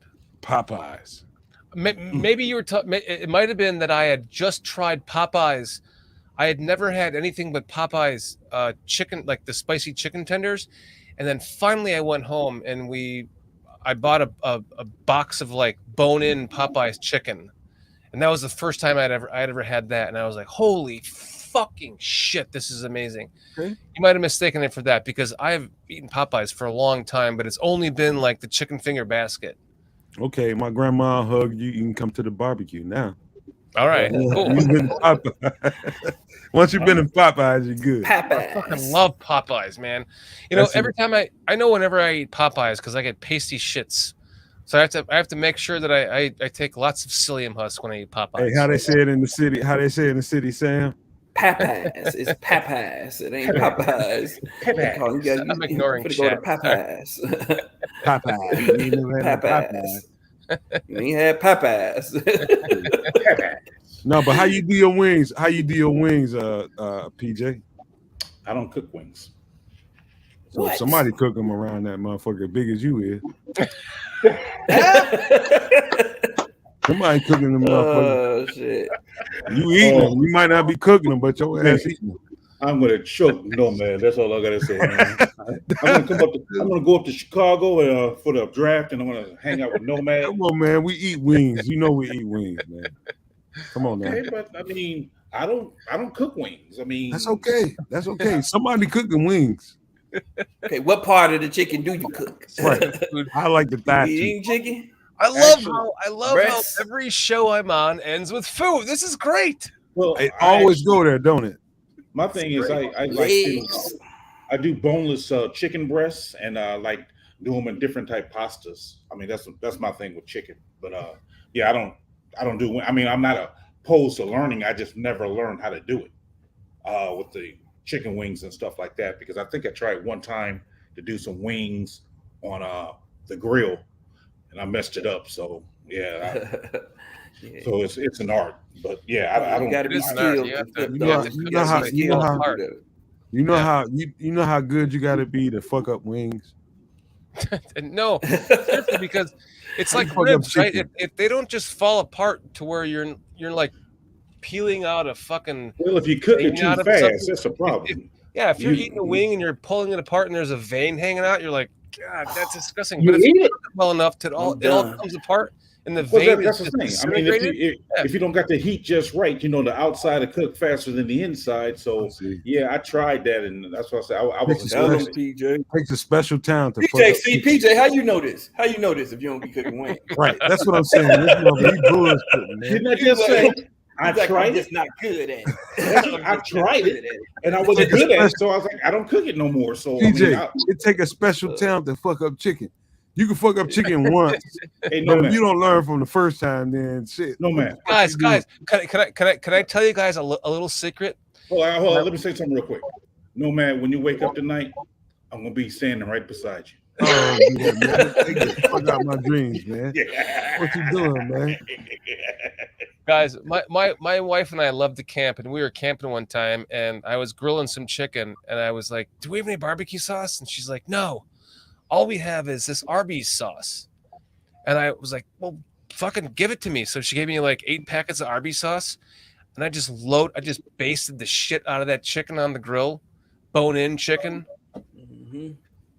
Gotta be bone in, baby. Dude, yeah. And it was fucking amazing. The Arby's sauce with the vinegar in it and basting it and cooking. You let it go and then you let it cook for a little while and then you baste the top, then you flip it. Oh, then you baste the bottom with Arby's sauce. Guys, try it. Save up all. Just go to Arby's, buy some French fries, ask for a shitload of Arby's sauce. Throw the French fries out if you don't want to eat them, and take the Arby's sauce home with you and fucking make some chicken with it, dude.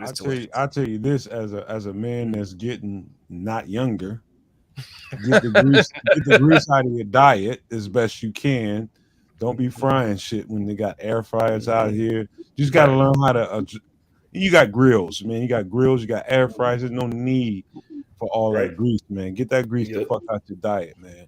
I can fry some chicken in the air fryer like you eat from fucking Popeyes. I can cook it that well. And so it's just about being creative, man. Slow and low. Well, see, the thing is, you can cook chicken wings many ways. You know, I've done the smokers, I've done the grills, I've done the baking in the ovens, I've done the frying with the grease. But as Nomad was saying, with cutting back on the grease and the oils, I've been into like slicing up some garlic and some honey, putting that in the skillet with some chicken wings in there like that, or I like cooking in the skillets. So like some teriyaki sauce, or like some nice lemon pepper, or some Parmesan with some wings, and you cook them in there, and they fry up nice and crispy on the outside, and just ooh la la, perfect on the inside. Yes, sir. Man. Can't go wrong. They just have to be crispy, like you said, and cut out the grease. No, you don't have to deep fry them. You can make them crispy in the oven now, air fryer. I never tried the skillet, but now you got me thinking about that. Now I'm definitely gonna try that for sure. I give y'all a little quick one. Go grab you some carne asada seasoning, little onion and a little garlic seasoning. Pretty much, and let me think. Get white pepper because black pepper ain't good and digestible for you. Get you some white pepper, season it up with a little mustard powder. I might have said too much now. Mustard powder, carne asada seasoning, onion and garlic powder. You pretty much got you some great wings. You just throw them in the air fryer, probably about 12 minutes on each side. And you good to go. Put some buffalo sauce on that shit and you good. Sounds like air fryers try are that out. Awesome. That's for sure. Keep eating like that. You gonna be big as I am there, no man. No grease. You ain't eating no grease. You just eating meat. Grease, man. I don't need grease. The grease drops off in the no, in an air fryer. An air fryer, it's like like St. Omni said, it's like a convection oven. Let's just say you put a piece of bread in an air fryer and put some shredded cheese on that, the air fryer would just blow the fucking shredded cheese and the piece of bread all over the place because it's moving air. It's a convection oven. So it works great for like even like reheating French fries or whatever the hell. Yep. It's a fucking lifesaver for somebody that has blood pressure problems. Somebody you can enjoy this. For Retro in the chat, he says literally his job, he transports chickens to the processing plants. And talking about Popeyes, I remember when I was a shorty and we got Popeyes, those pieces of chicken were like huge. It was like, oh, look at these little baby turkeys. But now when I get Popeyes, it's like, what the fuck is up with this little bitty ass pieces of chicken? And so my question to Retro is like, did they cut out the steroids? Or are they using baby chickens? Or what the fuck's going on with these little bitty ass pieces of meat? Talking about the wings, ain't you? The wings, the drumsticks, the breasts, all that shit. Itty bitty titty committees. Hey, I don't eat that shit on a cheat day. I'm a keto diet kind of guy, and I'm just now getting back into my workout routine because the last month of my life has been hell. I mean, I'm not bullshitting you. I mean, pure hell. And I was a everyday workout warrior. I got on the bike every fucking day. And the last month of my life, I wasn't able to do it. And I ain't gonna sit up here and have no pity party with y'all about it. But recently, since she transitioned, I was able to get back on the bike. I'm gonna get back on my keto diet. You ate whatever you can get your fucking hands on when that shit was really, really bad. And it was anything, and we wasn't really eating well at all. And so I'm getting my body back to where it needs to be under the circumstances. But man, you gotta get out of that mindset of eat what's in front of me, eat what's good for you. I eat a lot of salad, man. I eat a lot of fucking salad. And later on in the week, after I'm done my workout for the week, then I start getting into the food I like because I put the work in. So, oh hell no. Oh wait, go ahead. Wait, now you said different plants process different sized chickens. Right now, there's a disease going through the farms, killing the chickens. Supposedly, they're still safe to eat. Who said that? That's what Retro said. I read that too. That's true. But up until like the last 60 days to the last couple of months, I think the chicks have grown up, and they're starting to produce eggs now. And so the price of eggs is coming down. He's right. He's not wrong. Yeah, but shit, safe to eat. It's like, I've already come to grips that over the course of my life, just growing up in the city and shopping and eating stuff from the grocery stores, that I've already been poisoned with all kind of GMOs and steroids and all the shit from inside the iron and aluminum cans and all that other bullshit. But seeing, it's like, well, that cow or that chicken is dying from that disease, but don't worry, you can eat it. I'm like, come on, son. Man, if you worry about that kind of stuff, you won't eat shit. That's why I'm not worried about it. I just accept it. Other than that, I'm not gonna eat some shit that is like, that shit looks diseased. I bet it's delicious. Nah. Nomad, when you were talking about getting back into shape and shit, were you talking about this? That's it. Come on. Come on, Nomad. Stretch both your arms and your legs, okay? I never got out of it. Quarterback body, guy. That's it. That's definitely Nomad. That's a quarterback body right there. Looks like Justin Fields, right? Come on, guys. That's it. Why is this motherfucking neck all goddamn extra long? Stretch both your arms and your legs, okay? That's it. Oh, this thank you, neck Retro. is a roll of quarters and shit. Oh, all I have to say is thank you, Retro. Anyway, no, I never got out of shape. I just got out of my habits of working out because it was necessary. I couldn't do shit but respond to what was in front of me, man. I can't describe all that shit to y'all. You would never understand what it was, but it's what it was. I don't have to deal with that no more. Guys, this show is 4 hours and 8 minutes long. Once again, you guys are fucking murderers. You just slay this show into 4 hours plus. You guys want to keep going? You guys want to keep me up till 3 o'clock in the morning tonight? You guys want to stay till 4? Is anyone left in the chat? What you say that for? You know they want to go. Well, you have Chris control. Watts is having a cookout tomorrow, so he gonna have to get started. I saw that, Chris. Not Chris Watts, Cliff. That was Cliff. Okay. I'm gonna get another conversation popping since he opened the door. How you do your ribs? St. Louis or baby backs? What you doing? Come on. Oh God, no St. Louis. I love Terrible. St. Louis, man. That's where the money at, dude. Oh man, all those little knuckles like stick off when you pull off the bone. Man, I love gristle, man. You gotta dress them. You gotta cut. You gotta dress them. You gotta get that membrane off. You gotta get that rub up in there. And how you gonna do them? You do them in the smoker. You doing them on the grill. You doing them in the oven. You doing them in the crock pot. You know what I'm saying? What kind of flavor you want? So yeah, I fucks with the ribs. Or you do them in the Instant Pot. No, but do you like St. Louis or baby back? Is the question. I like ribs with meat on the bones. You know, baby like backs baby are nice when like you just want to eat some fries and stuff.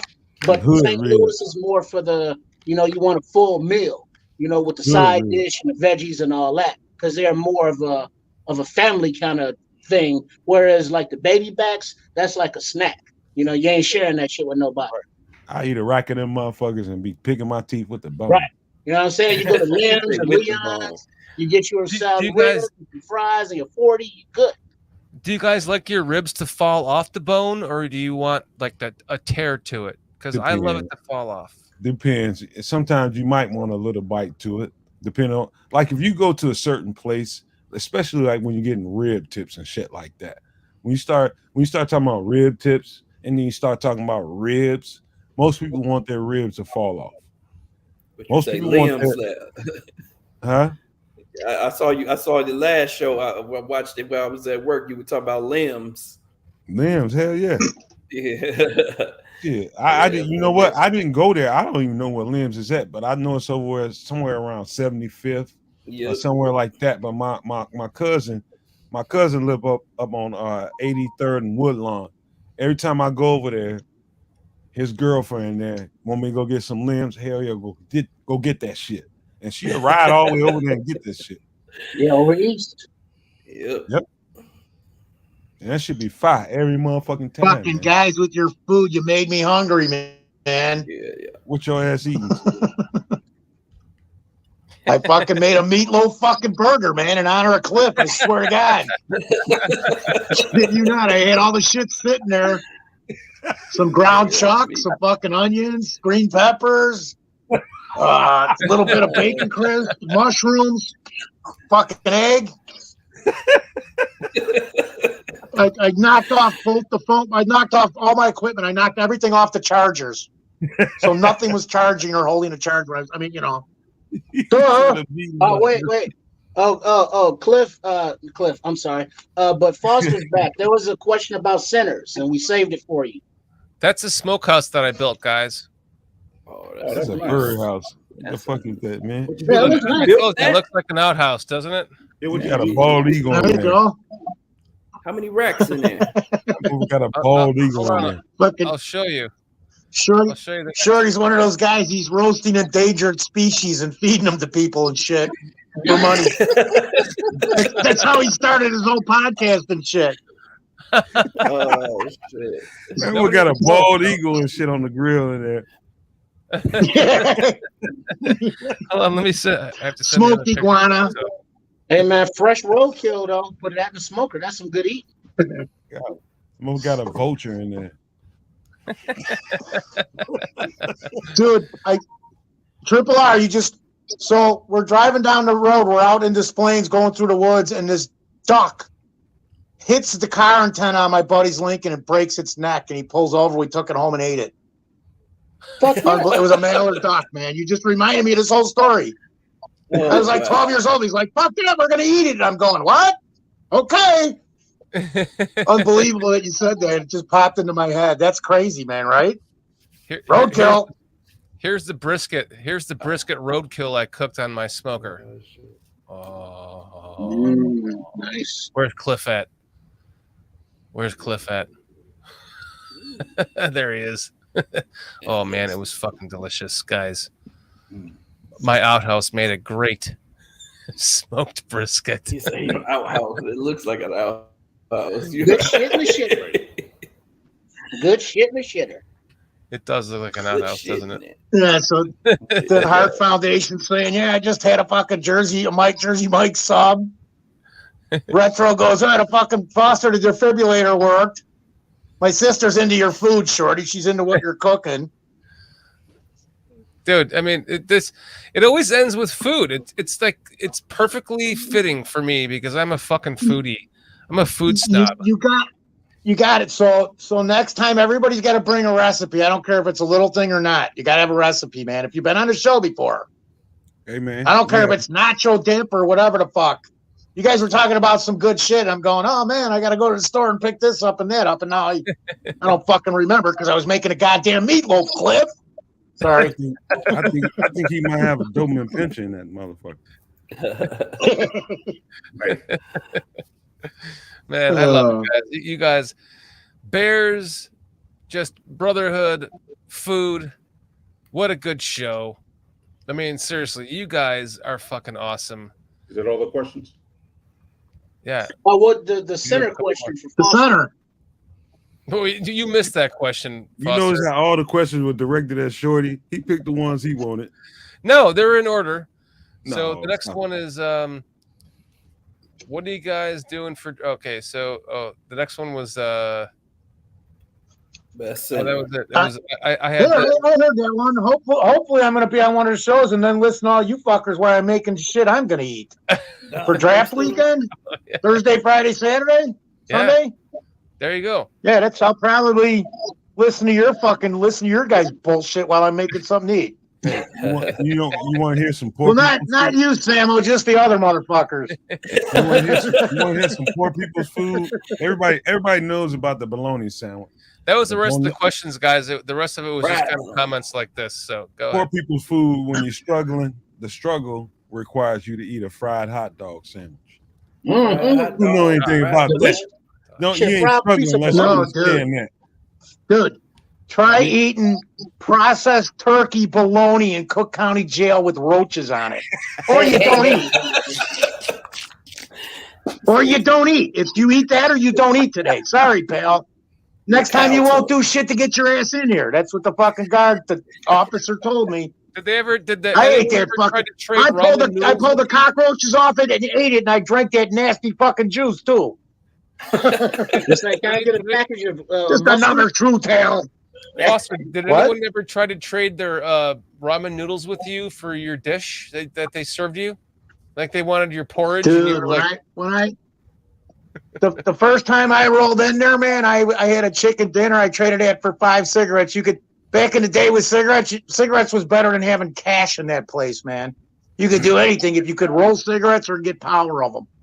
You was over the other shit was just nothing, man. Cigarettes, when you could smoke in there, cigarettes ruled the day. That was more powerful than a joint or money. You was over there in Cook County Jail. Was you over there on California? 26 in Cali. Yeah. That's the only Cook County jail there's been. Yeah.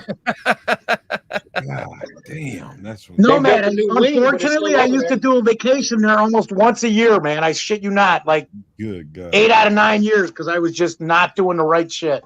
Guys, I'm gonna shock all of you. I spent 3 nights in Leavenworth County Prison in Kansas City for fucking traveling with what I thought was 2 ounces, ended up being 4 ounces of weed from Colorado to fucking Georgia.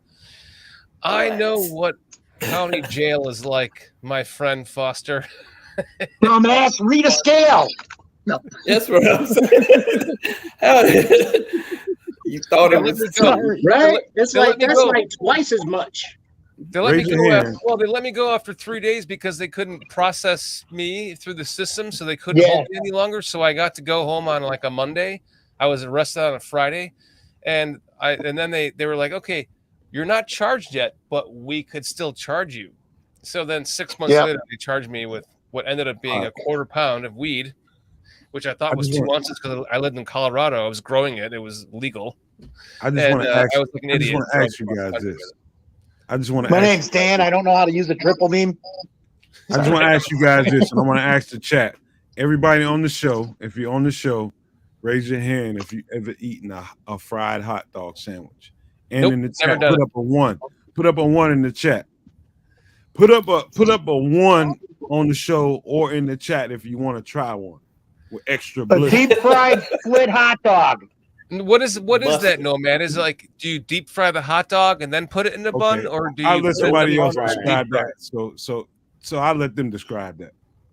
Wait, well, that's what I had. Is you just fried a motherfucker. You fried the dog, right? Pan seared. You seared Deep Deep fried in oil in a basket. The fucker splits and you slap it on a hot steam bun and put all the shit on it. Well, there's the one where you cut the hot dog in half and you put it in the skillet that way.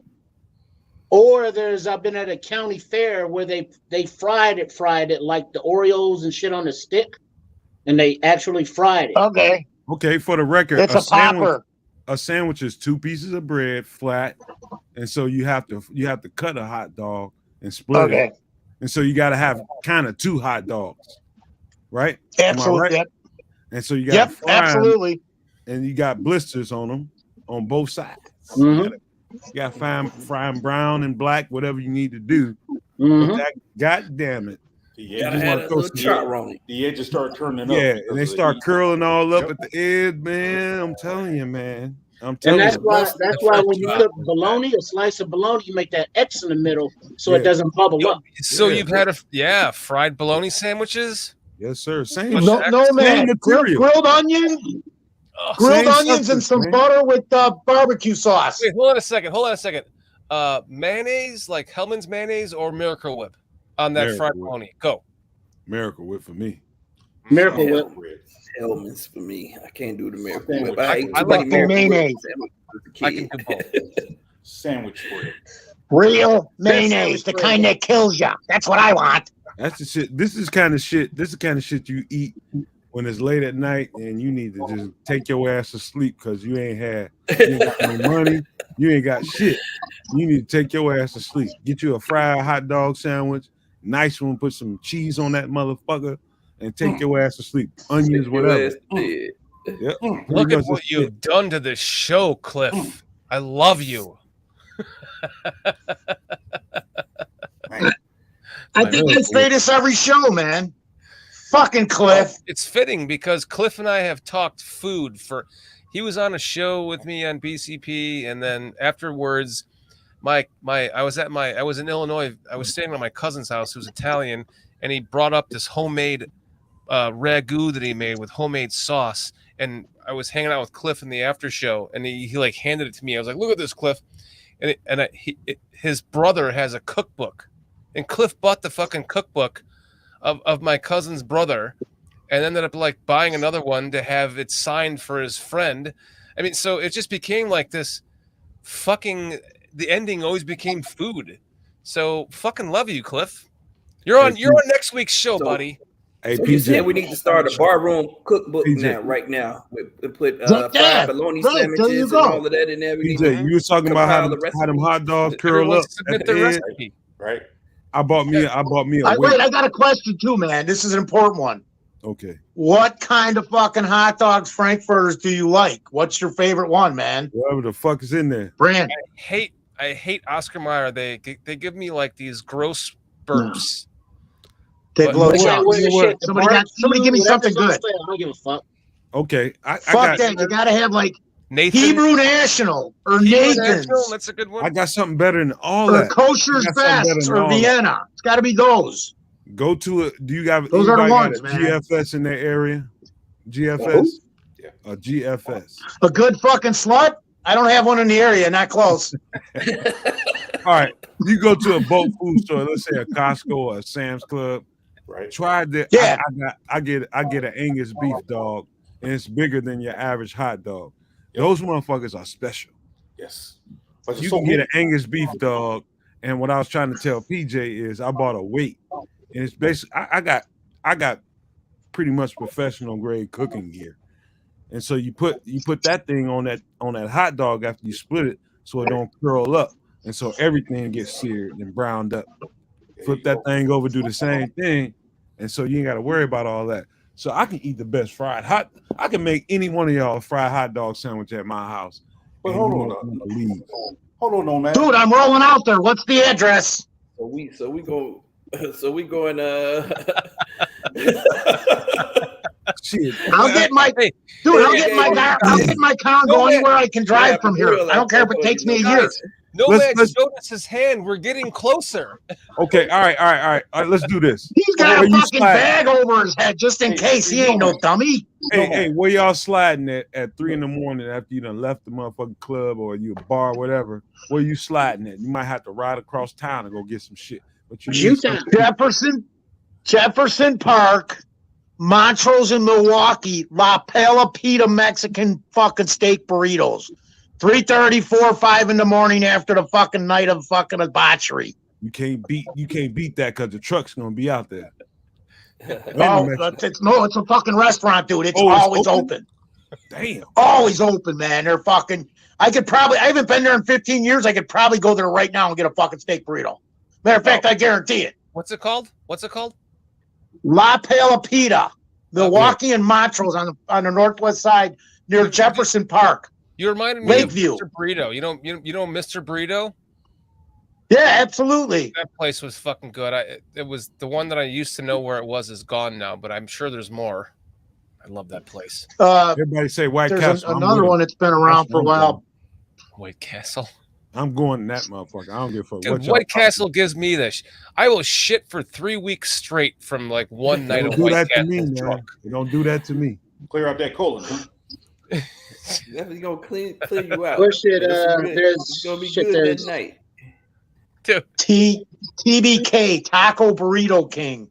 Another place. No, that's what it was I was thinking of. Thank you very much, Foster. Taco Burrito King.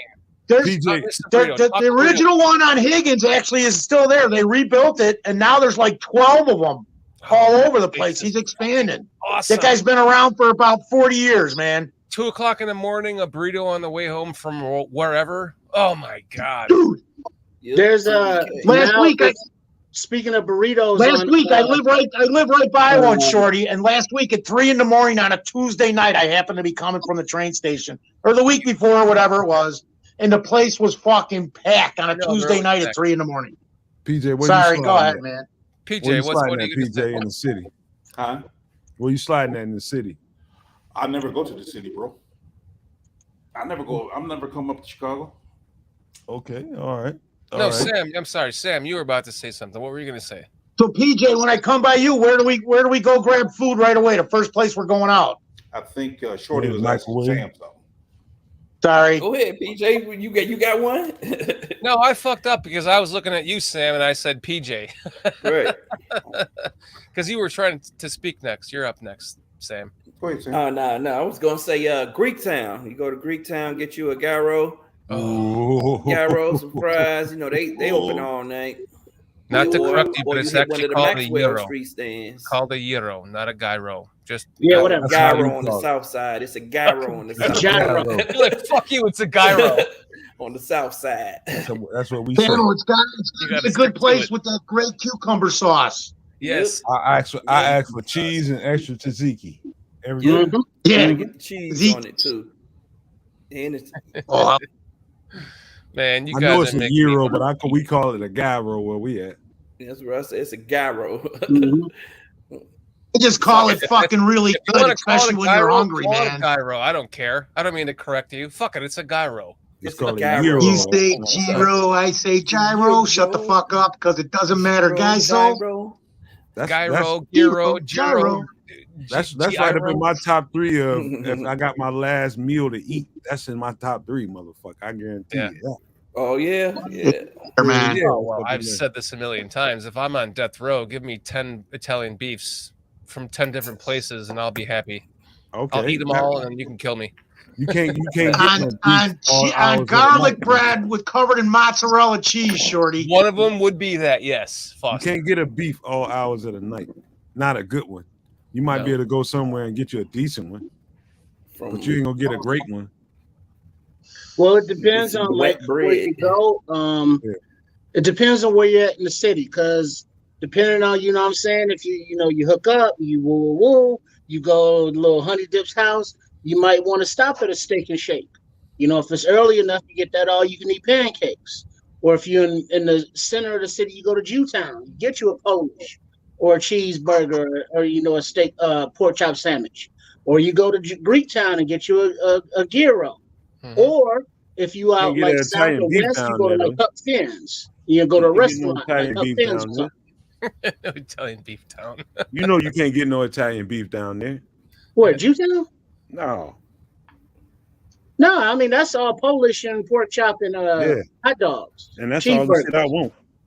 Yeah. He said that's all. No man. No man, you said you the one in shape, man. Right. You know all that because I work out, man. You fat as shit. I eat all that shit because I work out. I can do that. Man, I want to see pictures. That's all I'm saying. I want to see pictures.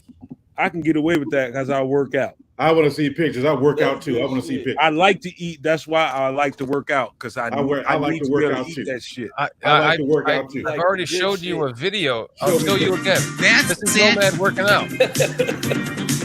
Come on, dude. I'm 100. I'm 100. Stretch both your arms and your legs, okay? I'm 185 pounds, man. Clearly, look at that. That's you. That's 185 pounds right there. That's it. How tall are you, Nomad? All right. Hardy, hard. How tall are you, Nomad? I'm 5'11". Oh, okay. Yeah. I'm not a big dude. I'm not a big dude, but I'm right where I need to be.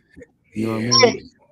When you wake up tonight, about 3:00 in the morning, you know, you could be getting in the middle of that sleepy turnover. You're gonna be seeing me, bro. When you gotta get up to go pee. Yeah. Hey man, don't be in my motherfucking room, man. Sit in my living room. Wait till I come out the room, man. Don't come in my bedroom, man. No, I'll be right there in the corner, bro. Sit your ass down on the couch like everybody else. And wait. Middle of the night, scare the fuck out of you. He had this dog growing up, man. And he just like in the middle of the fucking night, you'd like wake up to the sense that he had a brown eye and a blue eye. His name was Spooky. and you'd wake up and fucking all of a sudden there'd be his eyes in your face in the middle of the fucking night. He used to scare the crap out of me. Nice dog, but he scared the crap out of me. Oh, that was your dog. Oh, your dog. Oh, okay. I didn't hear that. You can eat whatever you want any time of the day or night, as long as you squeeze in 30 to 45 minutes of real good sweat. You know what I mean? You gotta. If you're gonna eat some shit, I like to eat just like everybody else. I love all them fried pork chops. I love all them Polish. I love all them gyros, man. Gyros. I love all that shit, and I'm gonna eat it. I love pizza more than all that shit, and I'm gonna eat it, but I'm gonna pay for it. At least 30, 45 minutes a day. Well, if you want to, watch your health, you could always try Lawrence Fisheries. Or they open late. Or you go to That's it. Come on, man. Go to Chinatown. They open all night. Yeah. Get some fried rice and some sweet and sour pork. Shit. That's my girlfriend shit, man. She love that Asian food, man. She love that. I ain't that big on it.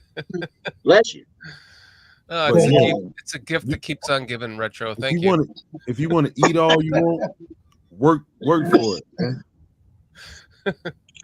Work for it. That's it.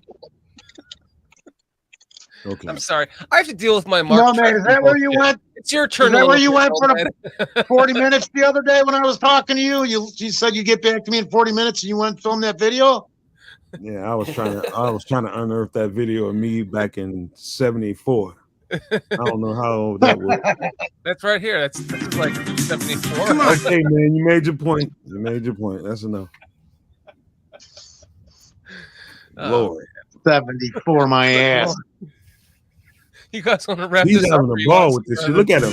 He's Stretch having a both your fucking ball. Look at this motherfucker face. That's one of the new honey bears right there. That's gonna be one of the new That's the honey bear. That's okay. Honey bear. Nobody thinks this shit funny, but That's it. I think this is fucking hilarious. It's just Steve's ball, man. I'm fucking joking. I had to turn my mic off. I didn't want you to hear me dying over here, Nomad. I feel like I got stabbed in the eye or something. God damn. Don't play that shit no more, man. Please. Man, I have to deal with this fucking shit all the goddamn time. Where is it at? Oh, right here. I have to deal with this shit. So, Shorty, I got it covered, man. You want me to just fuck this? You have to take some I'll shit fuck with this me whole right thing now. up, right, Nomad? You know I'm gonna fuck this whole thing up, Nomad, right? Go ahead and fuck it up. I'll just make it real simple. Nomad. Ragu. Fuck it all. Frank, did you read Cliff's comment? What he said?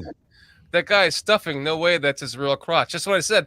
You must have been stuffing like a piece of cardboard in front of your dick, Nomad, because first of all, hold on.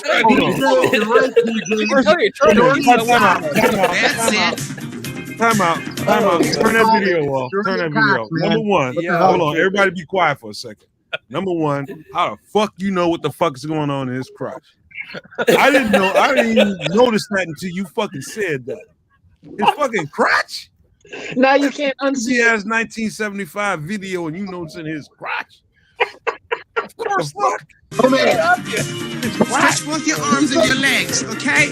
It is a friend. That's it. Oh, crazy. His crotch? Oh, shit. PJ's been building this case for a month. It's always fucking Shorty and Cox. Right, PJ? It's always Shorty and Cox. Every fucking show, it's Shorty and a Cox somewhere. Cliff might be one of them the new fucking mushroom donut guy, Indian guy out the window and shit. Cliff might be one of them new honey bears, man. Where the fuck? Wait, what happened to Shorty, man? Did he fall down? How the fuck you notice his crotch, though? You're killing me. His crotch? I don't know. We're gonna have to question his wife, is what I think. I just want to accept everything. He said wife. Oh my goodness. Hey, Cliff, I know you didn't just say crotch. You said crotch. His I junk. think he ought to be part of the honey bears. Oh my God. You know, he's from England, I think, so he don't carry his junk in the trunk, he carry his junk up front. Cliff, what did you say? I missed that. I can't even. That motherfucker might have a weapon and you don't know it, but what you gonna look at? He got a weapon, all right. A weapon. You guys are fucking killing me. Oh, shit. Oh, Hey, Golly, man. I can't Thank you, believe Retro. said that. I support Thank you his for the choices. laughs tonight, my friend. Retro. You are a friend. Fucking Cliff, that guy is stuffing. No way that's real. Cliff, are you on the same fucking page as Shorty over here, the cock page, or what? Go back to your food, dude. The man might have a meatloaf crotch rocket. You never know. Meatloaf crotch rocket up. Oh, shit. Man. Cliff, I'm gonna question you from this day on, man. I don't know what you did that for. Yeah, wow, man. Oh my God. And I support his choices. Nomad, we love you all the same. That's it. We do. I was looking at the guy's neck, man. Look how long that motherfucking neck is. Cliff, watch his crotch. Oh, you want to look at his neck again? I see. Look how long that motherfucking neck is. Stretch both your arms and your legs, okay? Okay. That's it. Quarterback. Do me a favor, lose this goddamn video because this is boring. That's some bullshit right there. Bullshit. Did you hear his voice? We got one person looking at the top side of his body, somebody looking at the crotch rocket and shit. What the fuck we doing here, man? When you go to a urinal, it's like, dude, what you looking at, man? Keep your eyes forward. Man, what you looking at my dick for, man? Fucking Cliff. Crotch watchers. Killing me, man. You guys. Crotch watchers. You guys are fucking God, killing me. please. This neck is bigger than this penis. Cliff is on one tonight. Hey, how many times have y'all been out shopping with your boys and you try on a pair of pants and be like, hey, how does this make my package look? Never. What are we doing? It's over, man. Shorty's drawn them all to the dark side, I think. Fucking PJ. I don't know what's going on, dude. Fuck. Fucking Shorty. We looking at the sausage First party. it was Triple R. No, this is not my fault. You guys can all thank Retro now for this. Shorty. What the Last hell? night, if I wouldn't have come back from the Braves game and read and I rewatched the show today and I saw Retro saying, "Shorty, check your Gmail," which is right down here. That's the wrong one on the bottom. But so I checked it, and then lo and behold, he sent that video to me. I'm like, he's like, "This is Nomad when he was younger." I was like, "Yes, you're definitely right. It was." And he's looking right down to dick and nuts. Hey man, maybe you can save us all, Shorty. You got that shot of that weather girl that Aldo be putting up. Respect to the Podfather. Bring us back. Bring us back. Find us a weather girl. You guys, I can do that for you. I can do that. Speaking about a Podfather, Shorty. Find us a yoga girl. Speaking of Podfather, Shorty, whatever happened to Luke? Because he is his Podfather. What happened to Luke? Oh God, I haven't heard from Luke. He kind of bowed out of the last show. So son of a bitch, let's go kick his ass, Nomad. Hold on, guys. Here we go. This is just to get that Nomad out of your head. Here you go. Good Lord. There we go. Good Lord. Good Lord. You filthy sons of bitches. Holy lowly. What wouldn't you motherfuckers do? Nothing. I need something to help me stop laughing right now. That's the wrong questions. That's the wrong question. The wrong question is what wouldn't you do?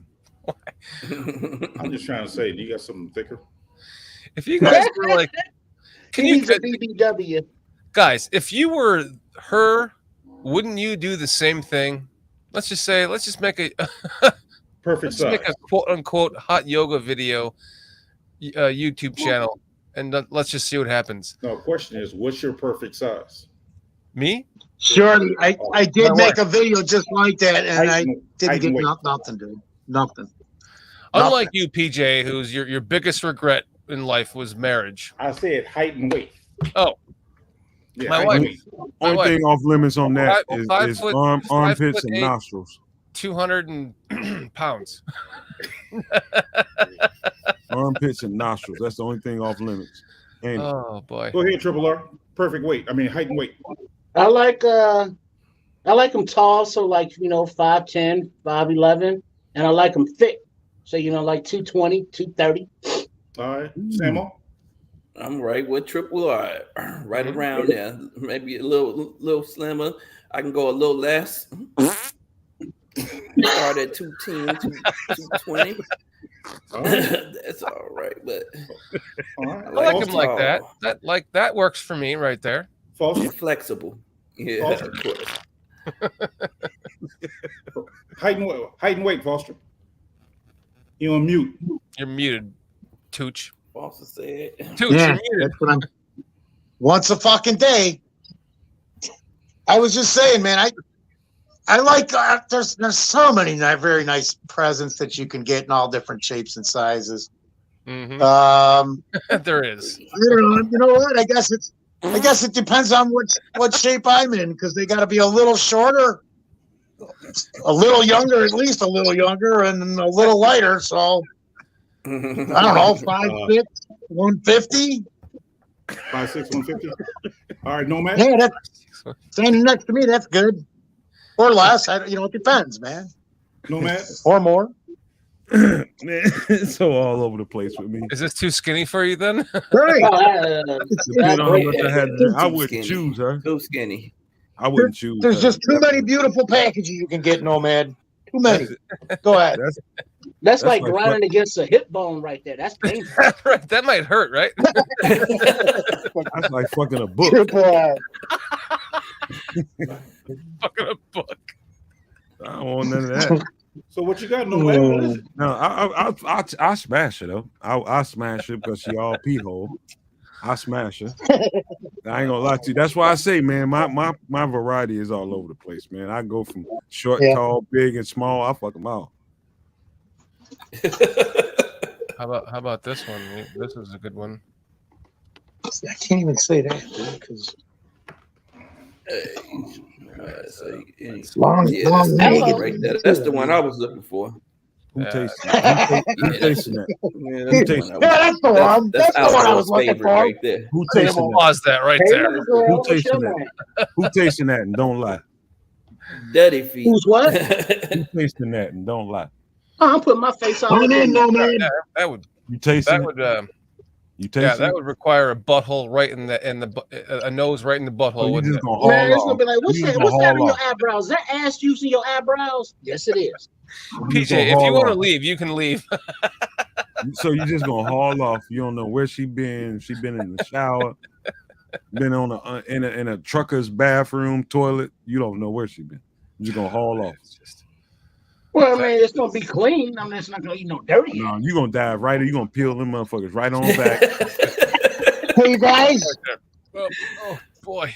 Just, I gotta. It's gonna be clean. You just gonna I gotta ask for a favor.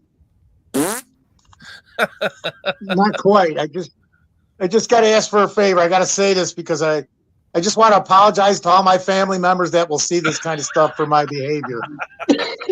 But they pretty much know who I am, so it won't be too bad. But they'll probably about 300 people that are related to me are going to see this shit because they saw everything else. That's why there's so many damn plays of the other stuff, man. I'm not kidding you. The filth of a man. So I got to apologize in advance before I forget.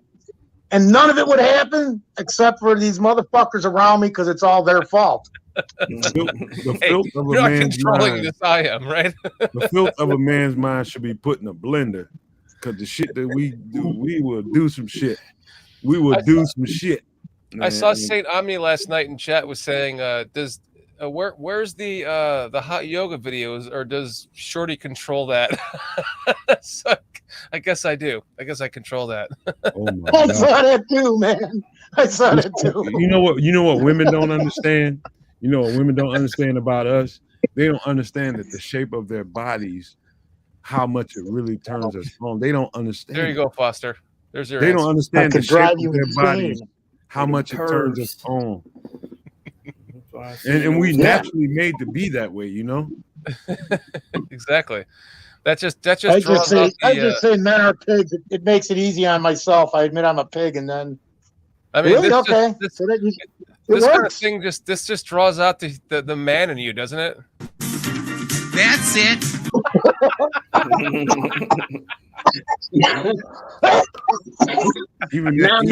Now nobody can stop looking at his crotch. Even for some people, the Eckridge Farm down there. Fucking Cliff. That fucking Cliff. That ain't his real crotch. You can tell by looking at it. What the fuck, Cliff? Cliff, pencil dick motherfucker. Everybody got one of those, man. Everybody, man. You ain't got no wood. What you doing? You guys are fucking awesome, man. You guys are just a blast. Say Cliff took a screenshot and zoomed in. You better be slinging some salt. It was like, no fucking way. Shorty, I sent you a picture. One more time. Email. One more. Just one more before we end the show. Give you guys something to end it with. Hey, Shorty, I sent you a picture. Man, I'm really sorry, man. I didn't mean anything. It's all Shorty's fault, but expect this kind of crap. And Kenny, fucking Kenny, just shut up if you're sitting there. Did you hear me, Shorty? Yeah, you sent me an email? Yeah, I sent you a picture in the email of a celebrity. Okay, hold on a second. Let me find that really quick. Hey, but that booty shot though. That's what. Face down, ass up, baby. Face down, ass up. This is I'm gonna courtesy just be like, of. hey, go sit your ass in the tub and boil it, and we can make it happen from there. That's courtesy of PJ. What's happening here, though? Brat. Mm-hmm. See, that's what's up. Yeah, zoom. The brat like a bowl of pussy though. You know that, right? Oh, that's the brat. She like. That's she what like, it said. The she like a brat. bowl of pussy. Oh yeah, she big dyke. Nah, I didn't say that. I just said she like a bowl of pussy. She like nice healthy bowl, like some Wheaties in the morning. But sometimes you gotta stick your finger in it to stop the leaks. I feel like I should end this with some hot weather woman, right? I just know any of that got to get boiled first. Put that motherfucker in a hot ass bathtub, and everything after that is game. Let's see, where do we have here? We got Clean and fresh. Boil it. I just thought I'd help you guys out on that one. When did the bread get that big? This one might not be hot Brat enough. been thick, man. Brat been thick, dude. He just had clothes on. Yeah. It's probably not hot enough, right? Is this hot enough? No, that's not. That's not. No, you gotta go check the weather in Brazil somewhere. No. Them bony assholes. IBTCs. Let's see. I'll break one of the motherfuckers off, man. Wake Aldo up, man. He finding troglodytes in fucking Brazil and shit. Hey, we're all grown, and Cliff says, "Do you guys adjust your permissible age based on your daughter's ages? I can't look at anyone under 30 the same way." So I you agree. go on your daughter's classmates? Don't be a dingaling. If you get a motherfucker that's of age but is way younger than you, take it as a compliment. Explain later. That's what you do. Hit it first, explain later. I smashed the 18-year-old. I ain't gonna lie to you. I know for a fact she was 19. Let me shut up, man, because I am living there. Yeah. You been when I was in Atlanta. This is when I was in Atlanta, so it was a while ago. Oh, here we go, guys. It felt like everything was everything you wanted it to be, but she was so immature. I was just like, you know what? I ain't got time to be raising nobody else's kids. But your body was just outstanding. She was a fucking Philly, man. I'm not bullshitting. She was so stacked. But that's how they come in Atlanta, man. Mm-hmm. You ride them hard, you put them away wet. Good Lord, if you seen this motherfucker, you'd have been like, it would have been like that girl that was laying on that ground with that ass up like that. It was like that. And so it's like, I can't talk to you because you're immature, but I'm gonna hit it a few times. Then I'm I'm gonna take you to go get you don't some talk. goddamn. He just say, "Don't talk." Don't. I'm gonna talk. take you to go get the. I'm gonna take you to go get the best goddamn lemon pepper wings in the city, and we going to the house. Did you get the other one, Shorty? What's that? Did you get the other one? Retro just sent me something here. All right. So let me. Everybody said it in there. This.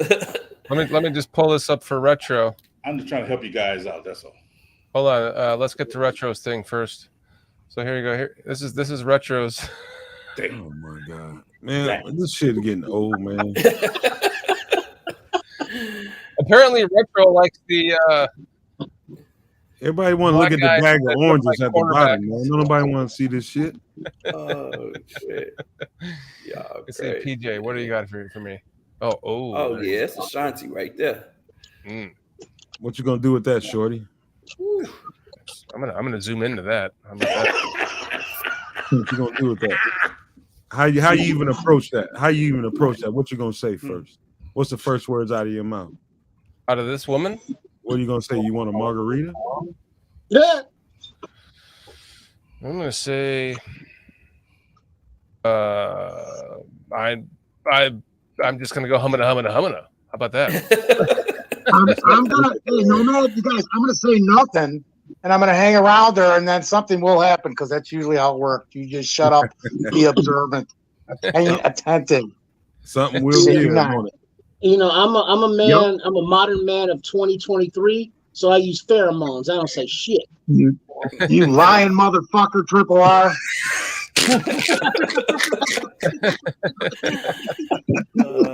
No, I do use pheromones sometimes. I'm kidding, dude. Not for sex, because that would be cheating. No, dude, not for sex. I just use Spanish fly for that shit. Bill Cosby taught me that. Hey, you know what? I did approach a girl like that down in Florida. I was watching motherfuckers moving around her, and I wasn't. She came in that motherfucker, and people was just on her. Guys was just on her, and I just waited. And when everybody got through, shooting their shot, I got right in their ear, and I just had to make sure I said something that will get her attention, make her laugh a little bit. I gotta see you guys. I'll be right back. I said, "Hey, you better give me your number before I hurry up and get the fuck out of here." Fuck you, Todd. She turned and looked at me, and she was like, "What?" And then just started laughing. I said, "I'm dead serious." I said, "You ain't gonna see me no more unless you give me a number right now." And she gave it to me. Mm-hmm. It was something that got her attention, got her away from the monotony of motherfuckers shooting their shots. You just gotta come off. You gotta come off different than everybody else. Then what happened? All you gotta do is make them laugh, make them smile. Who said what happened? What always happened? break them down slowly. Who said what happened? I said what happened. What the fuck you think happened? I don't know. That's what I'm asking. Yeah, she got smoked. Good. You forgot DJ lives in Peoria. He don't know anything out there anymore. She got smoked and she liked it. All right, man. Because here's the thing that I've learned as a He's still mature thinking man. about Chase Young. You remember the expression, you run down the hill, Pop, let's run down the hill and fuck one of them cows. It's like, no, son. You walk down and you fuck them all. You lay back, you tell a few jokes, you just be a charming motherfucker like you be, and they come to you. Man, you gotta be patient. Everybody's gonna see the baddest broad wherever you go, and everybody's gonna play their game and try to approach it their own way. Just play it, do you, be who you are, and she gonna see that. I'm a guy with a hell of a lot of personality, and I think I'm funny sometimes. I think that's the key to a girl's heart. Is you get them laughing, and then if you can fucking cook a little bit, man, dude, you fucking gold, dude. You fucking gold. I can make them laugh and I can cook my ass off, so I'm good. Very good. I mean, he's straight up, dude. I should have like every STD in the world. I was a straight up fucking whore, knowing all the same shit you're talking about, dude. Shit you not. I'm still a whore. Shit you not. What it was, man. Nobody is proud of it, but we've all got the Q-tip up the dick hole. You know what I'm saying? Nobody's proud of it, but sometimes you got to go there. I'm just tame, man. I learned not to do to somebody that you don't want somebody to do to you. And so that's how I migrate in life. The person that's there for me, I'm there for them. And until that break or fails, I'm gonna be there for. And so I ain't gonna stray. I ain't gonna stray like a dog. I'm gonna be that person I need to be for her. If that changes, then I get back to my heathen way. Speaking of dick doctor, Triple R, I got a bunch of money from Cook County for having that thing jabbed up my dick. It was like $2,000 over all the visits. The thing I want to impress on people is it's just like a drug addict. You're always a drug addict. Just like an alcoholic, you're always an alcoholic. Just like a hoe, I'm always gonna be a hoe. I just choose not to be a hoe. You know what I mean? Yeah. While somebody's being good to me, I'm gonna be good to her. That's where I'm at with it. That's it. I'm always gonna be a hoe. But it's always in you. It's always in you. Never going nowhere. You just don't have to act on it. That's all. That's it. I abstain from all that bullshit, man, just to keep my home life together. It's worth it too, man. I believe it's all worth it. You guys, you the most senior motherfucker on this panel. Hold on, you the most senior motherfucker on this panel, and I respect. Fucking JP is. PJ. His alter ego, dude. I listen to him too, man. I listen to him too more than he thinks I do, man. I do respect it because you can give me things that I may not be thinking about or have experience. I listen to it all, man, and I take it and put it in my wallet, man. Shit, I still got Jimmy's in my wallet just in case. That's how it should be, man. Along with the Magnums. I ignored a lot of people telling me to write shit for too long. That was a big mistake. You guys, not that all of it's right, but you all amazing. Can I just express my my love for you guys all coming on here, spending 5 hours now, going on 5 hours, doing a show. Like, as long as you guys are insane. Not requesting any dick pics from any of us. Shorty, this might be the most entertaining show that we've ever done from top to bottom, from football to fucking soap to goddamn pussy hole and farts. Everything. We did it all on this show. I really hope so, because a lot of times you can turn people off with anything that's not bears, and it's the true testament to you still sticking around here, who are enjoying the conversation that goes on just from a bunch of guys hanging out on the bar room like we're in a bar, and that's what happened tonight. We was in a bar. We went from football to farts and feet and every goddamn thing. We went from cologne to body. We did it all tonight.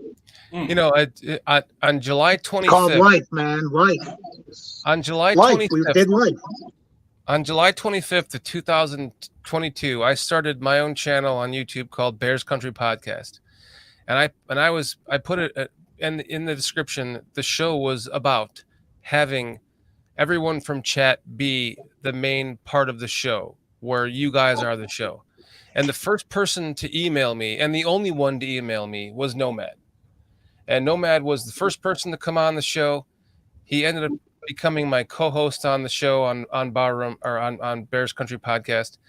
And it was such a fledgling podcast that we didn't have the fortitude to build this with, And so this is like, here we are sitting here on the Barroom Network with all you guys, all you barflies. There's still 20 plus of you sitting around listening to this bullshit. And it's kind of amazing to see kind of something that was a dream of yours to make come true is now true on the Barroom. It's a testament to every one of you who are doing this. It's a testament to you, Nomad, for sticking around and doing that here kind of in a different fashion on the Barroom with me. And so I want to thank you for that. And all you guys, seriously, without you, this would not be possible. And so we need as many more of you that want to be on the show to keep emailing and let us know if you want to join the show, because if not, it's just going to be these fuckers every week, and we're just going to make this the show, right? So, you could call it, oh crap, these guys. Fuck. Yeah. But like, you guys are the show, and you guys are what makes this go. And everyone here watching, everyone who's still sticking around, man, thank you so much. Everybody speak your minds, man. PJ, what you got, bro? Thank you, Shorty. I got to say this right away before I forget. So do you think any of that is a coincidence? It's not, Nomad. It's coincidences are incidences, which God is involved. That's why it's all happening that way, because you're just trying to do your thing and you're trying to do the right thing. Then it all works, man. Love you guys. Love the chat. Great fucking show. You guys are awesome, man.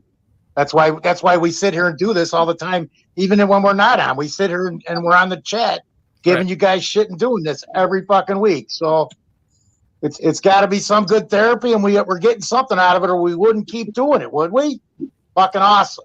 Thank you. All of you. Love you, Shorty, Uncle. Nomad, PJ, Triple R, fucking Samo, everybody in the chat. Yeah, fuck you, Cliff.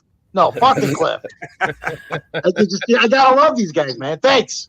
We got to put Uncle Foster. We got to change his name to Uncle Foster, man. Love you, man. Uncle Musty. Uncle Musty. Musty. No, Foster, man. You the man. Well said, Foster. Now that you remember that in 10 minutes. PJ, what you got? Tell Rutger to go fuck himself before you leave, Foster. PJ, what you got, bro? I just want to say thanks again, guys, for having me. I appreciate it.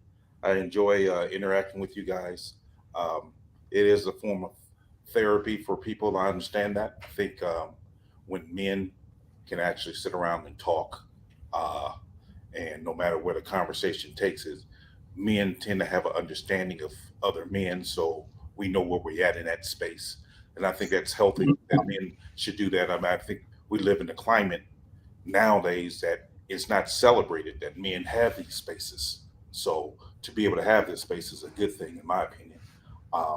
The chat, I truly enjoy the chat. I am in the chat, so interacting with those guys is always a great thing. Retro, J-Rock, Cliff, all those guys, I mean, I can go on and on.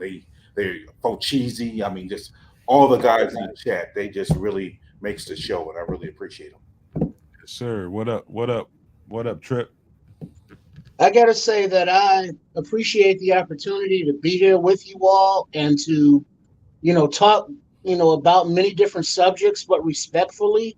And I think that it's also therapeutic, not for the people just going through it, whatever it may be at the time, but as a whole, as a country, with all the divisiveness and with all the bullshit that's going on and everybody trying to separate everybody and well, that's my enemy. It's like, no, that's just your political opponent. It's not your fucking enemy. It's the same fucking country. And so we can give, the left, the right, everybody shit, but it's not out of a place of hate. It's a place of understanding and love and just, joking, but nothing malicious or, it's like hateful of that nature. And so being able to do that and share different experiences and views, we may not always agree, but we can discuss it and work it out and see those different perspectives. And that's just really something that I think the world needs more of right now. I agree. Respect. What's up, Samo? Respect. And I think that's the number one thing that I really enjoy about the Barroom Network, man. It's everyone comes in here and everyone is respectful of each other's opinions. I appreciate always, coming on this show with you guys. I appreciate being in the chat, chopping it up with guys, man, and not just about the Bears, man. You see, we talk about some of everything, get a good laugh and all, man, but it's all about the respect. Like Triple R says, when it's such a divisive atmosphere right now in this country, it's just like, man, the bar room is a great place, man. Just come and unload. And I've seen on some of the other networks where it could get a little testy, but never seen that in a bar room in any of the chats or with anyone. So it's always respectful, and I appreciate that. And that's a testament to yourself, Shorty, and Aldo, and Nomad. That's just the culture that you created. So I tip my hats to you all, raise my glass to you all for creating and fostering this type of environment, guys. Like I say, I just appreciate it. Love being on here, talking ball, chopping it up with you guys. We all come from many different walks of life, but we all find common ground. It just seems like we all men. We all go through the same shit, put our drawers on the same fucking way every day.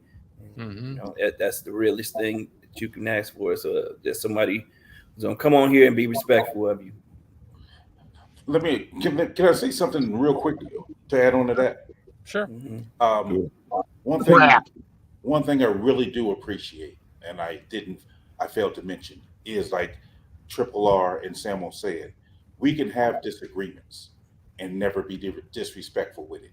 I mean, I know I harp on my Teven Jenkins, and not once do I hear, "Oh, you stupid," "Oh, you dumb for having your opinion," because at the end of the day, that's all we have are our opinions, and you guys are respectful of others' opinions, and I appreciate that. I just want you guys to truly know I appreciate that, because I know there's differences of opinion that we all have, but we never down or degrade someone because of their opinion. And I think that's big, because like Samo said, there's other shows out there where people disagree with the hosts, and the hosts, they want to start talking about their mamas and all this other stuff.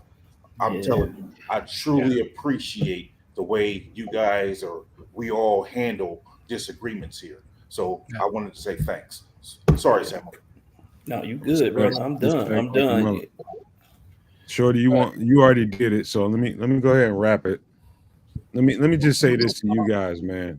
I'm gonna be blunt and honest like a motherfucker right now, because when I say you guys, I love you guys, regardless of wherever you come from, what you're going through in life, what you're doing now, man, I mean it. I appreciate the opportunity to be able to get on here and express myself, and you guys receive it the right way. I respect everybody here, every fucking person here, every person in the chat. There's gonna be some people that's gonna disagree with us. They're gonna disagree with me. They're gonna disagree with everybody here. I'm gonna try to figure out a way to navigate that. But most importantly, I want to make sure I say this first. To anybody who might have been offended by some of the things that came out in this broadcast, this is just men in our natural habitat. This is like watching Wild Kingdom and watching a fucking baboon go through his daily routine. You just found out what a baboon goes through, and we just telling you what a man goes through in his life, and we wasn't trying to offend nobody. We're just trying to tell our truths about how we go through life, and each one of us are different. And I respect everybody's stance on everything. And to Aldo and the bar room for giving us this opportunity, dude, this is something different. And I think we're just scratching the surface right now. You guys being available and being willing to put yourselves out there to create some content in the show. We went from A to Z. Y'all already talked about it. We went from freaking Justin Fields down to a fart and some feet. You know what I mean? We went everywhere in this show, and I appreciate every bit of that. And I think that's what's needed out here in this space, to see people be natural. And again, I'm just gonna wrap this up really quick and say I love you guys. Can't wait to do this shit with you guys again, and it's just gonna get better and better all the time. And all you guys that haven't presented yourselves in chat, be willing, put yourself out there and be all right with that, man. You're gonna be all right here, because we won't allow ourselves to be disrespectful towards each other. I'm not gonna put up with it, and I'm part of the host. I'm one of the hosts of the show.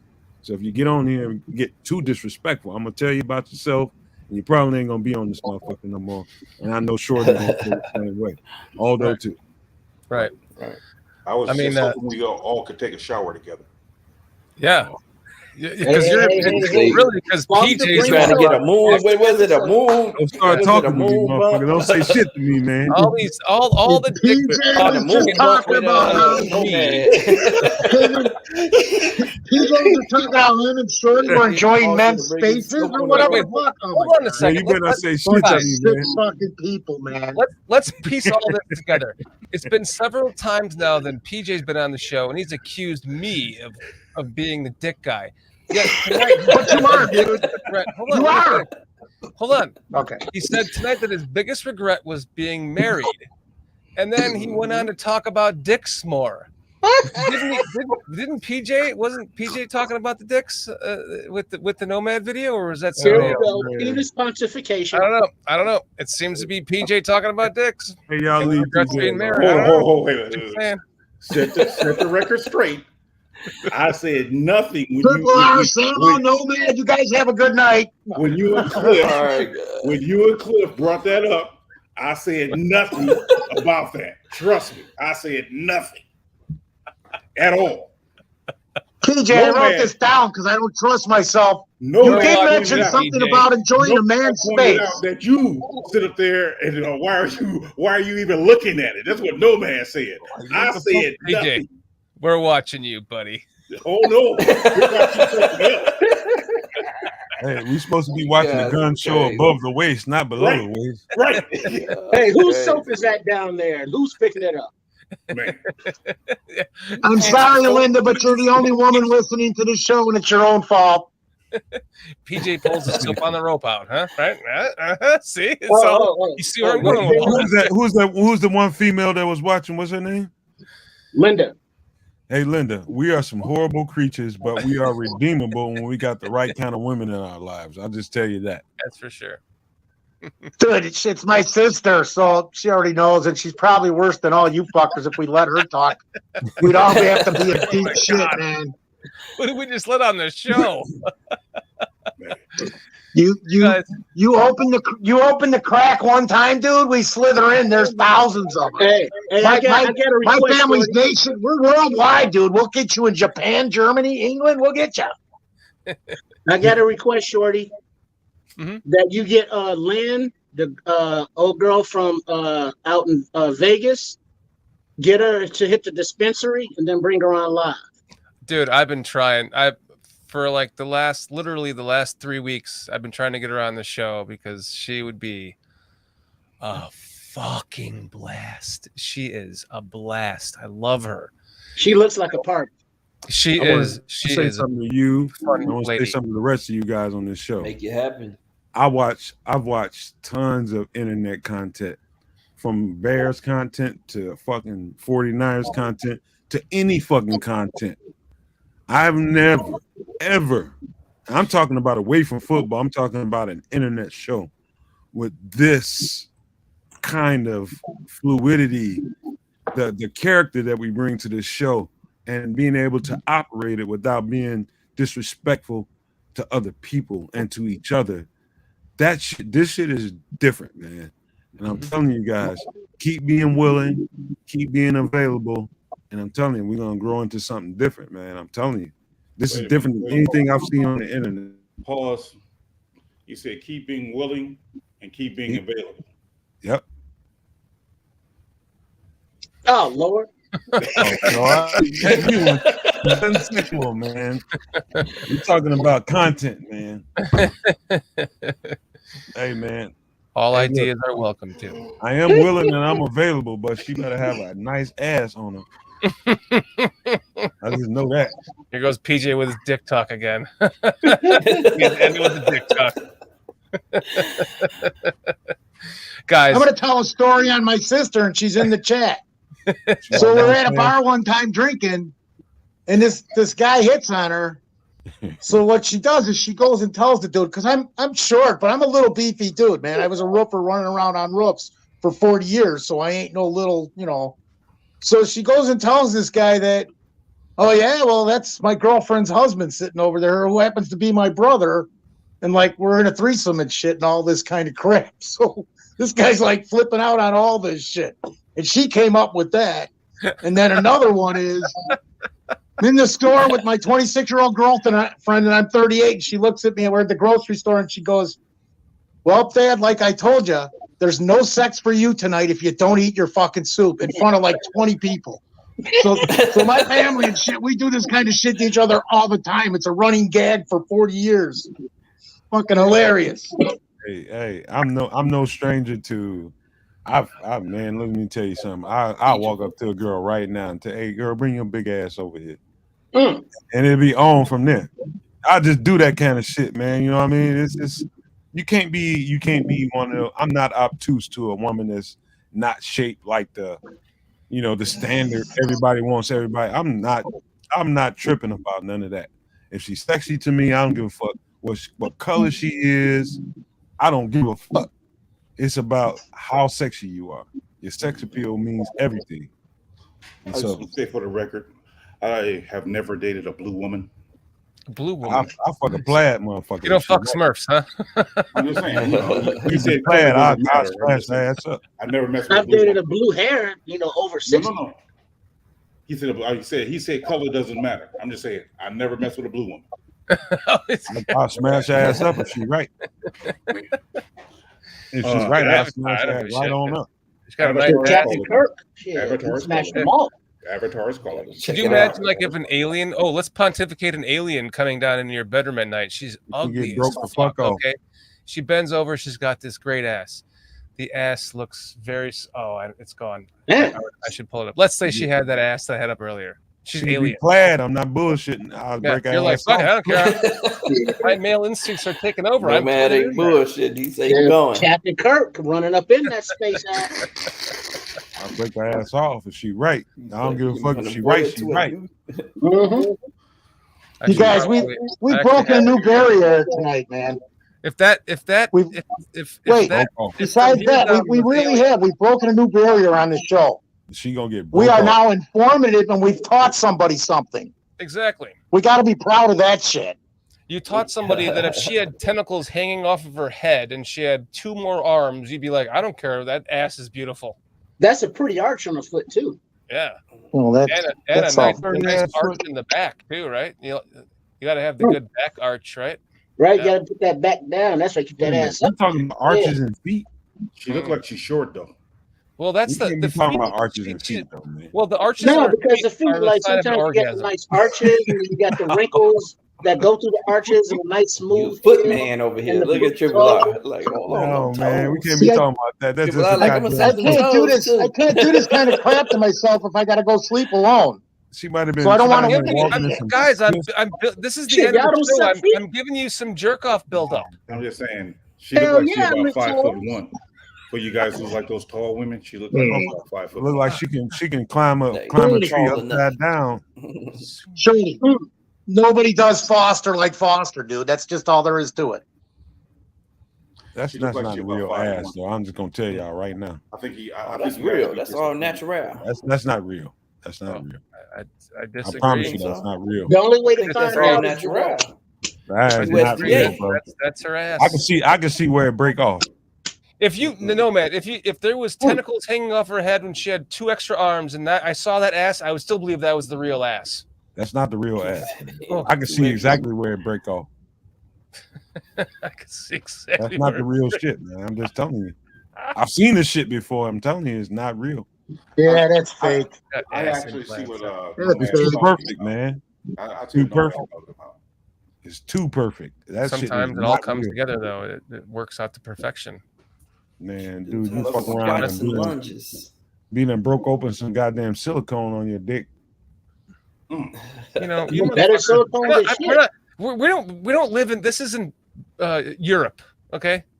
It's going on 2:30 in the morning here by me. You guys want to keep talking about ass for the next 3 hours? Hey, I wouldn't. And there's still 25 people in the chat. I'm a derriere kind of motherfucker. You guys, can we wrap this up? You want to wrap this up? No, you guys want to keep going? Right. You want me to wrap Motherfuckers, as soon as I said 25, somebody left. I just want to say, can somebody wash your feet? Yeah, she got to sit them. I'm not touching them motherfuckers. Yeah, somebody needs to wash your feet. No, not them motherfuckers. She been walking all kind of piss and shit now, and ain't no telling what she been kicking cow chips, everything. Fucking Heart Foundation got out the fucking magnifying glass. He said she's got 6 fucking toes. What the fuck, dude?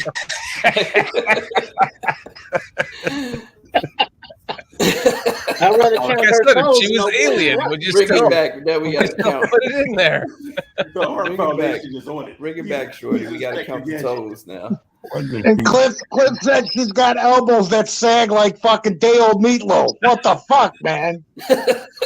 Hey, you know what? I understand the feet thing, man. I just prefer a woman that has some nicely proportioned feet that keep them together. And if she's gonna wear flip-flops and be out with me, that's all good. I might kiss her around the ankles, but I'm not putting no fucking feet in my mouth.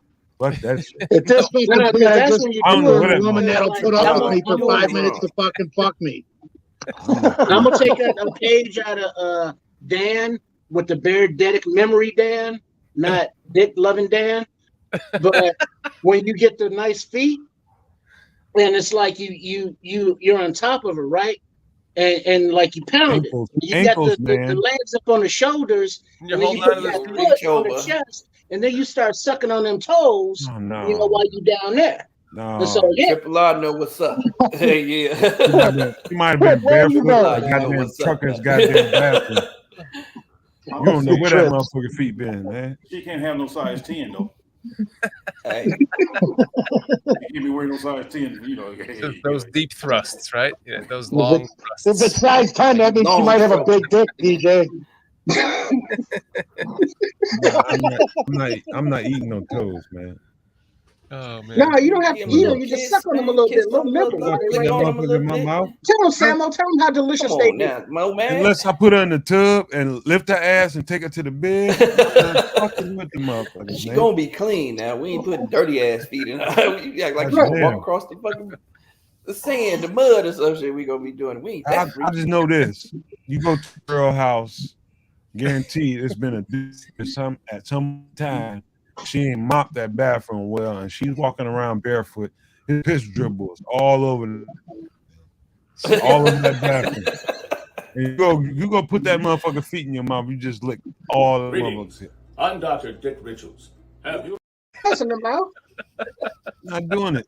She needs some drippy dicks. So you put an ass in my with my tongue. She got to boil it first, man. I'm not just hauling off. They boil that ass. Can't just haul off, man. You got to boil everything, man. Check her hand size. I gotta tell you guys this one before I forget, because this was the greatest thing I ever saw in my life. I'm rolling down the street with my girlfriend. We're on Manheim Road by Stone Park. It's all bars and shit. If anybody knows about Stone Park, Manheim Road, then I don't have to say anything else. If not, look it up. You want something, it's there. So I'm arguing with her, and I'm ready to get out of this car while it's moving because I'm drunk. So cop pulls up, pulls us over. I'm calling her names. I'm like, shut up, you bitch, blah, blah, blah. Because you're drunk. Yeah, well, I wanted to go to the bar, and she wanted to go get food. So I just thought if I get out of the car while it's moving, the bar's right there. Didn't say I was coherent. I'm telling you what happened. So anyways, this cop pulls us over in front of the bar, and he gets out, and I'm like going, shut up, you bitch, blah, blah, blah. And she's going all this, saying this stuff, and the cop's asking questions, and she finally goes, you weren't calling me a bitch last night when you had your fucking chin halfway up my cunt. And this cop's face turned blood fucking red, and he left and didn't even bother doing anything to us for speeding and almost getting in an accident. Never seen a cop turn the color of your hat. It was fucking hilarious, dude. He got so embarrassed. He must have been about 25. When she said that, he just fucking turned all red and said, you guys quit fighting now and have a nice day, and just took off, man. I'm not getting involved in that. You didn't call me a bitch last night when your face was buried in my pussy or some shit like that. She said. It was great. Have you ever just thrown precaution all out the window and just went straight down on somebody and regretted it? Be a man and tell the truth. Be a man and tell the fucking truth. Here's how you do it. You know, Samo. No truth. Taking this That's out how of the you do Samo it. book. When you making out a little did bit. It started and left immediately and never heard the end of it. Probably not till this day. Test. I always do the test. You got to do the test. And if it's too pungent from your finger, you don't put your face no place down there. In fact, you bounce. You always run your test first. Now, sometimes it's hard when you just drink like a fucking quarter Jack Daniels. PJ, you might want to one yourself, man. You might want to one yourself and get the fuck on up out of here, man. This might take a left turn you don't want to be a part of, man. PJ over there, like, as a matter of fact, it was Cliff is asking. Cliff is asking if you guys ever had a woman on you. Oh God, that scared the fuck out of me. Gone, guys. Cliff is asking if you guys have ever had a woman squirt on you. That scared the fuck out of me the first time that happened. I don't like that shit. That was weird, wasn't it? I definitely have had that happen to me. I was like, what the fuck is going on? Did I stumble into a Bear Their Souls or something? Yeah. Well, you guys got Bear Their Souls. Didn't acquire a beat. I remember. This broad ruined the front seat of my car by squirting all over it one night. Ruined the fucking seat. Destroyed it. To answer your question, she squirted all over the fucking seat, and it was never the fucking same. It wore out the pattern. It was fucking terrible, man. I had to have it covered. It was fucking sick. Man, if you go down on him after, like you're saying, Cliff, if you go down on him after she squirted on you, you'll taste it. It's piss. Oh God! I mean, there's piss mixed in it because it's all in the same area. How you know? But like the first time, a lot of women don't know if they're squirters or not because not all of them are, and it can take them by surprise. But once you have that experience and you know, all you got to do is lay down some towels. You all good? Exactly. I remember. Yeah, where the fuck were you, Triple R, when I fucking did her in the front seat of my car? There was a female prison.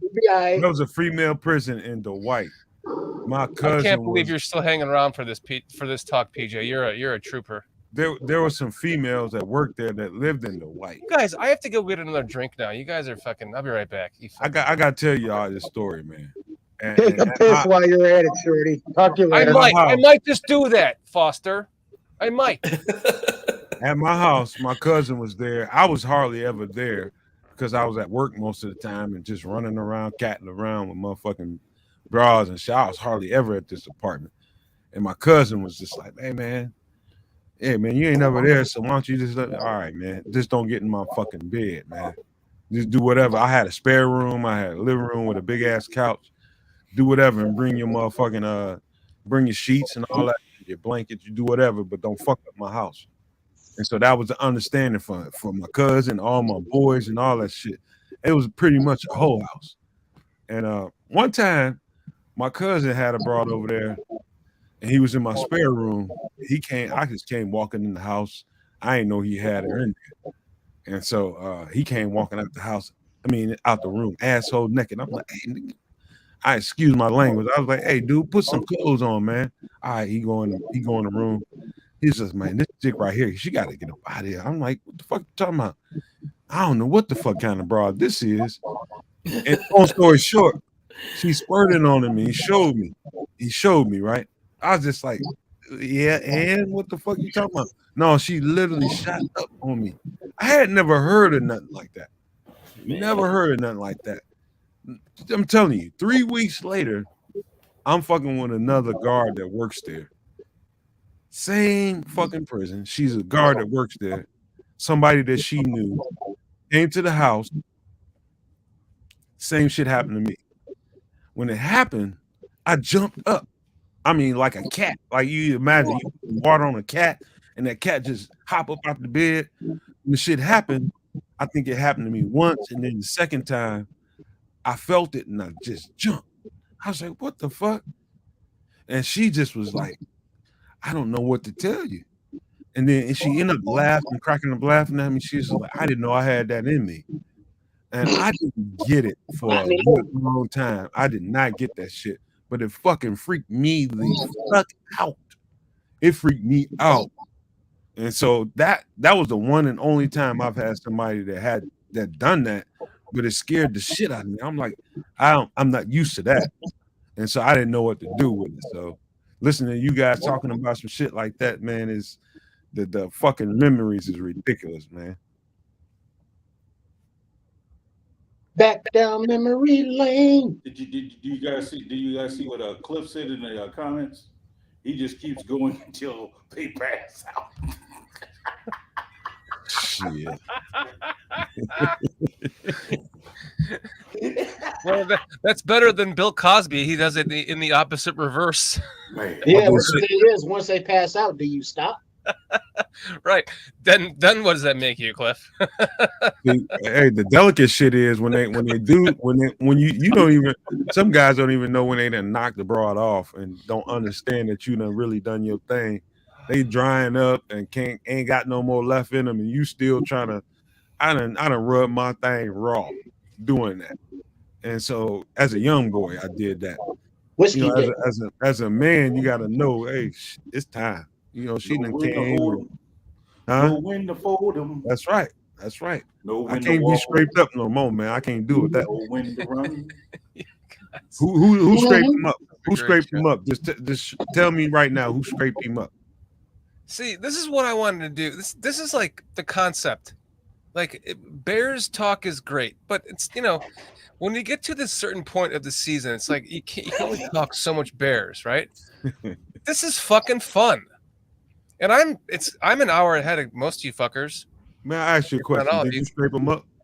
So fucking I'm enjoying myself is all I'm saying. Let me fucking finish. Damn it. I'm done. Did you scrape your dick up, man? Me? Did you rub some skin off? Me? No, I didn't. Actually, I did not piss. And fuck you, Foster. I did not piss. You ain't fucking right. I went and got what my wife calls a basic bitch, which is not a beer. That Zima? It's a Zima, yes. Who scraped the skin off their dick and was burning himself? Zima. That's all I want to know. Sure, he is a pussy. He's drinking Zima. What the fuck? Who scraped the skin off their dick? Zimas don't even exist anymore. What are you talking about? This is a fucking seltzer. Now, when I've never had the experience of I've had the experience of when it got dry, and if there was no lube or I didn't spit on it or go back down to give it a little kissy, it's like you just jerk off on her tits or make her suck you off or something. Guys, we just woke up Chris Watts. Look, this is how long we're going. Chris, God damn it, Chris! I can't wait to see you, lad. Son of a bitch, Chris. Chris, get some fucking coffee. I'll send you a link right now, buddy. You know what? I've done that too many times to count, man. I'm hooked to the left, so I've done that many times, man. Hooked to the left, dude. I remember, Nomad. This reminds me of an experience I had with me and a girl I was dating, and I was hanging out with my best friends, him and his wife, and this girlfriend. She was a whore. She actually ended up marrying my uncle, but that's a different story. She was a whore. Oh, well, she married my uncle. That's too much of a whore. And she like It called sounds me like a TV series, man. Hold on, Shorty. Just say allegedly. Just say allegedly. And you're telling the world that you have a left hook dick, and I freaked out that my girlfriend told my best friend and his wife that I have a left hook dick, and you're telling the world you have a left hook dick, just like I'm doing now. Back up and just say allegedly. And I fucking freaked out. I was like, "What the fuck are you telling them that I have a left hook dick for?" Shorty, back up and just say she was allegedly a whore. Just clean it up a little bit. She married my uncle. Just say allegedly, just for the sake of the show and the He network. was the whore that married his uncle. It's a TV miniseries or something. Golly, it was on man. CBS. Jeez, no, Don't she do that, was. man. I'm gonna say he was allegedly a whore. Hey, if any of you had a girlfriend that married your uncle after she cheated on you and you broke up with her, what would you guys call her? Whore. Thank you. Whore. Allegedly. I'll call her a honey bear. It's 1, 2, 3, 4 to 2 whore. So she's a whore. Hey, although I ain't got nothing to do with this, I tried to tell him. Oh God. I'm sorry. Is that we shouldn't say that with I just tried to tell you, right? man. Just say allegedly. She's allegedly a Okay, whore. there you go. Mix it up. Allegedly a whore, yes. Chris, quit saying hi to these motherfuckers in the chat. They won't go away. Chris, I'll send you a link right now. Hop on with us. Grab some Retro coffee. is hilarious. He says you call her auntie. What Chris is Chris from Ireland? Chris from Ireland? Retro. Is Chris from Ireland? We all made jokes about it. We all made jokes about it. My family did. Like, so should I call her my auntie? And what's even more fucked up is she was married. Wait, she was married to my. with the girl who slept with my brother. Does that count? She was married to my uncle, and she called my grandfather Gramps because we all call him Gramps. But that would be her father-in-law, but she still called him. Why don't you just call her the whore? Don't get me started. It's awfully late, guys. This is like good. Watt AM said radio. This is like fucking AM radio in Chicago. Watt says he's English. I can't wait to fuck with a broad, big old motherfucker from that. Yo, 89 live on the air, 890 watts. I want me a big old English motherfucker. But she got to be big in the right place. Wait, the teeth. Do they have to be perfect? Because that's probably not going to happen. And you know what? She just not have none. That'd be all right. Chris, how are the women's teeth over there? Because I've never seen any good ones. You know, Adele had that nice thickness going on until she got her little money. Now she all skinny and shit. Because she's a man, baby. Yeah. Hey. Y'all don't know what y'all missing. Motherfuckers are scared of the bigger ones. You don't know the joy. Oh, boy. Man. But the thing is, don't sleep after post-coitus. They cooking because they big. So you know they got snacks. Man. Big old ass grocery bills, man. They some big old ass grocery bills. What they is? What the fuck? Are you snacks? baby? Oh,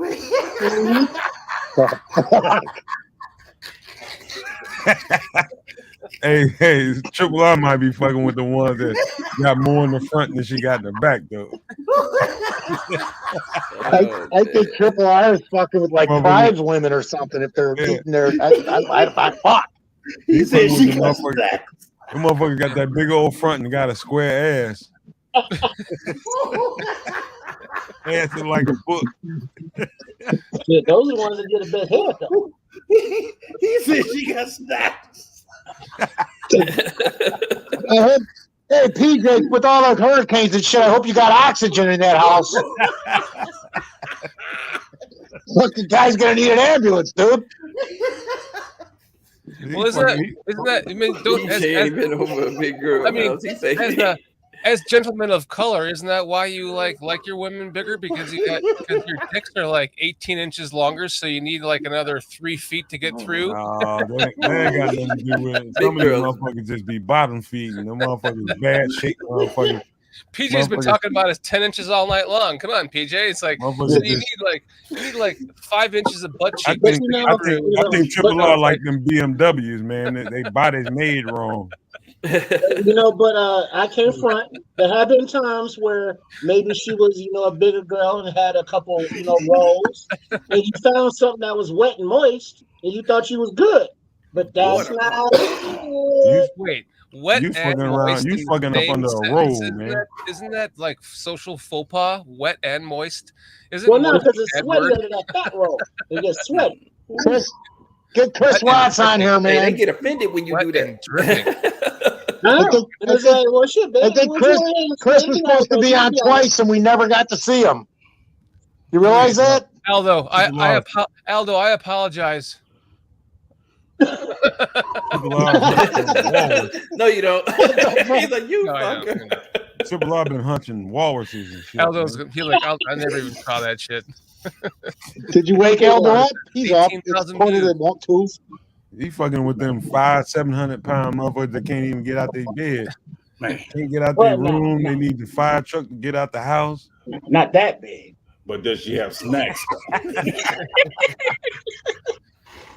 Gotta have snacks. Shit.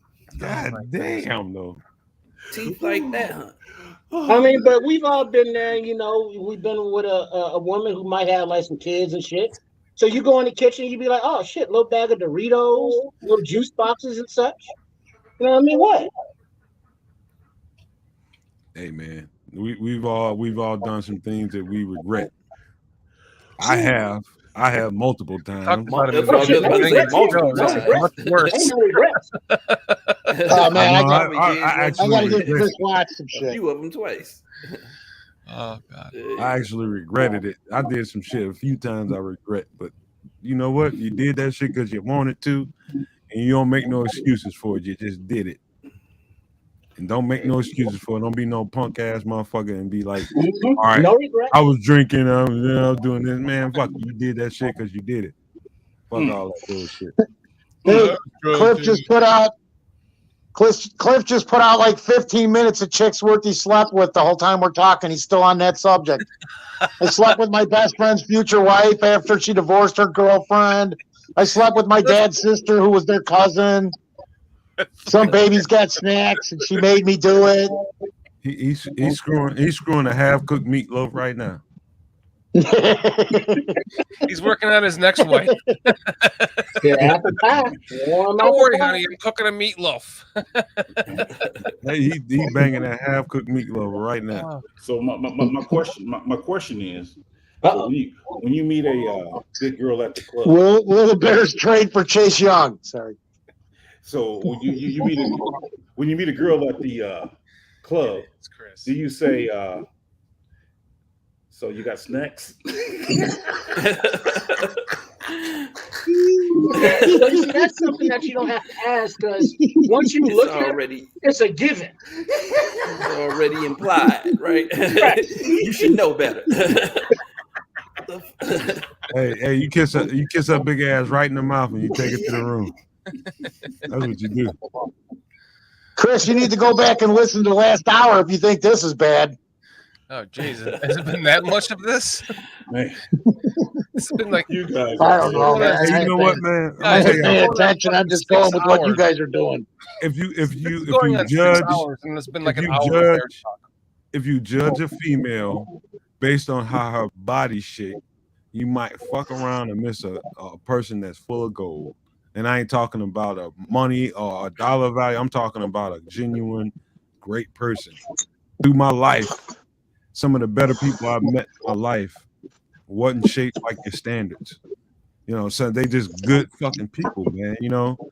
And I might have slept with them, you know, it might have been some shit like that. I might not have.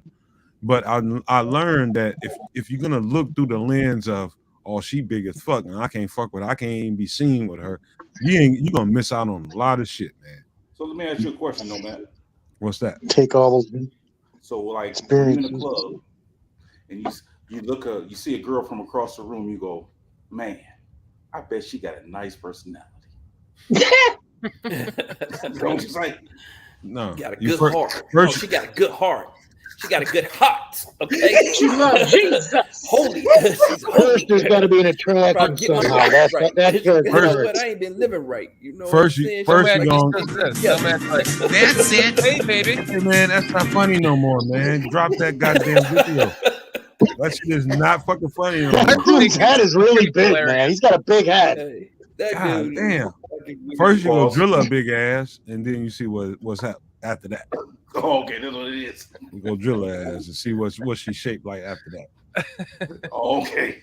You ever been with a girl that just had a bad face and grill, but one of the best bodies you ever seen ever? Like just a nice ass body, nice ass, nice breast, yeah, stomach, thighs, everything. Yes, sir. Man, you ever just had to? You just had to. You just like fuck. You know what? Down, with her, but fuck.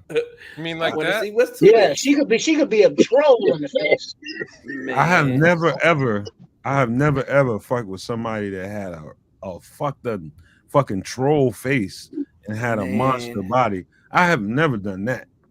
Never. In college, whew, man. I've always it's always the girl with the beautiful fucking face with a larger body. Always. Yeah, I've seen. It, Cliff. Wait, I want to hear Samuel's college story. No, I acted like I was drunk as hell that night. I acted like I was drunk, but I was well aware of what the fuck I was doing. And then the next day, she's like, "Well, shit, you don't remember what happened yesterday?" I'm like, "No, what happened?" I was like, "What happened?" She was like, "You don't remember being all over me and we did it?" She was like, "You were really drunk. You were drunk." I was like, "Dang." I was like, "Well, we're gonna have to do it again so I can remember." Did it again, man. Scandalous banter. I'm like, that's you, Foster, isn't it? With your new. That was the first girl I messed with on college campus, on my campus at the time. So I was a freshman. She was a junior. And shit, I was, you know how it is. Had to get it in. Many times. Damn. Man. It's always the beautiful face. It's always the beautiful face with the oblong body, man. Always. She's got to be beautiful, man. It starts. I'm gonna tell you. I'll tell you some shit you didn't know about me. I'm a motherfucker. I'm a kisser. I don't know nothing about you, bro. I'm a kisser. I'm a kisser. So I'm first thing I'm looking at with a female. I'm just telling you the truth. First thing I'm looking at with a female is how her face looks, how nice her lips are. That's those things right there. It go a long fucking way with me. Yeah, that's the main thing. It starts there. I can't fuck with no dude that look like a Leroy in the face, man. I can't fuck with no girl. If she look like somebody named Raymond, I can't fuck with her. Excuse me, guys. I'll be right back.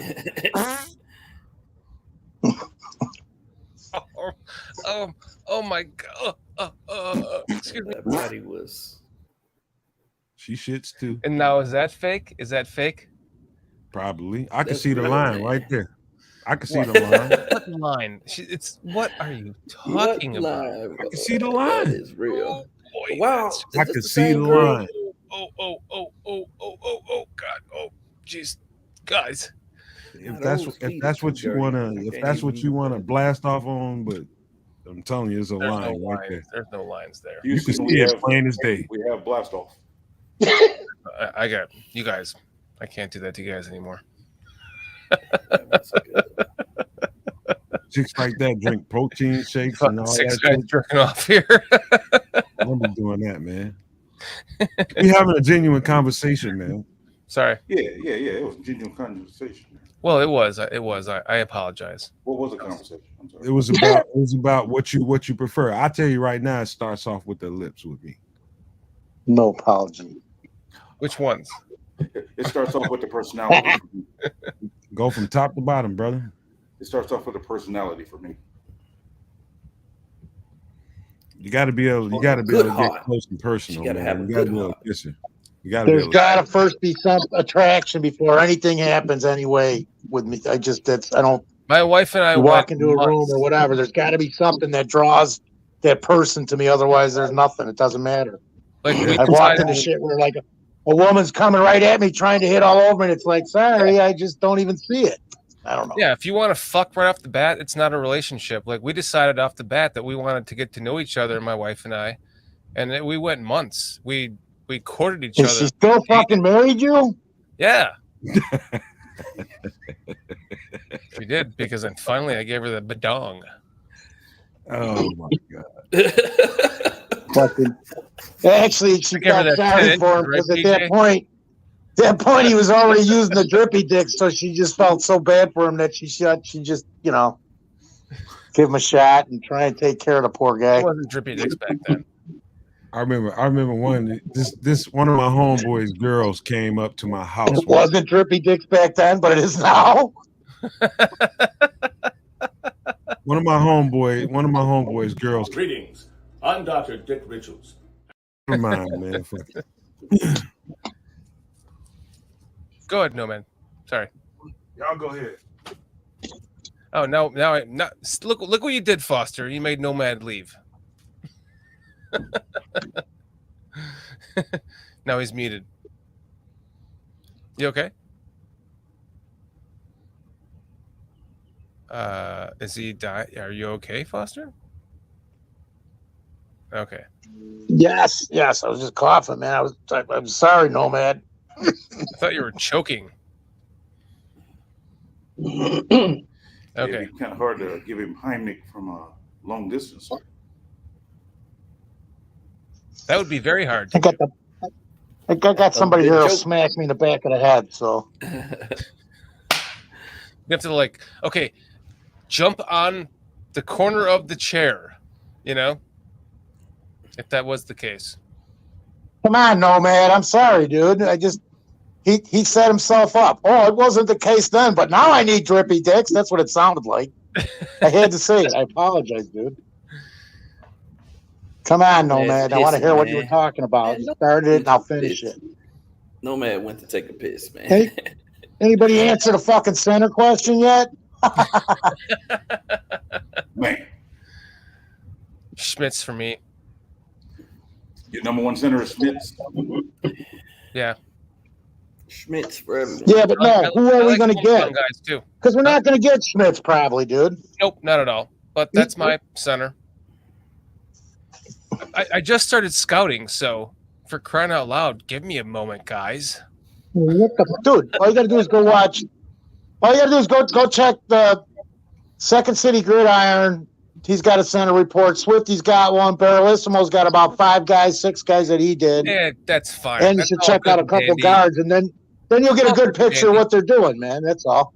No, thank you. I will. I'll go look at that now.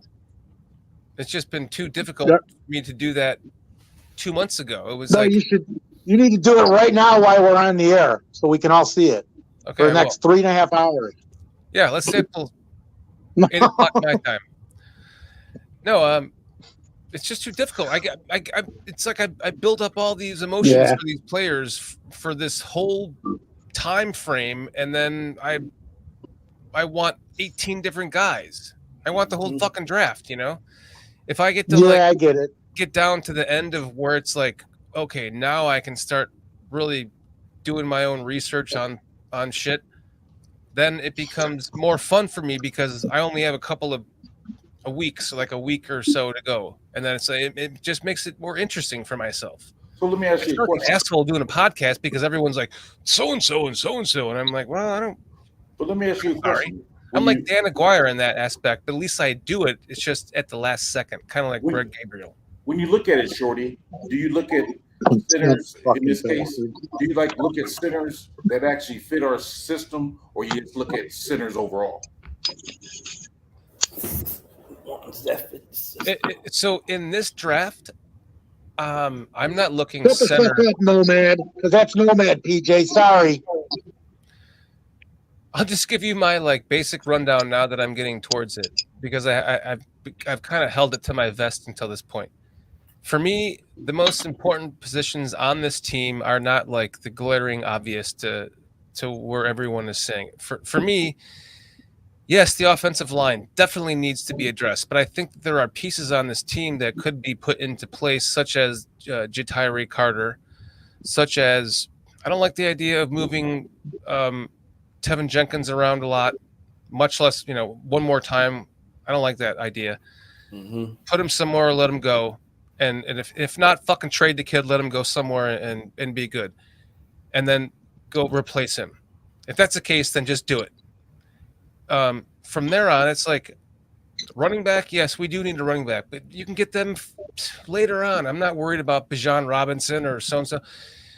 There's Cornelius Squalls keeps saying Israel Akanabanaga or whatever. What is that his name? Abanikanda.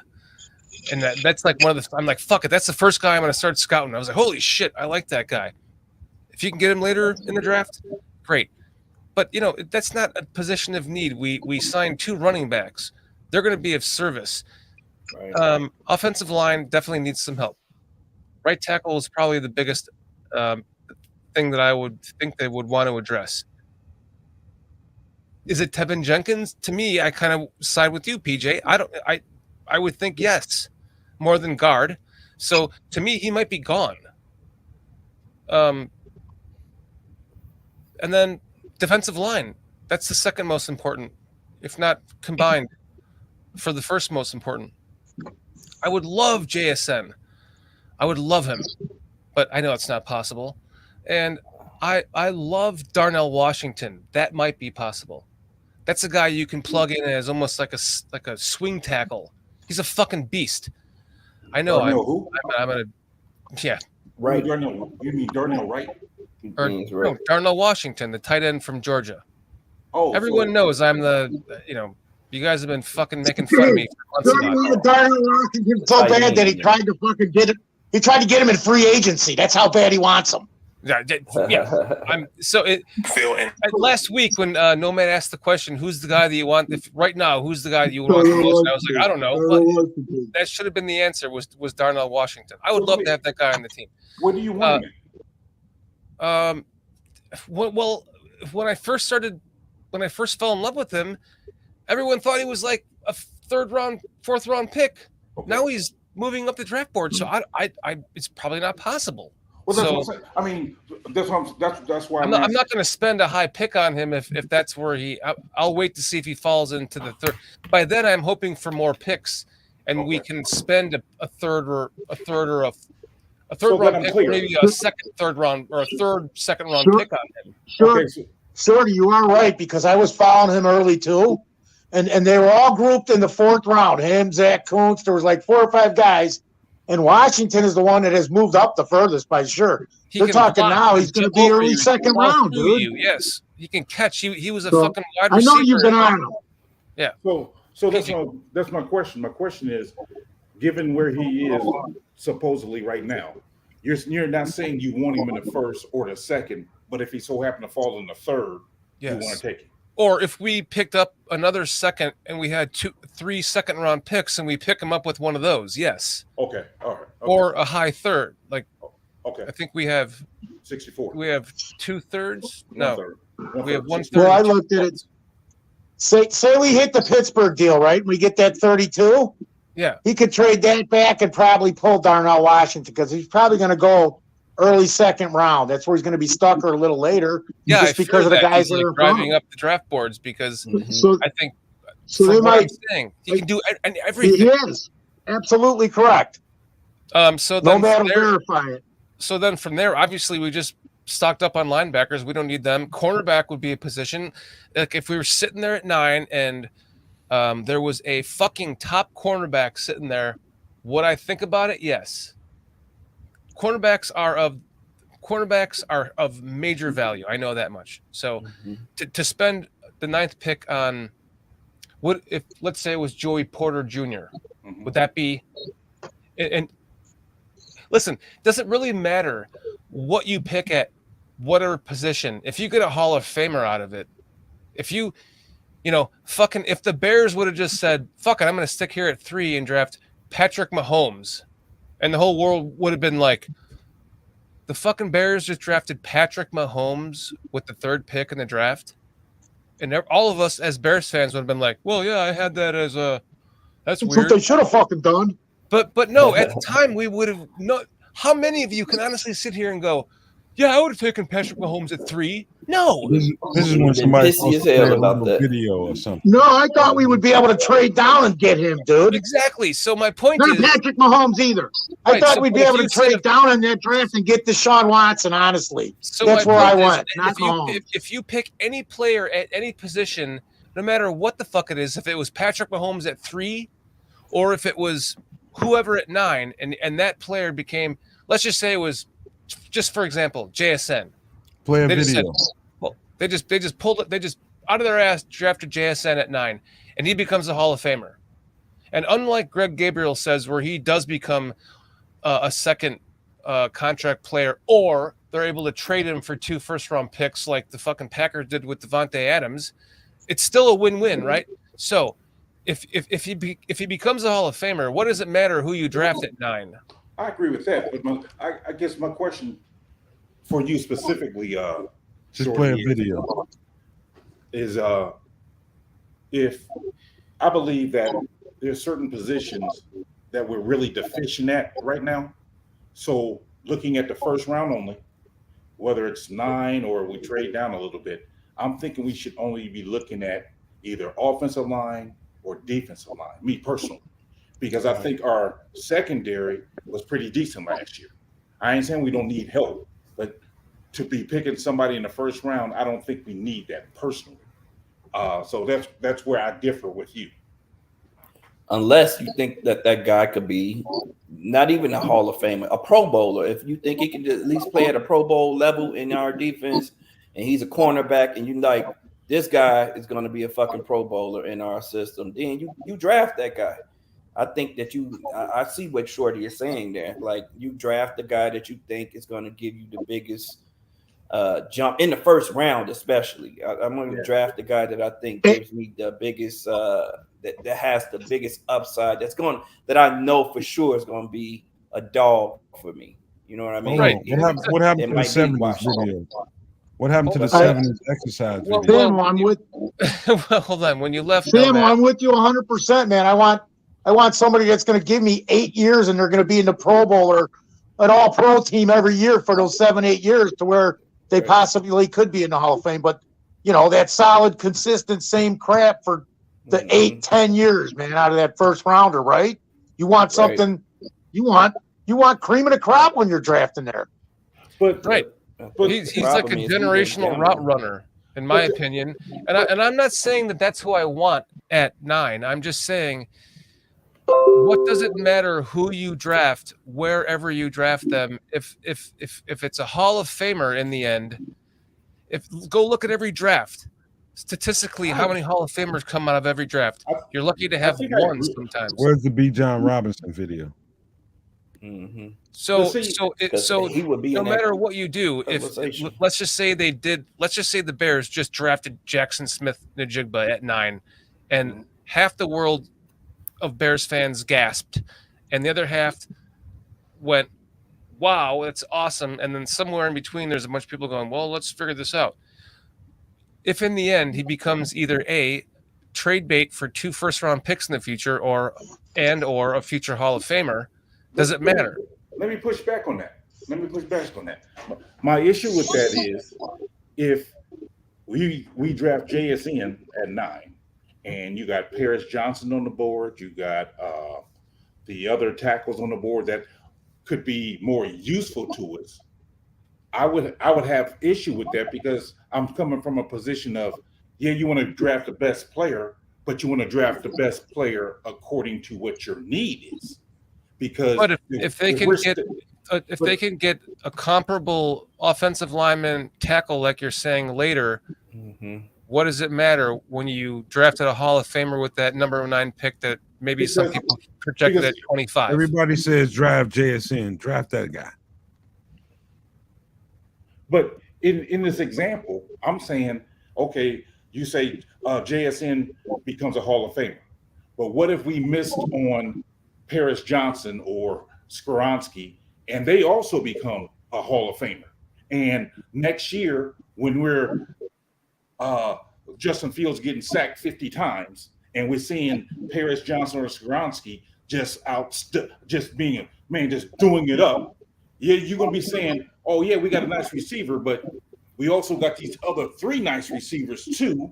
So we could have gotten Paris Johnson or Skoronski or whoever on this offensive line to protect Fields. So that's what I'm saying. I mean, I understand your point that in the long run, it's not going to matter if he's a Hall of Famer.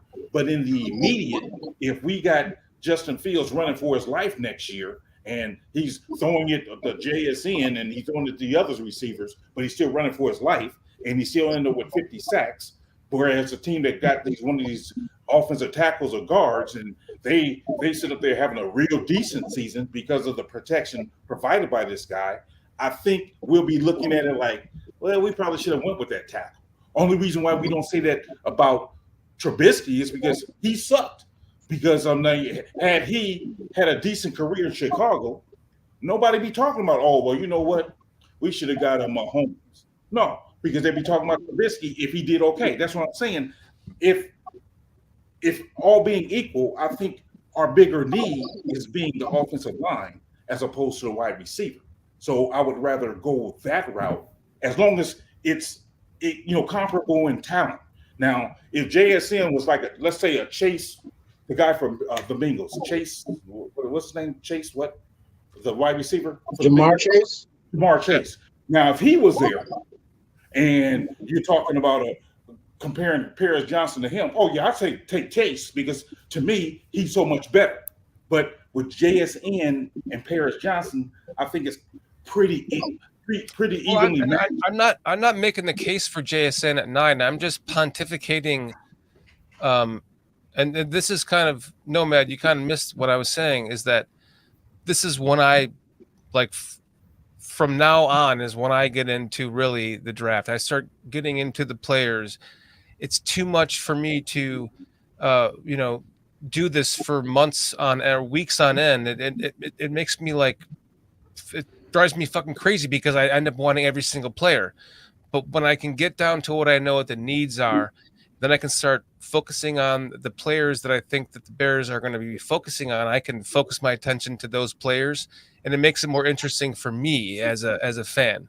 And my only advice to you would be to lean on the people that have done the homework. And that's what I'm doing. So we're kind of in this position where I was just saying when you came back that if JSN was there, just saying, and they drafted him, and what would the collective Bears inhale or exhale be? It would be everything between yay and fuck, and everything in between. It'd be silly. If he became a Hall of Famer, it'd be silly based on the needs that we have, and only in that aspect. But if they got those needs later because of their scouting and hey, listen to me. It's not because he's not a talented player. He's a very talented guy. But based on the needs that you have on the roster, if you drafted a guy like that at 9, that would be extremely silly based on what I'm not saying it wouldn't be. I'm pontificating. Or B John at 9. That's silly.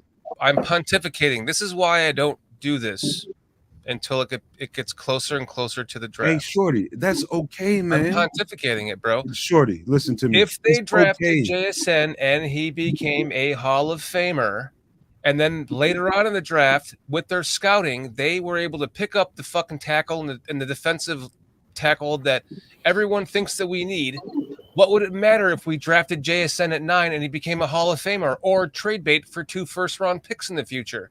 Shorty, there's only one football. It's my point. There's only one football. You got 3 guys. You got 4 guys that are going to want this is why I only wait until the end when we get closer to the draft, because my pontificating pisses people off. I don't want to. No, it's not about pissing anybody off. Listen, man, you don't study football players, and that's okay. That everybody's not. No, I don't study them day in, day out. I study them when it becomes time for me to study them. I know who they are. I just get down. Are you okay if somebody told you you're unqualified to really? You can pontificate, but you're unqualified. If somebody were to ask me if I was qualified, I would say hell no. But Okay. I wouldn't say anybody here.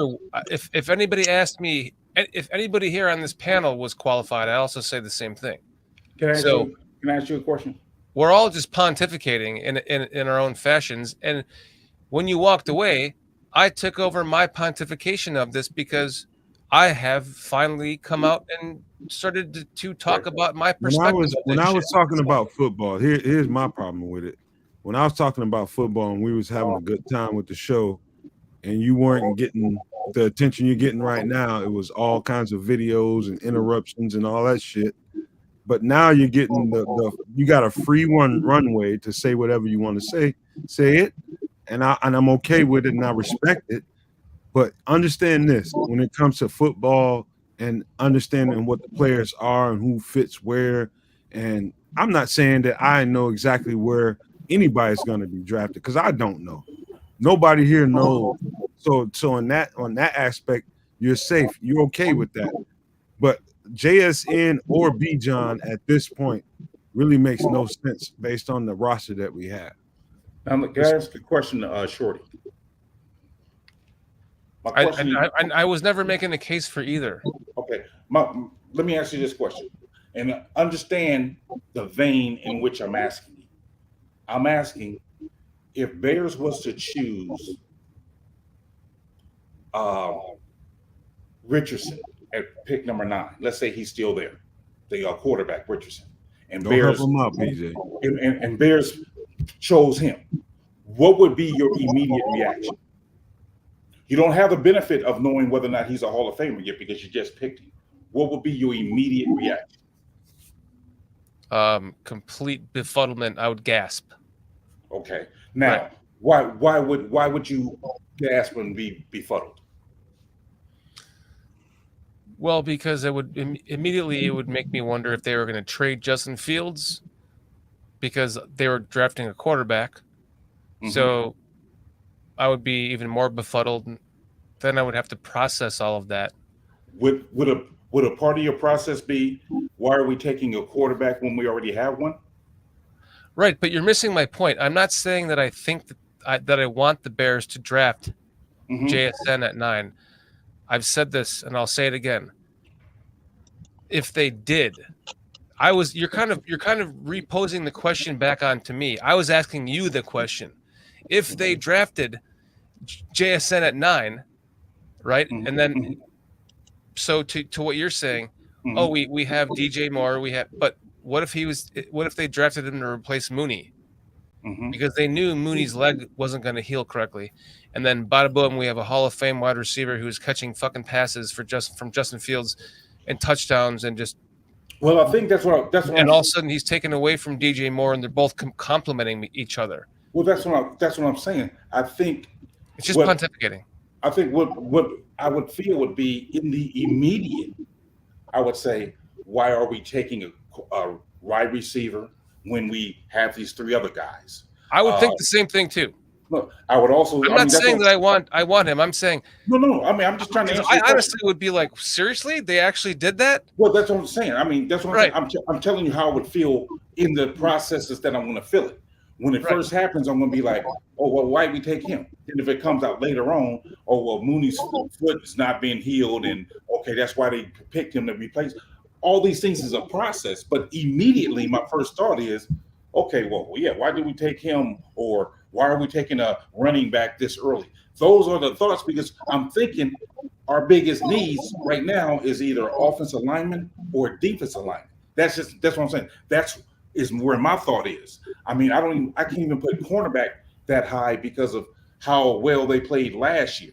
So I think our biggest needs, and that's why I said I would rather go with, get the best player available according to our needs. I mean, now unless that best player is so much better than everyone, like I said, like what you think and what I think and Nomad thinks and Cliff and Sam and the Bears think doesn't fucking matter. Yeah. It's what the Bears think. It's who they have on their board as where they rank players.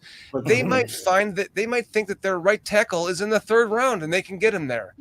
They might think that at 9 they're going to shock the world with somebody that nobody of us think Now let me ask you, but you asked me, but aren't you asking me how I'm going to feel about that? Is that what the question was? No, it wasn't a question. It was really just I was telling you guys what I was getting to the point to where I was finally starting to scout, and here's where I was coming up with some things I was thinking about, and I thought like, well, what if the Bears drafted a JSN at 9? Would it be so bad if he became a Hall of Famer? That was like the main question. If it ended up, I don't think anyone would bat an eye. I don't think anybody would bat an eye, to be honest with you. But we don't see what you're talking about is some real. You talking about looking down the road. Okay, let's just draft JSN at 9 and hope he becomes a Hall of Famer. Man, no, I'm not saying I want him at 9. We don't have any goddamn idea of whether or not he's a Hall of Fame player. Exactly. I have no idea. But we do know that we got a lot of fucking holes to fill, and we got a nice ass receiver room. But and what everybody is trying to say, all the different prospects that could fill different roles. Everybody's trying to say is we got a nice ass receiver room as is right now. And the draft receiver right now at that spot, or a running back right now at that spot, doesn't make a whole hell of a lot of sense. That's just basic what you see on the surface knowledge. It's not I know better than everybody else. It's just basic stuff. And so look at it doesn't make any sense, man. What if Mooney's leg injury is not he'll never be the same? No, don't even worry about that. Think about this. Let's just think about it if it's ever happened, right? The Bengals.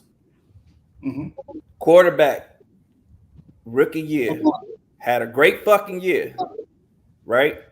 Breaks it, offensive line, totally shit. Gets his knee torn apart. Everyone's saying, "Oh, they got to fix the fucking offensive line. They got to fix the offensive line. They got to give him some protection. That's all he needs." They had 2 good receivers already. 2 good receivers, Tyler Boyd, and they have Higgins. And Higgins, right? What do? They draft Jamar fucking Chase, and then what happens? They pick up an offensive lineman later in the draft, and what happens after that? They make it to the AFC Championship. What happens after that? They make it to the fucking Super Bowl. These are not my thoughts. I'm not saying I want. I'm just saying. I see exactly what you're saying. You have to figure out, like, we don't know what the fuck the Bears are going to do, but if they decide, like, we can make this fucking work, like, if they feel like Jackson Smith-Njigba is head and shoulders above all of the fucking wide receivers in this draft right now, and he can really elevate our fucking offense, and Mooney's not going to be healthy, whatever the fucking case may be, and they say, no, we have a fucking plan for this guy.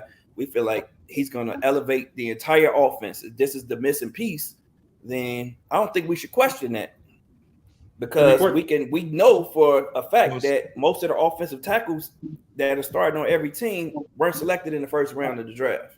Question for you. So we can pick a fucking offensive lineman up later in the draft. Hold on, PJ, before you go, Sam. In the end, what happened to Burrow? Just the most recent video that you seen on the last game you seen on Burrow. What ended up doing? Getting his ass tagged. He was getting his ass tagged. Exactly. But hey, he got far, man. Can I hold on?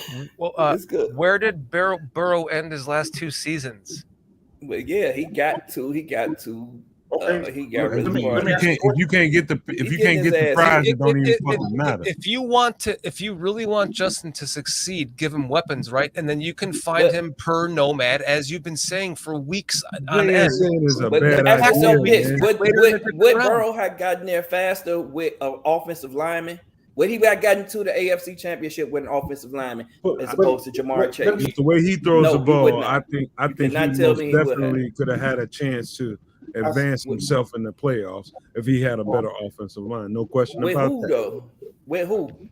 I don't know, but I know he didn't have the kind of protection that he probably should have, because I ain't gonna say because they made a different choice at with the pick they had. They got Chase, and he's a dog.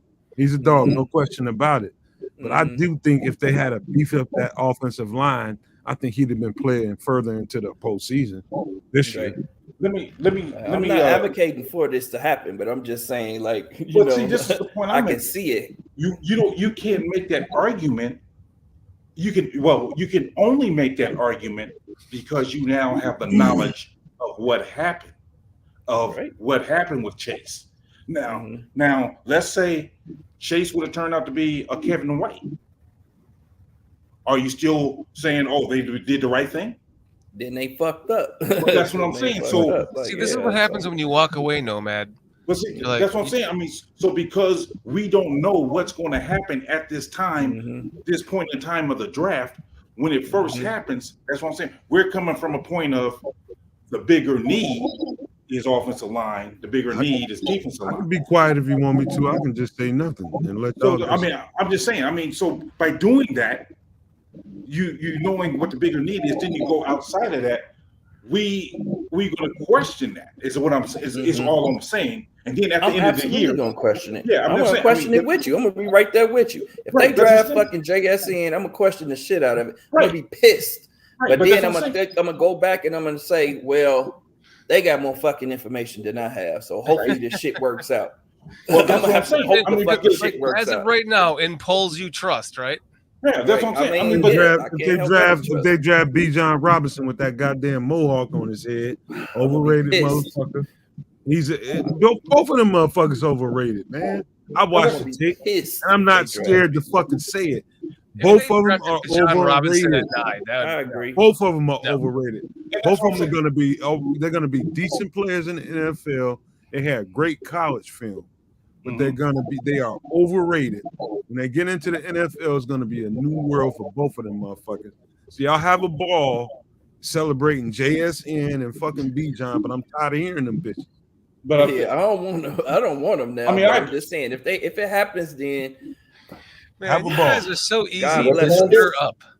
Well, that's what I'm saying. I mean, I agree with where Nomad's coming from in the sense of because the positional value isn't there for one. But here's the thing: if we knew, yeah, I agree. I mean, okay, we know that. Well, if we select Bijan and he's going to be the greatest running back ever, then you go, oh yeah, take it. But because we don't know, that's what I'm saying. For me, for us to do that, I'll be looking like, yeah, you have to show me that this is the best. The only reason why I didn't like Bijan, definitely not a fucking running back at 9. But a wide receiver could be traded in the future is the only reason why I even use it as an example. Because look at what Devontae Adams got. It's like Addy Adibaware, Addy. Everybody was hot on this motherfucker after the fucking tights goddamn Olympic. The motherfucker ran a 4.4 or 4.5 or something. And you look at the tape, he's in spots. He's explosive. Yep. Look at the tapes and whole games. He's here for 1 second and he's not there for a long ass fucking period of time. Right. And that's the shit right there. And I try not to get upset about that kind of stuff when I'm doing a podcast and doing content because people get excited about that kind of stuff. This motherfucker they wanna pick this guy, but the guy ain't got what it takes to be a 3-tech in this system. He doesn't. I think he could be a bust. Yeah, he could be a bust in the league, period. Yeah. Period. He could be a bust in the league. When they see this shit. Yeah, we need to have this guy, and that's the end of the world if we don't get him. Those kind of people, I gotta say, man, they're fans and I love them, but god damn, shut the fuck up, man. I would take a chance on them, though. I would take a chance on them, drafting them, but I wouldn't just draft him to be the 3-tech. All Nomad had to do was go take a shit, and the show went another hour and a half. All you have to do is stop playing all them goddamn little quick take videos and shit pissing me off. That's what happened. It only took us three hours to get back to football. Right. I mean, make sure you tell Aldo this, Shorty. Like, we had a 3-hour intermission where we were just talking about all type of life. We were talking about life. Tell them what we talking about. Hey, you know what? All y'all got to do is say, "Hey, let's get back to football." That's all y'all got to do. But you know what though? I got you faded in spades. Let me say something else about football and Addy real quick. according to the way I see it, now Nomad, I'll be the first to say no, a lot more than I do. But in my opinion, the best 3 technique after Jalen Carter is Addy. My opinion. Now I know Nomad, like I said, he knows more than me. But if Jalen's off the board, I'm looking at Addy in that second round.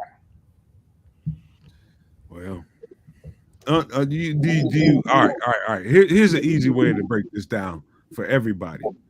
Do you look at Addy in a way that it's because a guy that you like and you like his skill set, or do you look at it in terms of what is it a person that fits this scheme? Do you know the scheme well enough to understand what they're looking for in the scheme? You want me to, let me answer that real quick. I look at it based upon Tommy Harris. Okay. Tommy Harris and Addy has similar measurables. That's the vein in which I'm looking at. I understand that Eberflus had Buckner as his 3 technique, who is 6'6". I get that, but that's why I'm looking at Addy in a Tommy Harris vein. Okay. I look at Addy. He's my favorite player in this draft for the following reasons. First of all, he's smart as fuck. Northwestern, being of the African descent, his parents made sure that, those kids got in them books. His measurables, not his height per se, because he's got that shorter height, but he's got those 8-hanger arms. So that should negate that height factor. And then looking at like Tommy Harris, like Warren Sapp, those were shorter, athletic guys in the middle. Plus, you have the versatility and the flexibility factor. You can play inside, you can play outside, and he's already a hits guy coming in. He doesn't have to be coached up to find that motivation to learn how to be a pro. He's already got that coming in. So he's ahead of Carter for me. So how would any of you guys rank an Eberflus 3 tech based on the guys that you know that are in this draft? Rank them from 1 to 3. What you know about the Eberflus scheme and what you think he wants in a 3 tech? Rank them. I say Carter, Addy, Thule. Okay. Go ahead, Trip. I'd say I wouldn't put Carter in there because he's not a hits guy. He looks like a loaf guy. So, I mean, if I'm Flus, it's like I see the talent, but no, way too much going on there to be trying to work out. Whereas you got guys like Addy, you got Thule, and like a Benton or a White. Any one of those 4 guys. Okay. What you got, Sam? I like Carter. I think Carter could. I think he has to buy into the hits. I agree with that part of it, but I think he definitely has the talent in the motor. It just doesn't always run hot. I like Addy, and I like I'm tell you my first choice behind it would be Keon White. Okay. Keon White. He fits that mold of an Eberflus type of 3 tech. He's that size and the speed. Okay, Shorty. What you know about that? I'm just about 3 tech for Flus? I'm just scouting. I'm just starting my scouting, as I've said 1,000 times. You don't have to answer, man. I can do it. No. I have an answer for you though. From what I see, it's short-armed Kalijah Cansey. I think he's if that fucking guy just had like 3-inch longer arms, he's the perfect. Who else? Who else? Yeah. Oh, after that, I don't know. I'm not there yet. All right. Well, I'll just tell you what I think based on what I've seen and what I've learned. I think he covets a bigger, longer guy. And so it would be, for me, if I had to pick 1 to 3, it's going to be anybody from Jalen Carter, Tyree Wilson, all the way to Thule, Keanu Benton, and Javon Dexter. I know I said a lot of names, but it's going to be in that ballpark right there. So you have Thule. Isn't Thule an edge?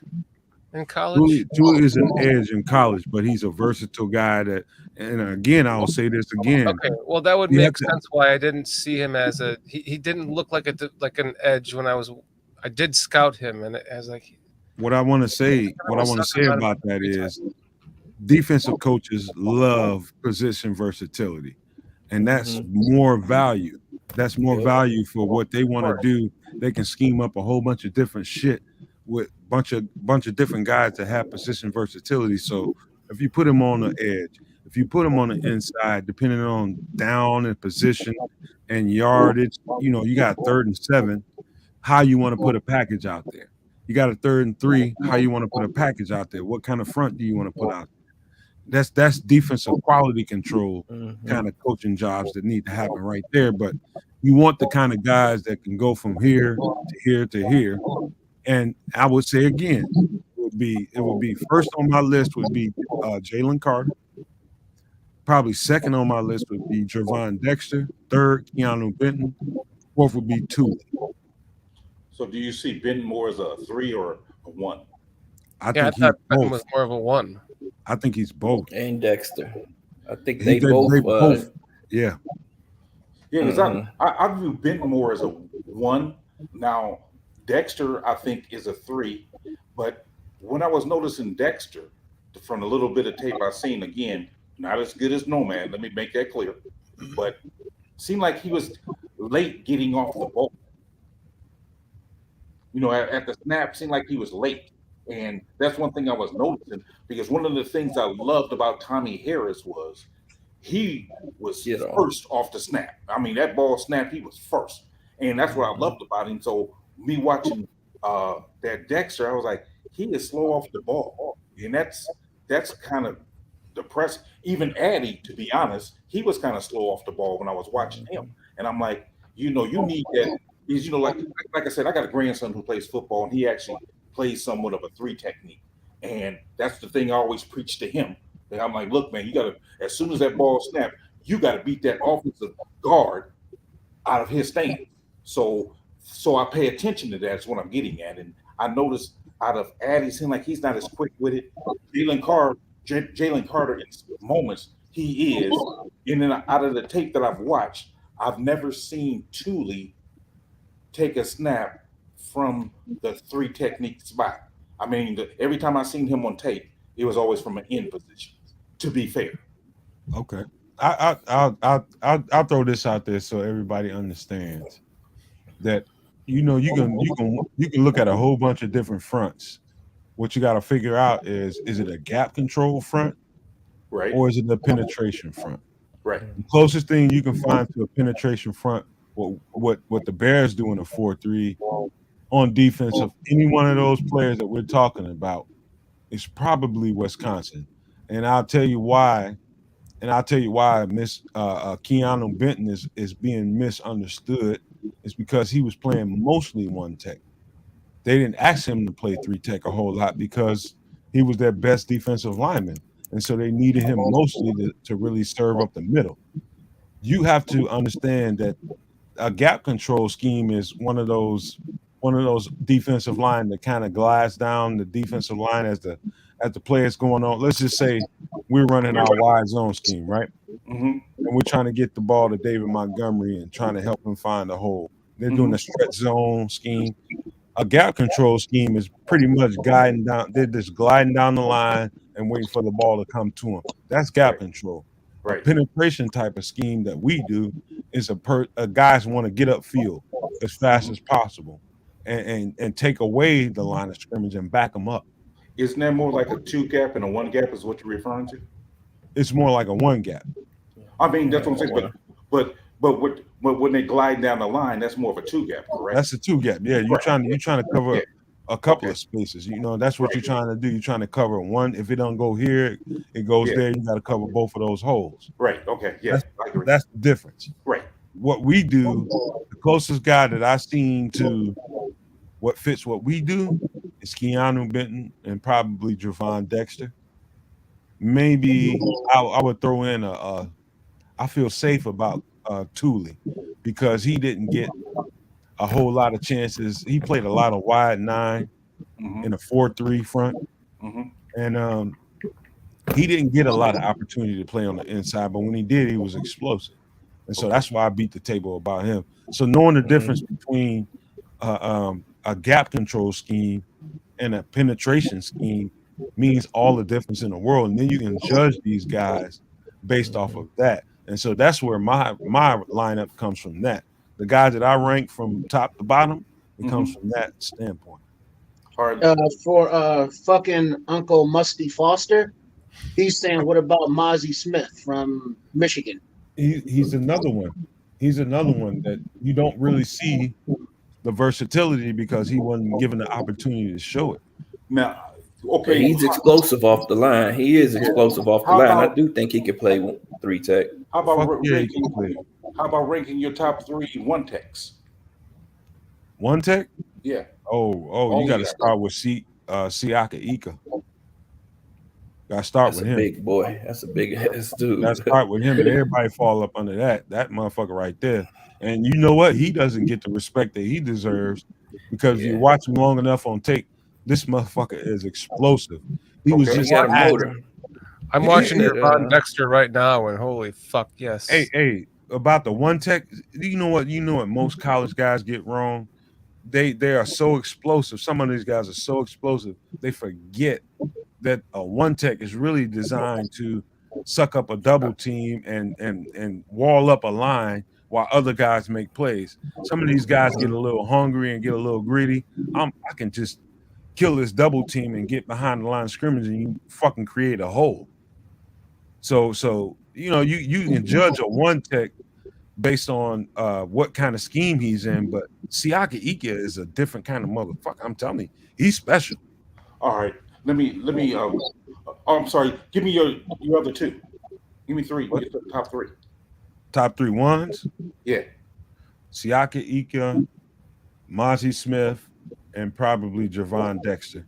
And Benton right behind that. How about Van Ness at 3 tech? C Sharp wants to know. He doesn't he's not a starter, and so we don't know exactly how much he can provide on the pro level because he hasn't been put through the rigor. He was a spot player. He was only, you put him in on certain downs and positions. He didn't start. He wasn't a 3-down guy or a 4-down guy. So it's hard to kind of gauge him.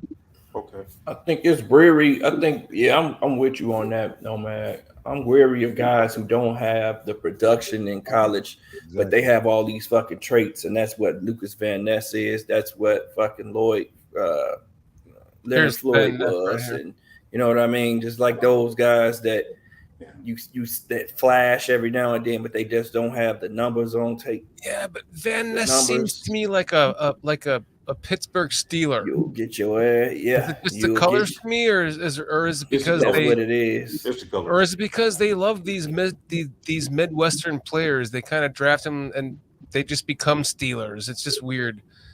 He's explosive as hell, and he's a local guy. Or he's gonna be a motherfucking miss. Exactly. When the Steelers drafted what's his name, the brother of what's his name, Wyatt. Yeah, I was like Wyatt Watts. Yeah. I was like, well, he's a fucking Steeler. It's like when the Ravens draft a player, he's a Raven. You're like, oh, I could have called that a month ago. I want the Bears to be that. Who's that guy? I would caution guys that really see some explosive tape on college players playing at the edge. And I would caution, this is what I would caution. If they're using pretty much all power to make their pass rushes and getting home and getting to the quarterback, just know that when they get to the next level, that ain't gonna always work. Correct. But isn't that what Dexter diversified? You better be diversified. Can I ask you crazy fuckers a question? Is it okay if I go to bed because it's going on 4:00 in the morning for me, or would you like to take this over, Nomad, and you can control chat and end the show? Man, wrap this 6 hours, 37 minutes. Yeah. This is going on a 7-hour fucking show, which we're supposed to do. Pull up one more thing on Saturday for the draft. So But you know, we got pull that up Keon White longevity, so we good. We want to see what Nomad thinks about Keon White real quick. Keon White, dude. Come on, Shorty. You got one more in you. Let him get his shit off, man. Come on, Shorty. You got one more in you, man. While you looking that up, man, why don't the rest of you guys tell me your one spell technique? it? Spell it. Keon, Keion. White. Triple R, who's your 3-1 techniques? I think that I'll go with Nomads. I don't know them well enough to know beyond like those 3 or 4. Okay. So I'm going with Nomad's answer. All right. I like Keon White. I like Keon White. Tech, do you think he can play 3 tech consistently? They put him at 3 tech a few times. Like he plays inside. He's another guy that was mis. You know, I ain't gonna say he was misused. He was used for what they needed him for at Georgia Tech. What you can do with him on the next level is a whole bunch of Shorty like to say pontification. You believe that you can play him at 3 tech, and he's got the fucking body type to fucking do it. There's no question about that. He's got the body type. He's got the explosion, but he's going to have to learn some different techniques because he wins off power, right? He wins off power a lot, and you can't always be effective in the NFL winning off power. You got to learn some hand fighting. You got to learn it's a lot of stuff that comes with that. See, he's always on the edge, always. And so we don't know what he can be on the inside until we see what he can be on the inside. I think for me, my 1 techniques would be Mozzie, Benton. Me too, Benton. Yeah, and probably Byron Young. I'm not a big fan of the guy from Baylor because I think that if the Bears was looking for something like that, they would have kept that Kyrus Tunga guy. They got rid of him last year, so he's a little bit different than Kyrus. Actually, Tunga's I know Tunga's actually succeeded. Isn't he a Viking now or something? Yeah, he's a Viking and he's playing the 0 technique. That's what I'm saying. So him being 6'4", 340 or so, isn't that about the size of Inca or whatever his name is? They're very similar in size, weight, but they're different in explosion. This I'm telling you, watch enough of this motherfucker on tape. Don't just listen and take my word for it. Go watch him. And what you will find out, you'll see him in different downs and formation, downs and distance. He will play a certain kind of way. But when it's time for him to penetrate, watch how fast this big motherfucker gets off the ball and watch how explosive he is. Kyrus Tonga in his damn wildest dreams wasn't that fucking explosive. This big motherfucker is different. I'm trying to tell you. He's gonna be different in the NFL. Great show, fellas. I'm tapping out with Shorty. I'm over here I was literally over here trying to pull up a countdown to overtake the fucking screen to go. You guys have 30 seconds to wrap this shit up. I'm with you, Shorty. Crazy guy. Hey, I got a real before we go out real quick. No. There's right no now, just real quick right now. Before we go, where would Chase Claypool be in this draft as far as wide receiver? He'll be up your ass, Triple R. I have a job. I have to work tomorrow. All nighter, baby. First round. Hey, like I said, Nomad, you have controls. You want to keep this going? Just go over to Brand. Hit the barroom closing logo just like this. Then before you hit end broadcast, and then when you hit end broadcast, it'll bring up another thing that says, "Do you want to end broadcast?" And you hit that, and then right before you do that, you hit. Hold on, Shorty. Closer.